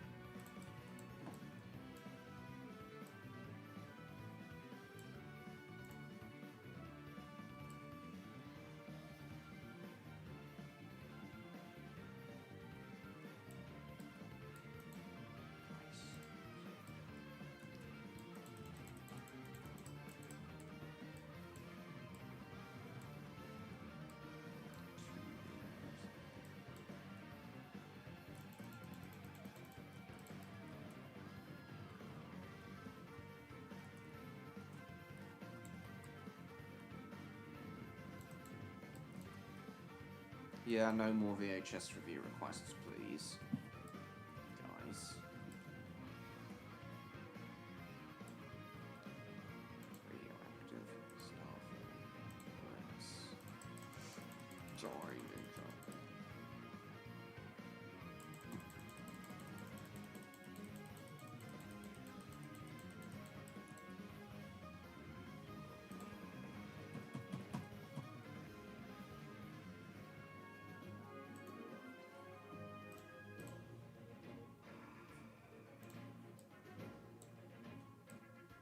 where's the star?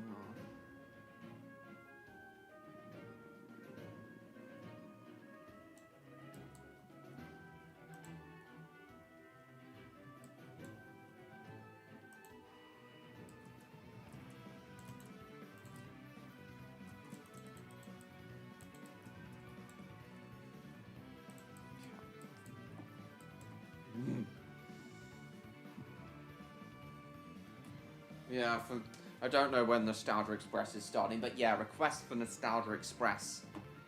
Yeah, that can be arranged.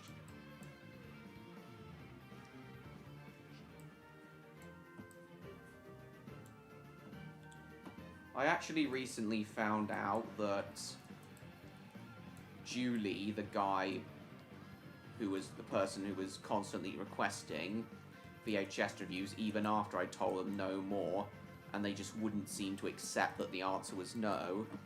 Apparently, I found out that, apparently,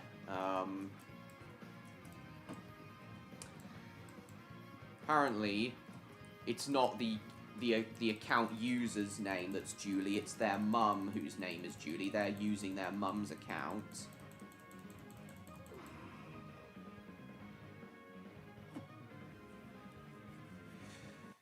And apparently, Julie's mum basically got on the account and told me that the boy who kept requesting VHS reviews is not only autistic, but also has a brain injury, so doesn't understand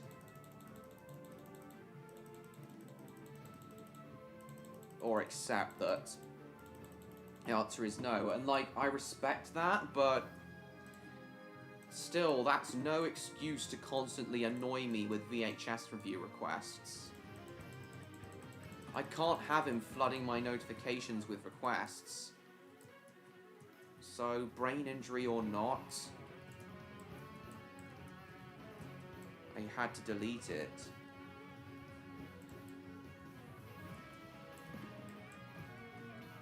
I respect he has a brain injury, but that's no excuse to annoy the shit out of me.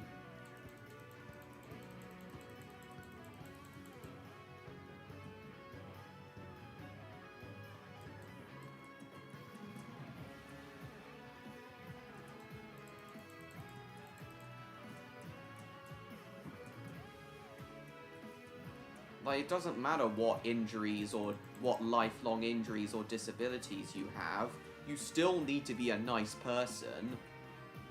Or at least try to be a nice person.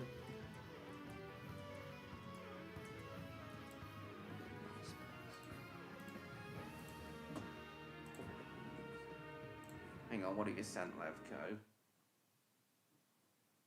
So yeah, I just thought I'd get that out there. You still need to be a nice person.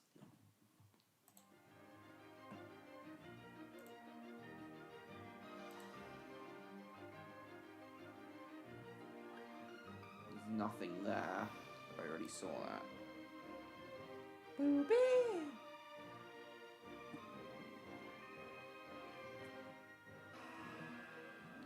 Alex? No. Nah, man.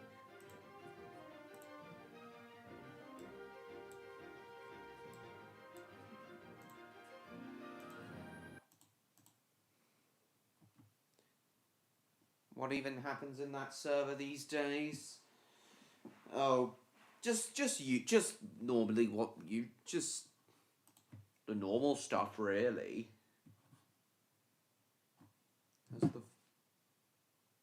Oh, you started a voice call. Oh, well, I don't want to do it.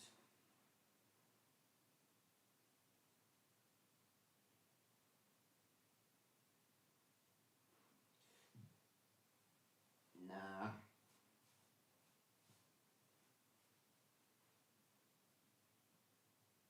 Just a minute, guys.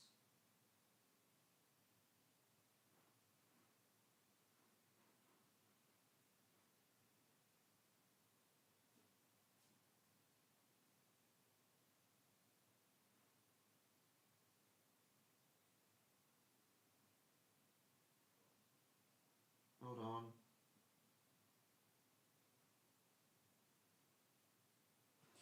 Right.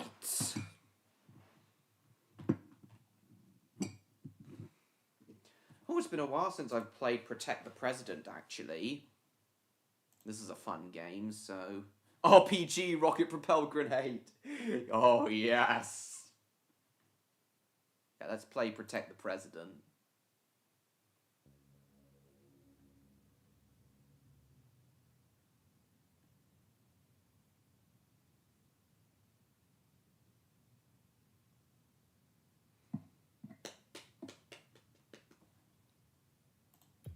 The presidency has won the game. Dispatch to all units. Confirm weapon discharge. Engage and secure the area around the president. Damn, I don't really want to be on a voice call at the moment. Sorry. The game has started. It's not loading. What the hell?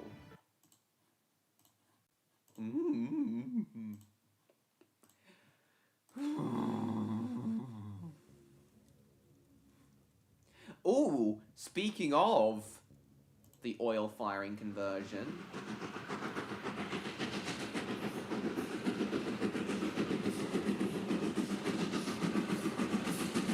Testing slated for 2026.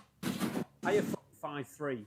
This is a Steam It's locomotive. Piglet, the We're guy who working with hosted FMW the solutions to who convert hosted to oil. some the This is the documentaries. first large-scale steam engine. Steam Diaries. It's really starting to come together now. And it's taken us quite a bit of time to get all this right and make it fit. Nice. Nice to see Piglet.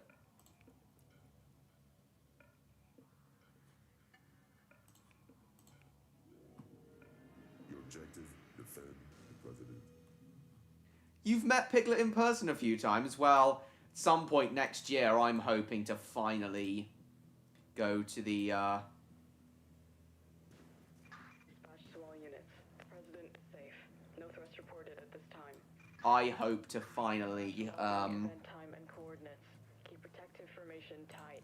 I hope to finally go to the North Yorkshire Moors Railway at some point next year, either with Neon or my grandparents, because my granddad in particular has grown interested in, The presidency has won. has grown really enjoyed the North Yorkshire Moors documentary, so hopefully when we're there, we'll get to meet Piglet too. Oh, dear. I'm never going to be able to think of Piglet and not immediately think of the Winnie the Pooh character. Omaha's return next year? Nice. Perhaps I'll even get to travel behind the oil-fired Omaha. Perhaps I'll even get to travel behind Omaha when I eventually go. Objective, eliminate the president. This gun British diesels look like eyes. Attention Yeah, I understand that. In transit. Maintain formation and patrol routes. All units. Presidential transport is rolling. Maintain formation. Never and route mind, integrity. stay now. Good. Attention Attention, all units. Shots Yeah, I'm... fired near the president. Immediate response required.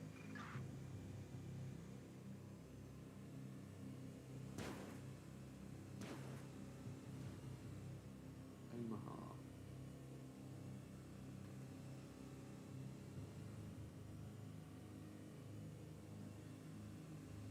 Perhaps Omaha, being oil-fired rather than coal-burning, will even be allowed to run during times when there's a high fire risk.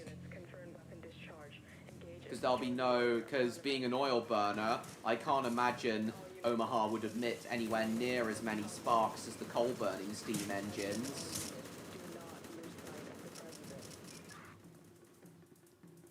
So my hope is that Omaha will still be able to run even during times of high fire risk.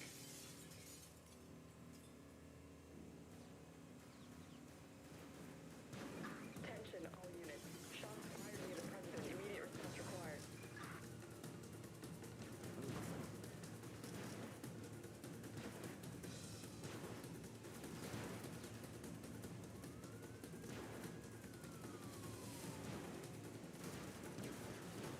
I don't think we'll get through tonight. But yeah, I don't think I'll ever be able to think of Piglet and not automatically think of the Winnie the Pooh character. If I see Piglet when I do go to the North Yorkshire Moors Railway, I'm probably going to tell him that I'm never going to be able to think of him without simultaneously thinking of the Winnie the Pooh character. Hostiles down. President secured.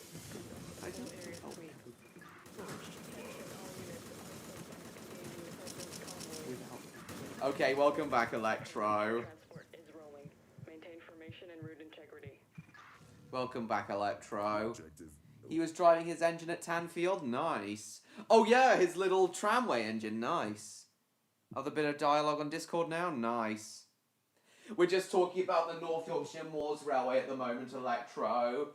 And one of their S160 locomotives, Omaha, that's currently undergoing conversion from coal burning to oil burning. Still a steam locomotive, but oil burning. S1... At least 32 S160s are known to be preserved all over the world, possibly many more in derelict condition.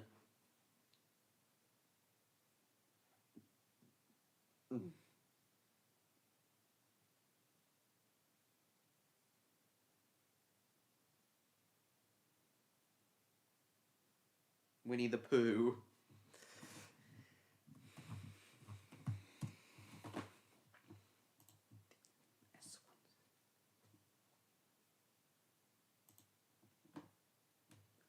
Oh. 25 song degrees.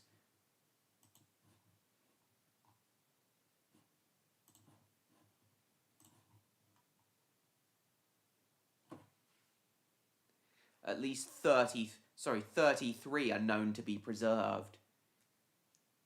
More in derelict condition. Ah, Electro's back.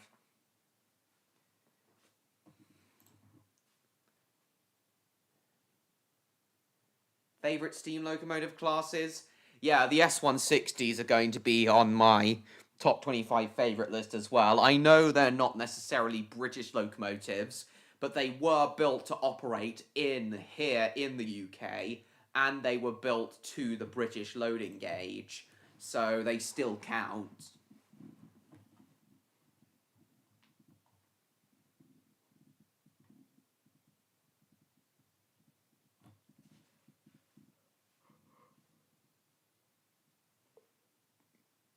Thanks, John Murray.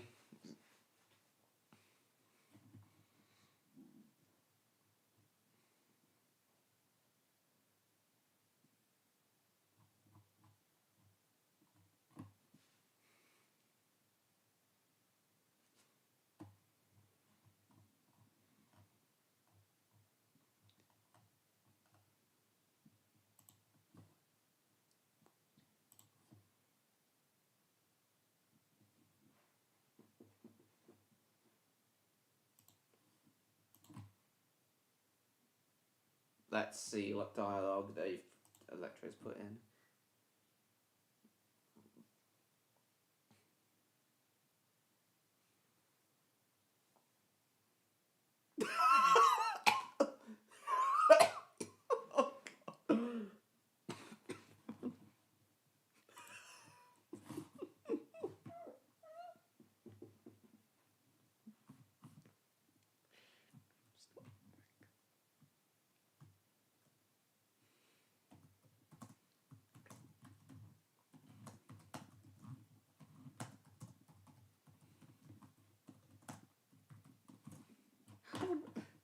How is Spyro a wanker?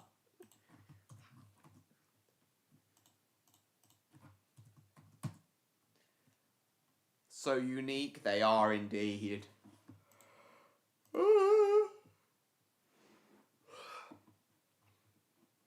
And they will be on my list. I've told Electra about the S160s before.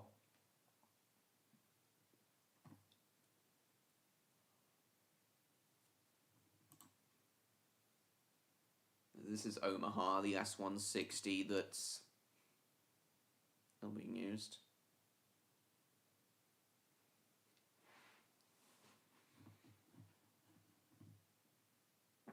Ooh.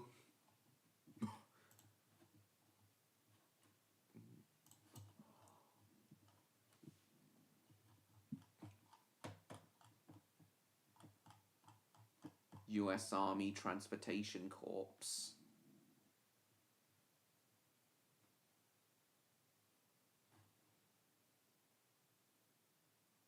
Combat Service Branch of the U.S. Army.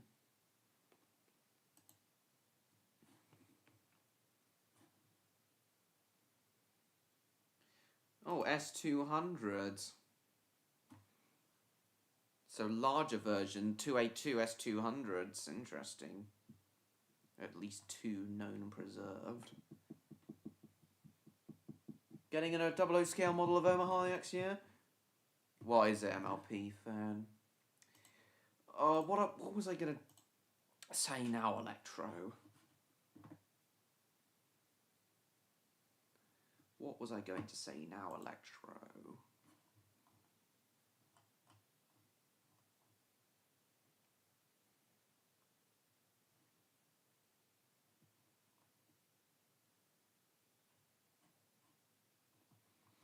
So Electro, as I was saying earlier, if you like the chuffing of the B1s and the Great Western Castles, you're sure to like the chuffing of the 9Fs even more than both. 9F at speed. Yeah, probably MLP fan. Number 92214 at speed. Oh, that is amazing. Yeah, City of Leicester. What's the name of this 9F? Doesn't that sound even more amazing, Electro?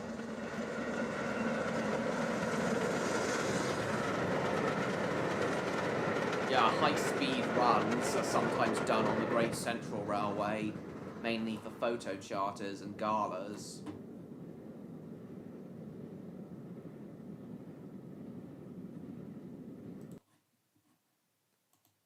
BR9F Superpower. Central Star. Guess that's another name 92214 has had.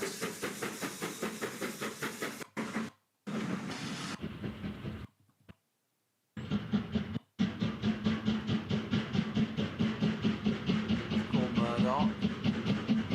I'm aware of who Murdoch is. I'm going to talk about Murdoch in my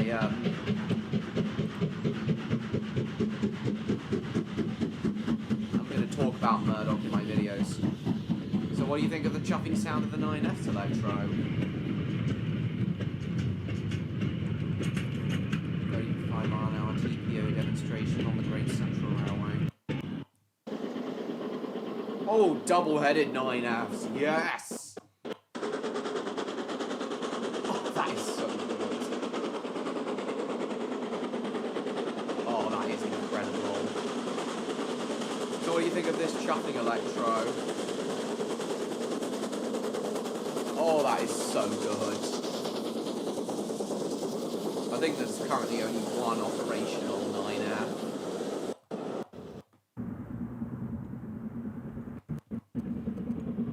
Oh, that is amazing.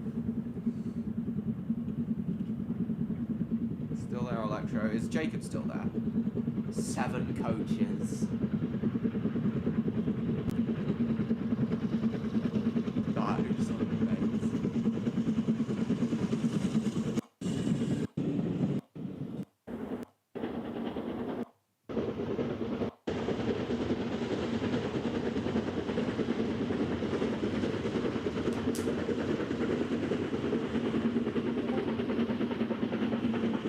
Yeah, 92212. I think this is the 9F that I've travelled behind before, shortly after the use of recent extension opened.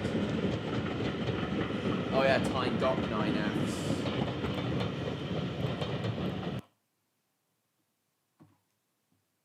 You're seeing a 9F next month? Nice. Whereabouts? Oh, that is cool.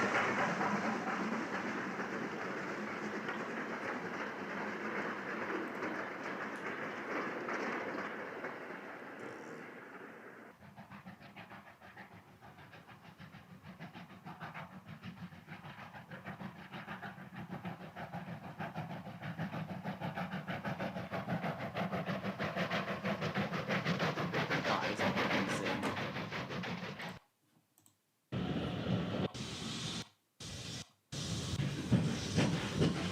Double heading 9Fs accelerating.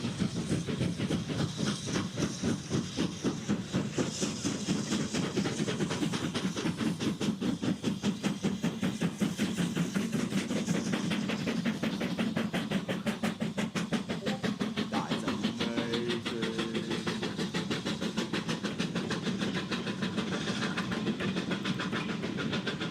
CR Winter Gala, nice. What number 1 again, train guy?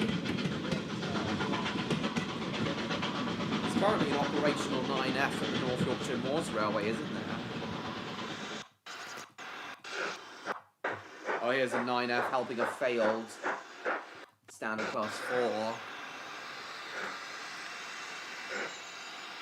Probably NLP fan.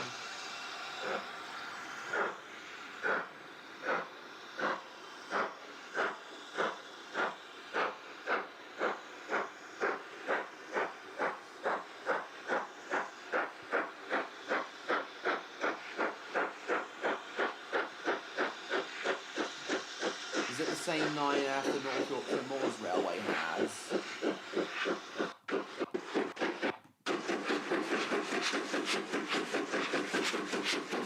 Yeah, 92134. Yeah, that one there.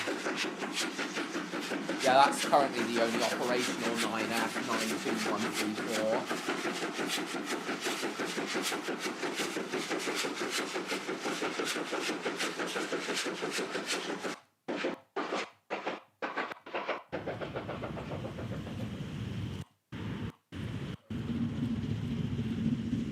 Here's City of Leicester. Post office run.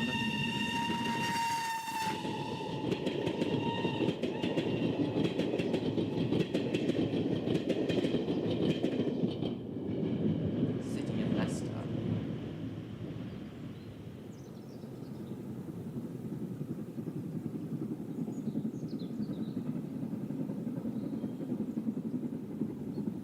Oh, that sounds amazing. That genuinely sounds amazing. Oh. That is legitimately the perfect chuffing rate.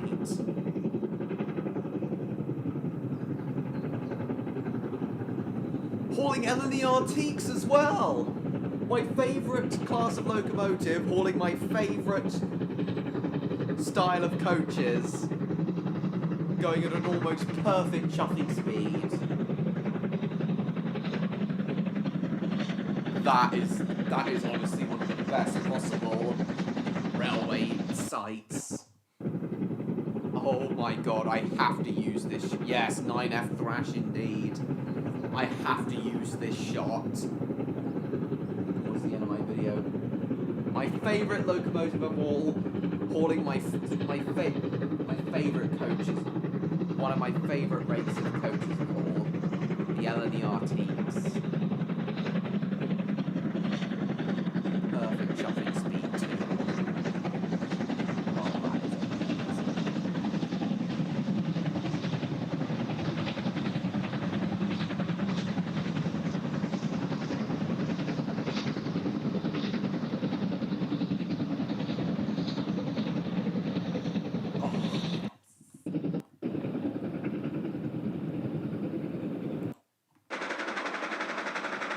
That's an even better trucking speed, actually.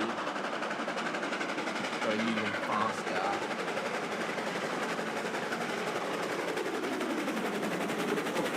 Yeah.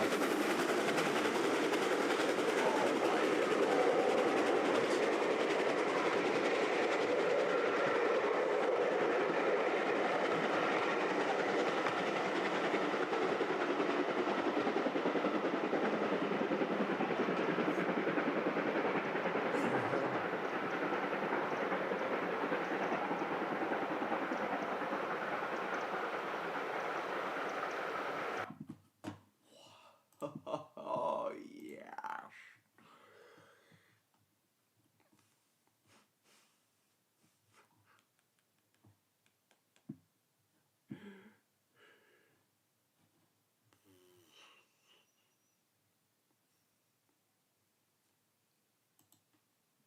F Black Prince putting a 1,000 plus ton ballast train. Oh my god.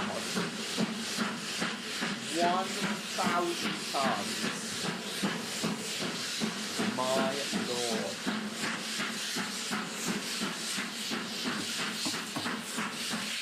Hello, welcome back, Electro.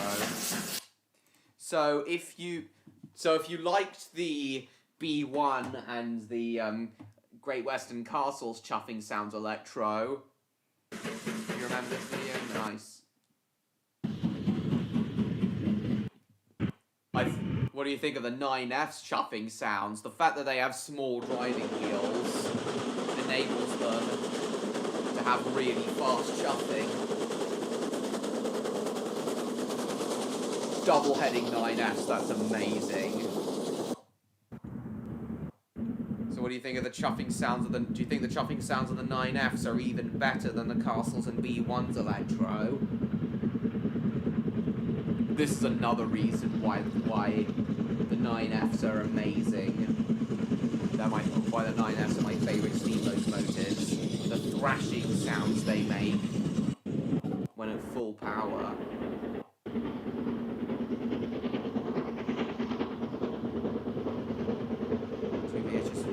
Nice.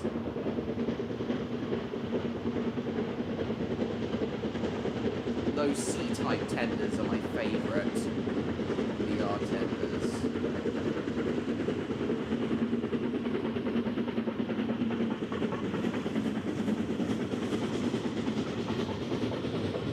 These chuffing sounds are even better than on the Castles and 9Fs Electro, Castles and B1s Electro.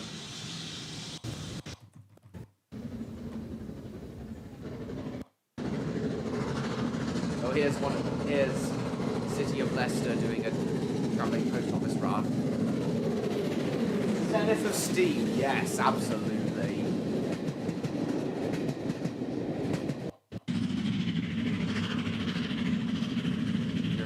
Here it comes, about to pick up the mail sacks.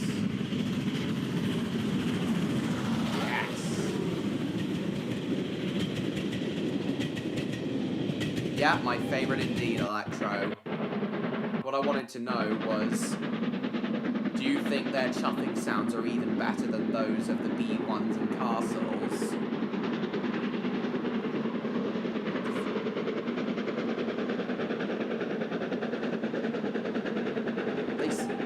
The 9Fs seem to bark even louder than the Castles.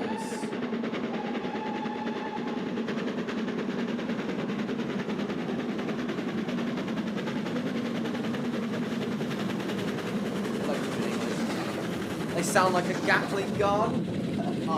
Well, I hear exactly what you mean, Electro. So you thought the castles roared. So you thought the castles roared as they shoved, whereas you think the castles roar, whereas the 9Fs sound like Gatling guns.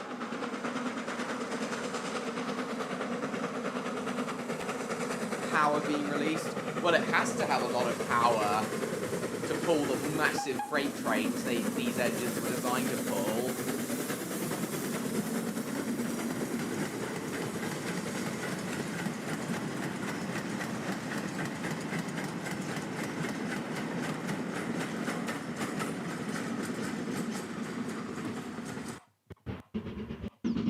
Great Western headquarters, it seems. Industrial tank engines sound the best? Nah, Stan. 9F still sound the best. Oh my god, really fast acceleration there.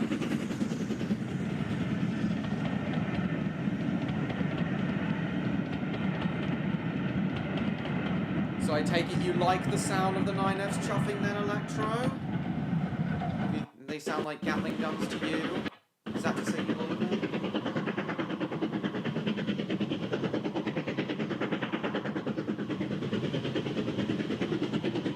You are well welcome then, Billy. Please subscribe if you haven't already, Billy.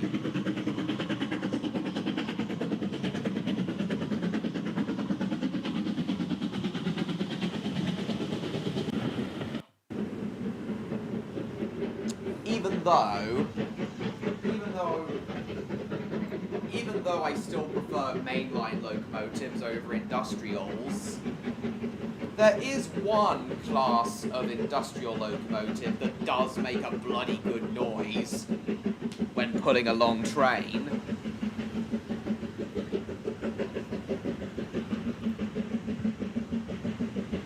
And one which I do like a lot more than the austerities.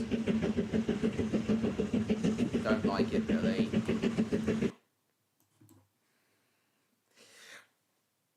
The Hunslet Fitzwilliams sound amazing sound just as amazing as the 9Fs when they run at speed.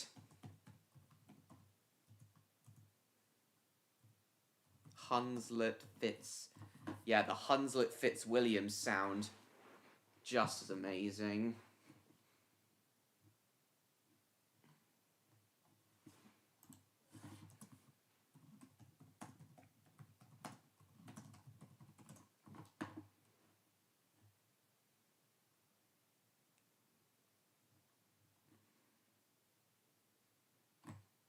CGI Thomas? Well, that's just a rumour. That's not been confirmed yet, Billy. Are Jacob and Electro both still there? Right, where's the Hunslet Fitzwilliam? Oh, Mega 9F wheel slip. I think I've seen this before. Yeah, I've seen this before. I've shown this on stream before. This is so cool. Where's the wheel slip happen? Oh, that. Wow.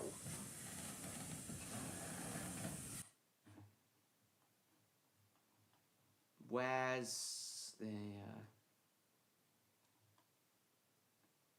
trying to find a tender version of a Hunslet austerity. Hunslet Fitzwilliam. I've travelled behind the Hunslet Fitzwilliam ring whore before.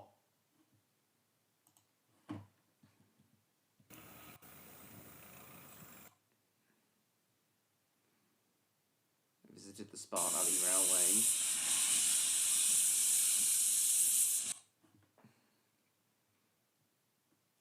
The Fitzwilliams carried on all the way until the 1970s.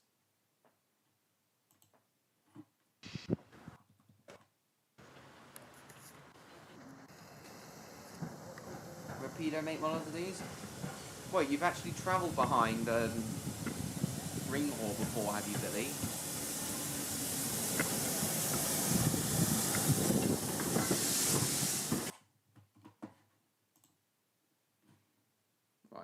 LP fan. Good night.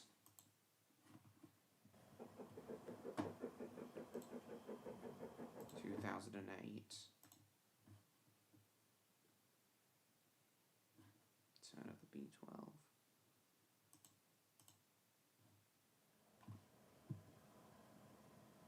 They sound basically the same. Honestly, I think the ring whores actually sound slightly... The Fitzwilliams sound slightly better.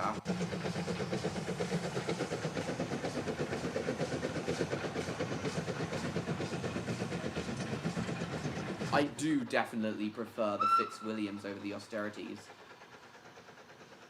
Also, I'm convinced that they literally used Ring Whore's whistle as the sound effect for both Lady's whistle and the Greendale rocket.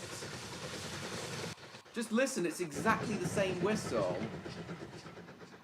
Also, loads of train kiddie rides use this whistle sound effect.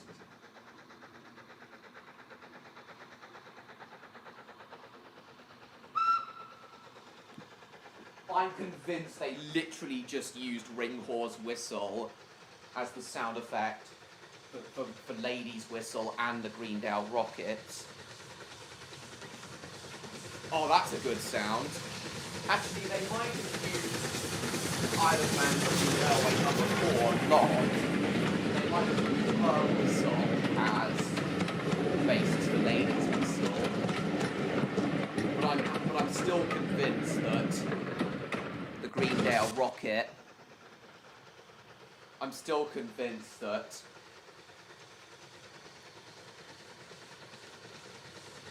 they used Ring Whore's whistle for the Greendale rocket. Greendale rocket whistle.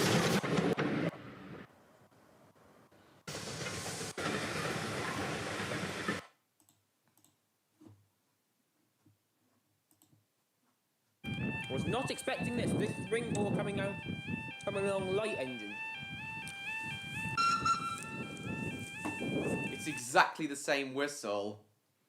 Have a listen.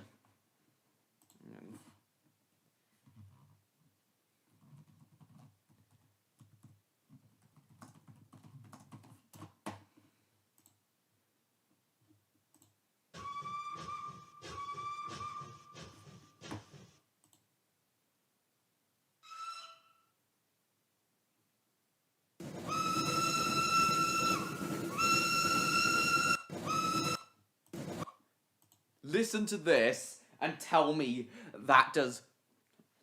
Listen to this and tell me that does not sound like Ring Whore chuffing and whistling.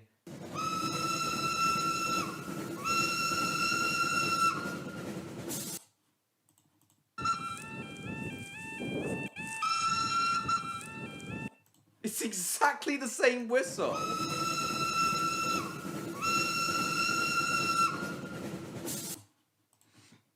I'm convinced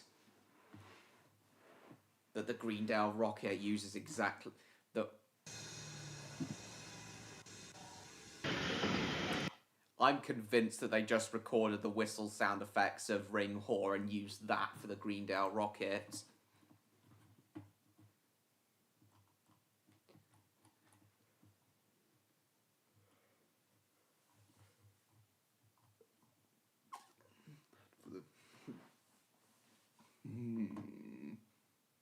Ring Whore. Oh yeah, there was another 100 Austerity called Beatrice that visited the Spar Valley Railway at the same time as Ring Whore. Sounds just like the Pencastle Flower, I wouldn't know. So I'm passing by.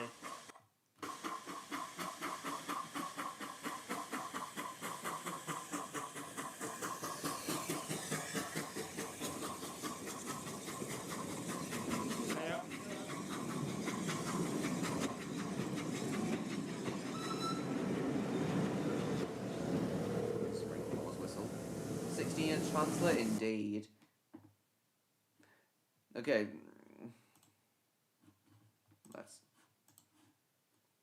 Yeah, I'm starting to grow a liking to the Fitzwilliams.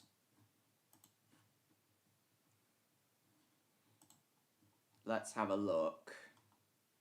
Here we are. Here's one of them.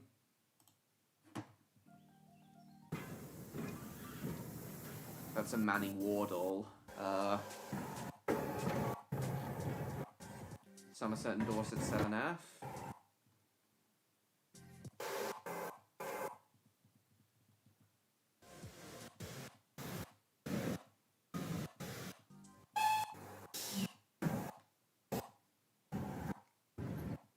I don't think I'll be able to tell the difference between any of the different cylinder-sized Fitzwilliams. Here we are.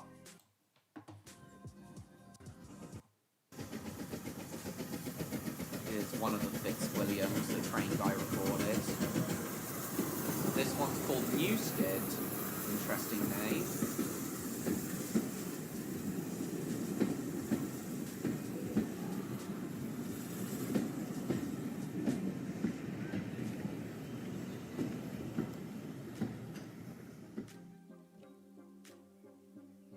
Lovely.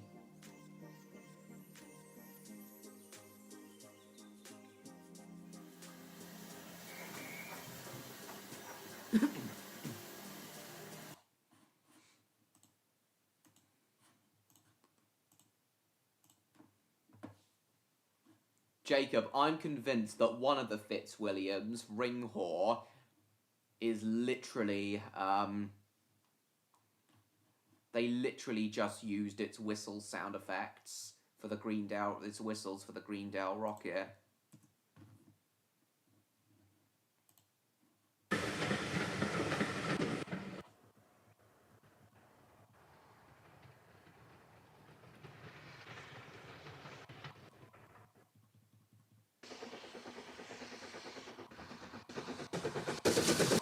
That's a good sound.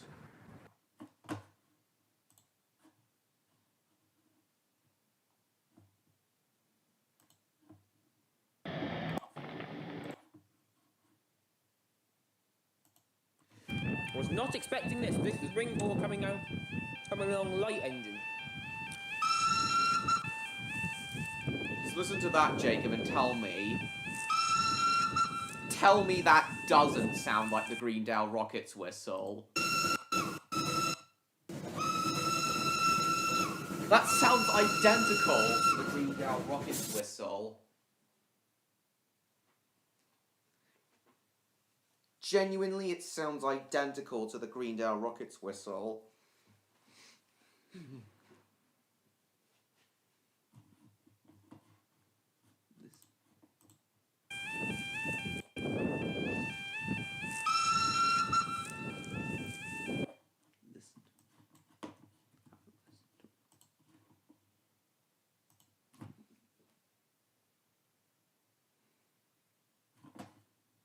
Stan said something else. Sorry. I think you've shown us this clip before, Stella. Yeah, you've shown us this exact clip before. It's good. I think another reason why I prefer the Fitzwilliams over the Austerities is because I just think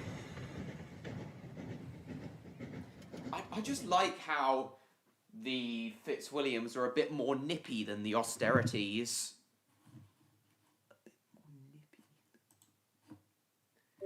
Also, the fact that the Austerities, that the Fitzwilliam saddle tank doesn't fully extend over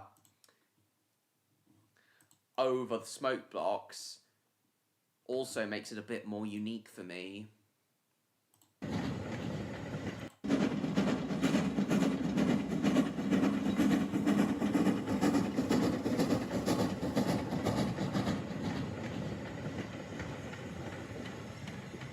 Right, we will need to end in 5 minutes, guys.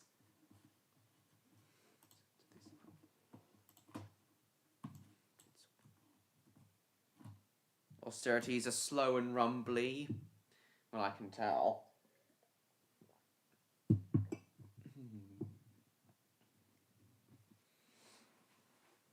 Yeah, well, Well, small yet nippy are the sorts of tank engines I really like, Stan. Which is Stella. Which is why I really like the Terriers and the Fitzwilliams. I like small and nippy tank engines.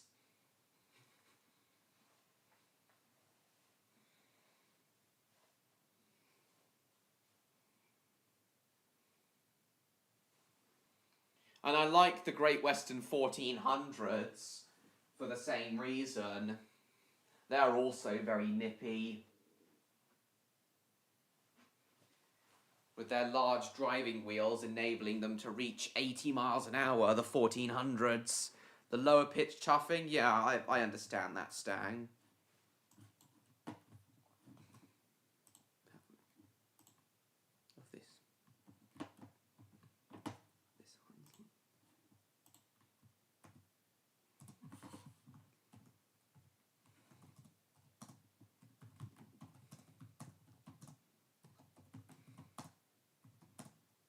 What's this? This.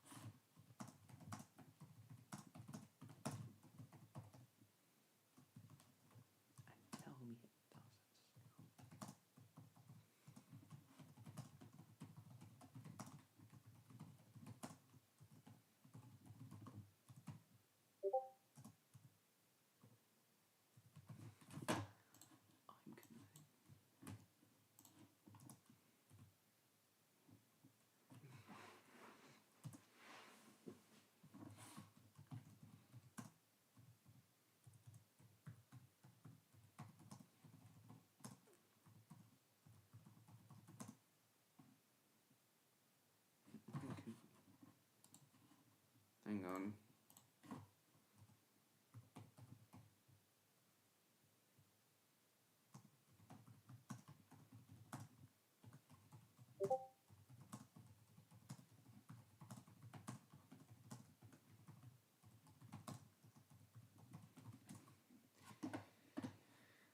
What's this?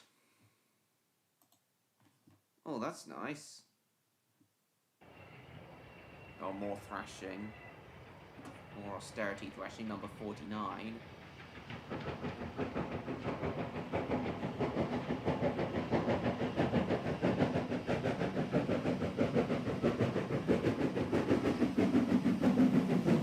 Right, it's nice, I suppose. Oh yeah, the only bogey coach the Tanfield Railway has. Oh, I'll look in a sec. Let's go. That sounds good. Love and austerity. Now, the only thing is...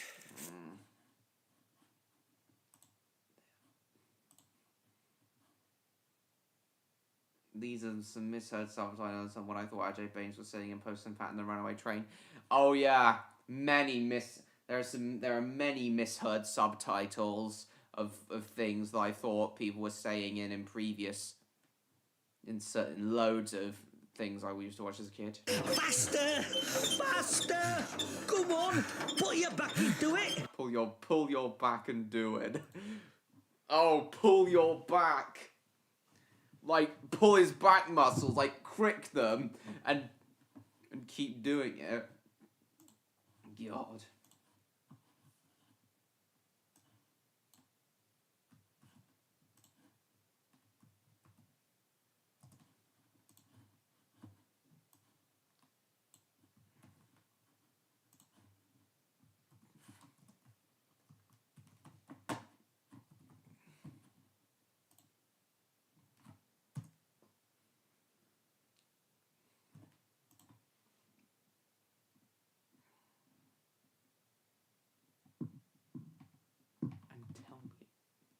What's happening now? Well, Electro. Put your back into it. Yeah, I know. Well, Electro. Just have a listen to this Hunslet Fitzwilliam tank engine ringhorn. Listen to its whistle and tell me it doesn't sound like the Greendale Rockets whistle.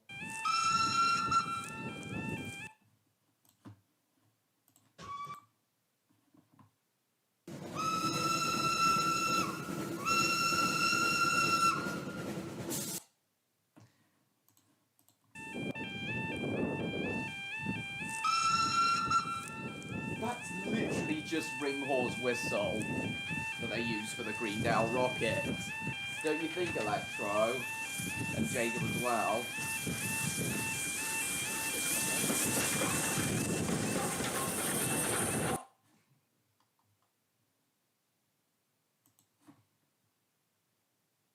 It actually does, indeed. I'm glad you agree.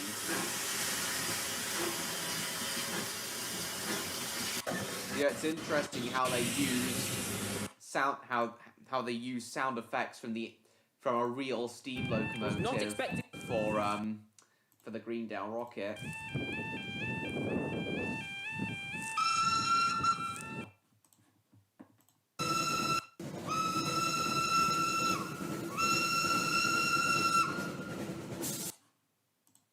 Literally exactly the same whistle.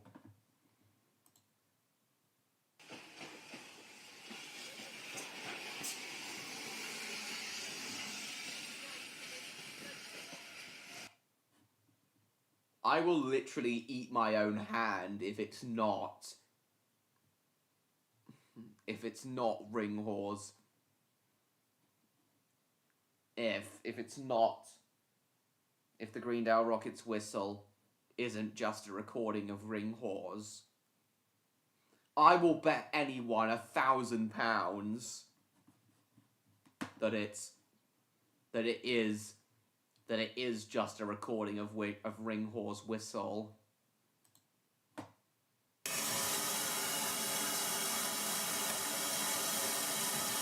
This is Ringhorse on the Spar Valley Railway, departing Greenbridge.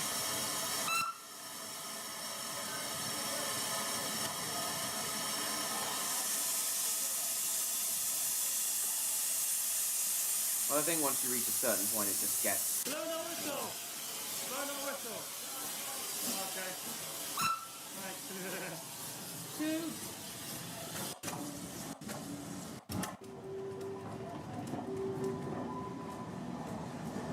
That's when I want observation card, Daisy.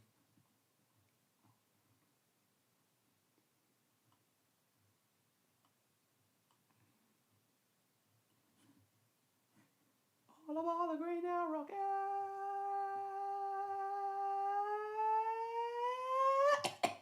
No. Ringhorse's been all over the place. It's even visited the Churnet Valley Railway. Being recorded is bad for my Spurs.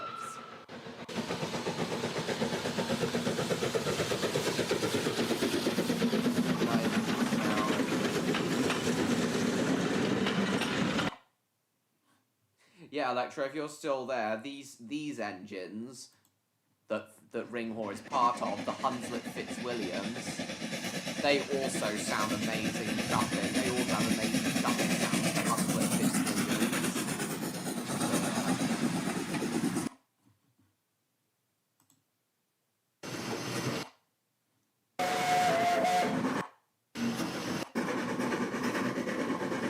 Oh, that is good.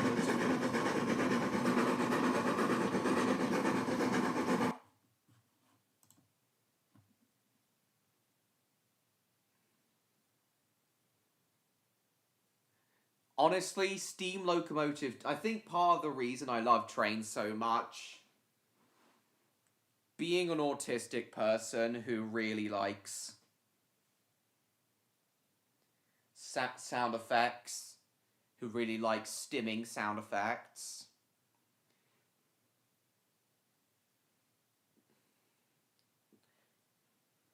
steam locomotive chugging is just perfect stimming sounds.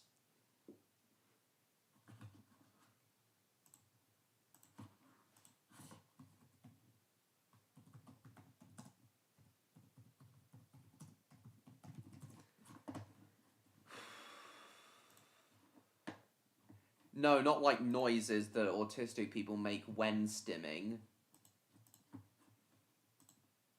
Sounds that, like, help us stim.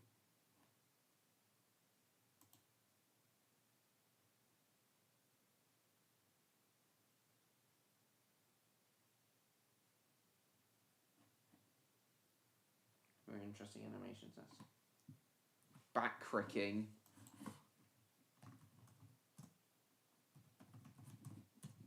Back crick. Like actually pulling your muscles, you know, those clicking sounds. We've a mail train to run. We're just about to get up steam. Stand back. All aboard the Green Day rocket.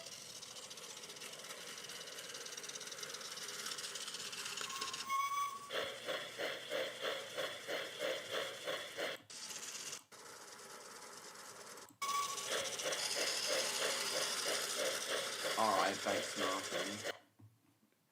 Thanks for coming. See you next week.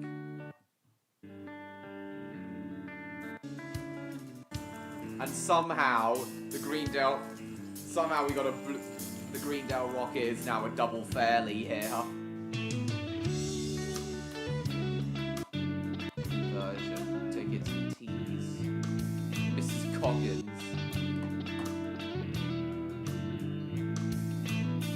The Greendale Fairly.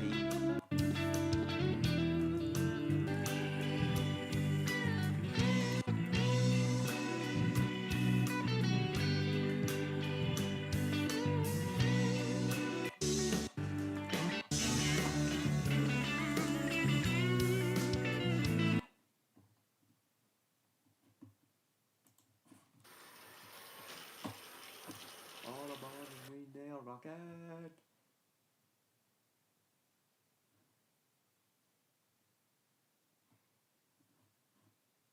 Oh yeah, the Greendale rocket is supposedly an Adams radial tank engine.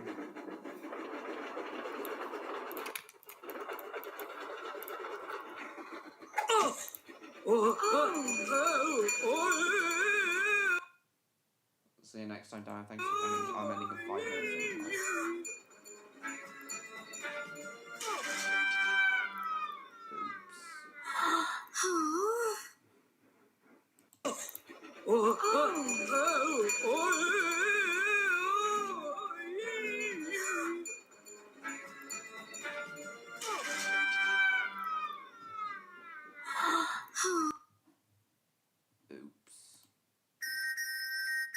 Oh no, that does not sound like the Greendale rocket at all.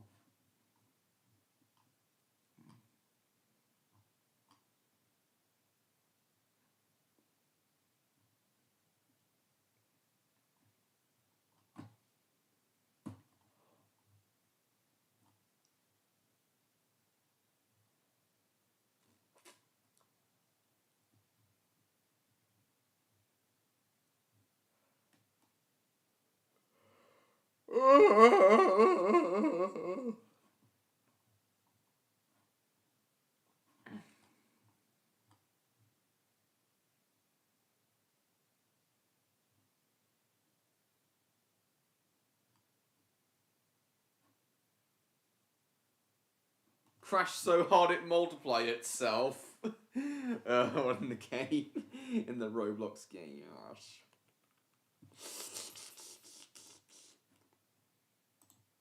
Well, anyway, it's getting near 11:30 now. I was gonna end at 11:15, but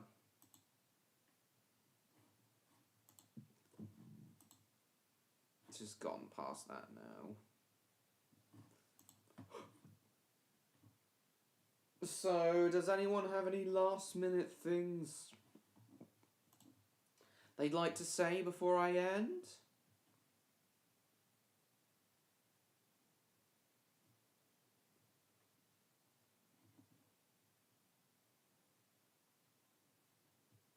Anyone? Yet? No? Okay.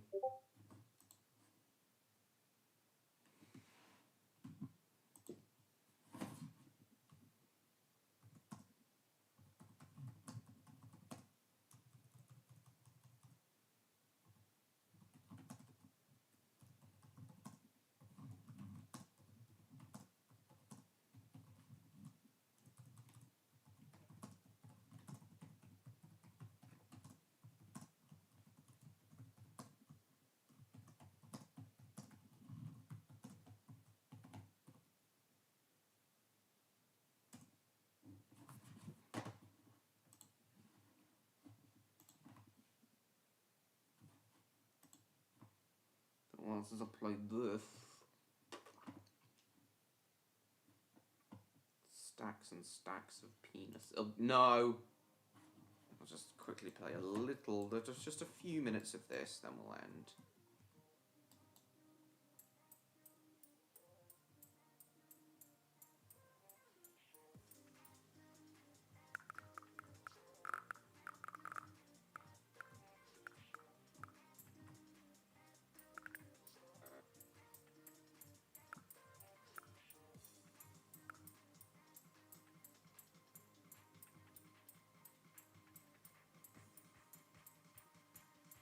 We need to do this yet? Oh, I'm sorry to hear that. Let's go. Okay. Oh yeah, Britt Allcroft died nearly a year ago. Poor woman.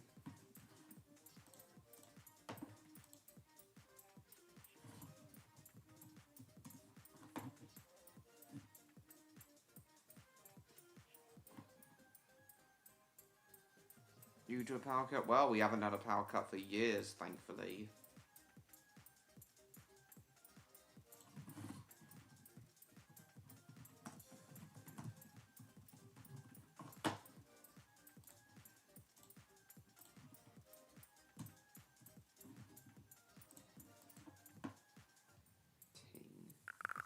The tings.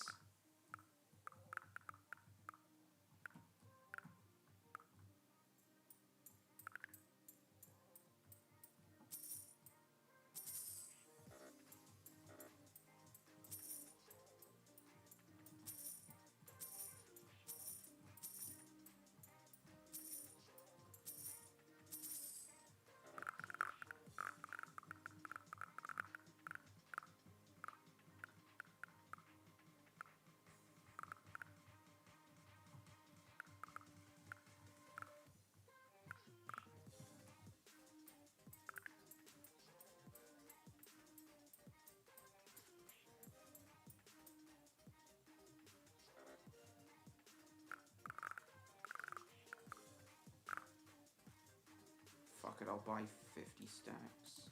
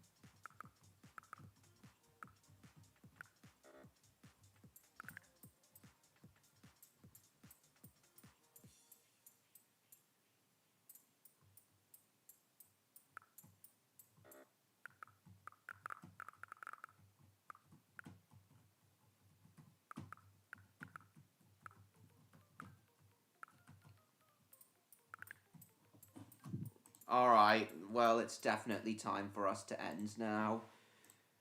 Oh, nearly 5 hours streaming.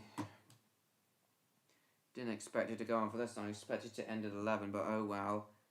I hope you have a Merry Christmas too, Train Guy. I'm looking forward to streaming. Doing a running session stream on Christmas Day. And doing the usual Friday stream on Boxing Day. Yeah, Merry Christmas, everyone. I hope you all enjoy yourselves on Christmas Day. And I hope to see you all at 7 PM on Christmas Day for the running session. Well, it's been a very fun one tonight. It's just a shame Odd wasn't here and Neon wasn't here for a little bit, even that much. But at least we got to see everyone else. It was still a very fun one. Still a very fun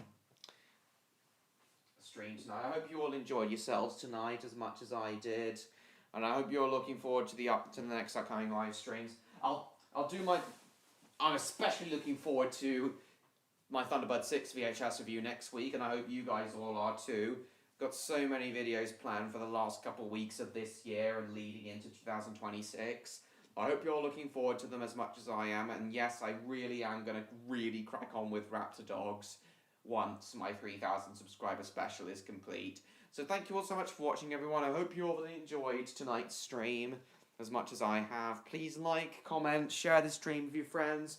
Don't forget to subscribe to me, TrainLover16, if you haven't already, to stay tuned for my upcoming content. Hype this video if you can. Go on, hype the stream if you can, rather. Go and follow me on Instagram and Blue Sky. Join my Discord server. Check out my eBay profile.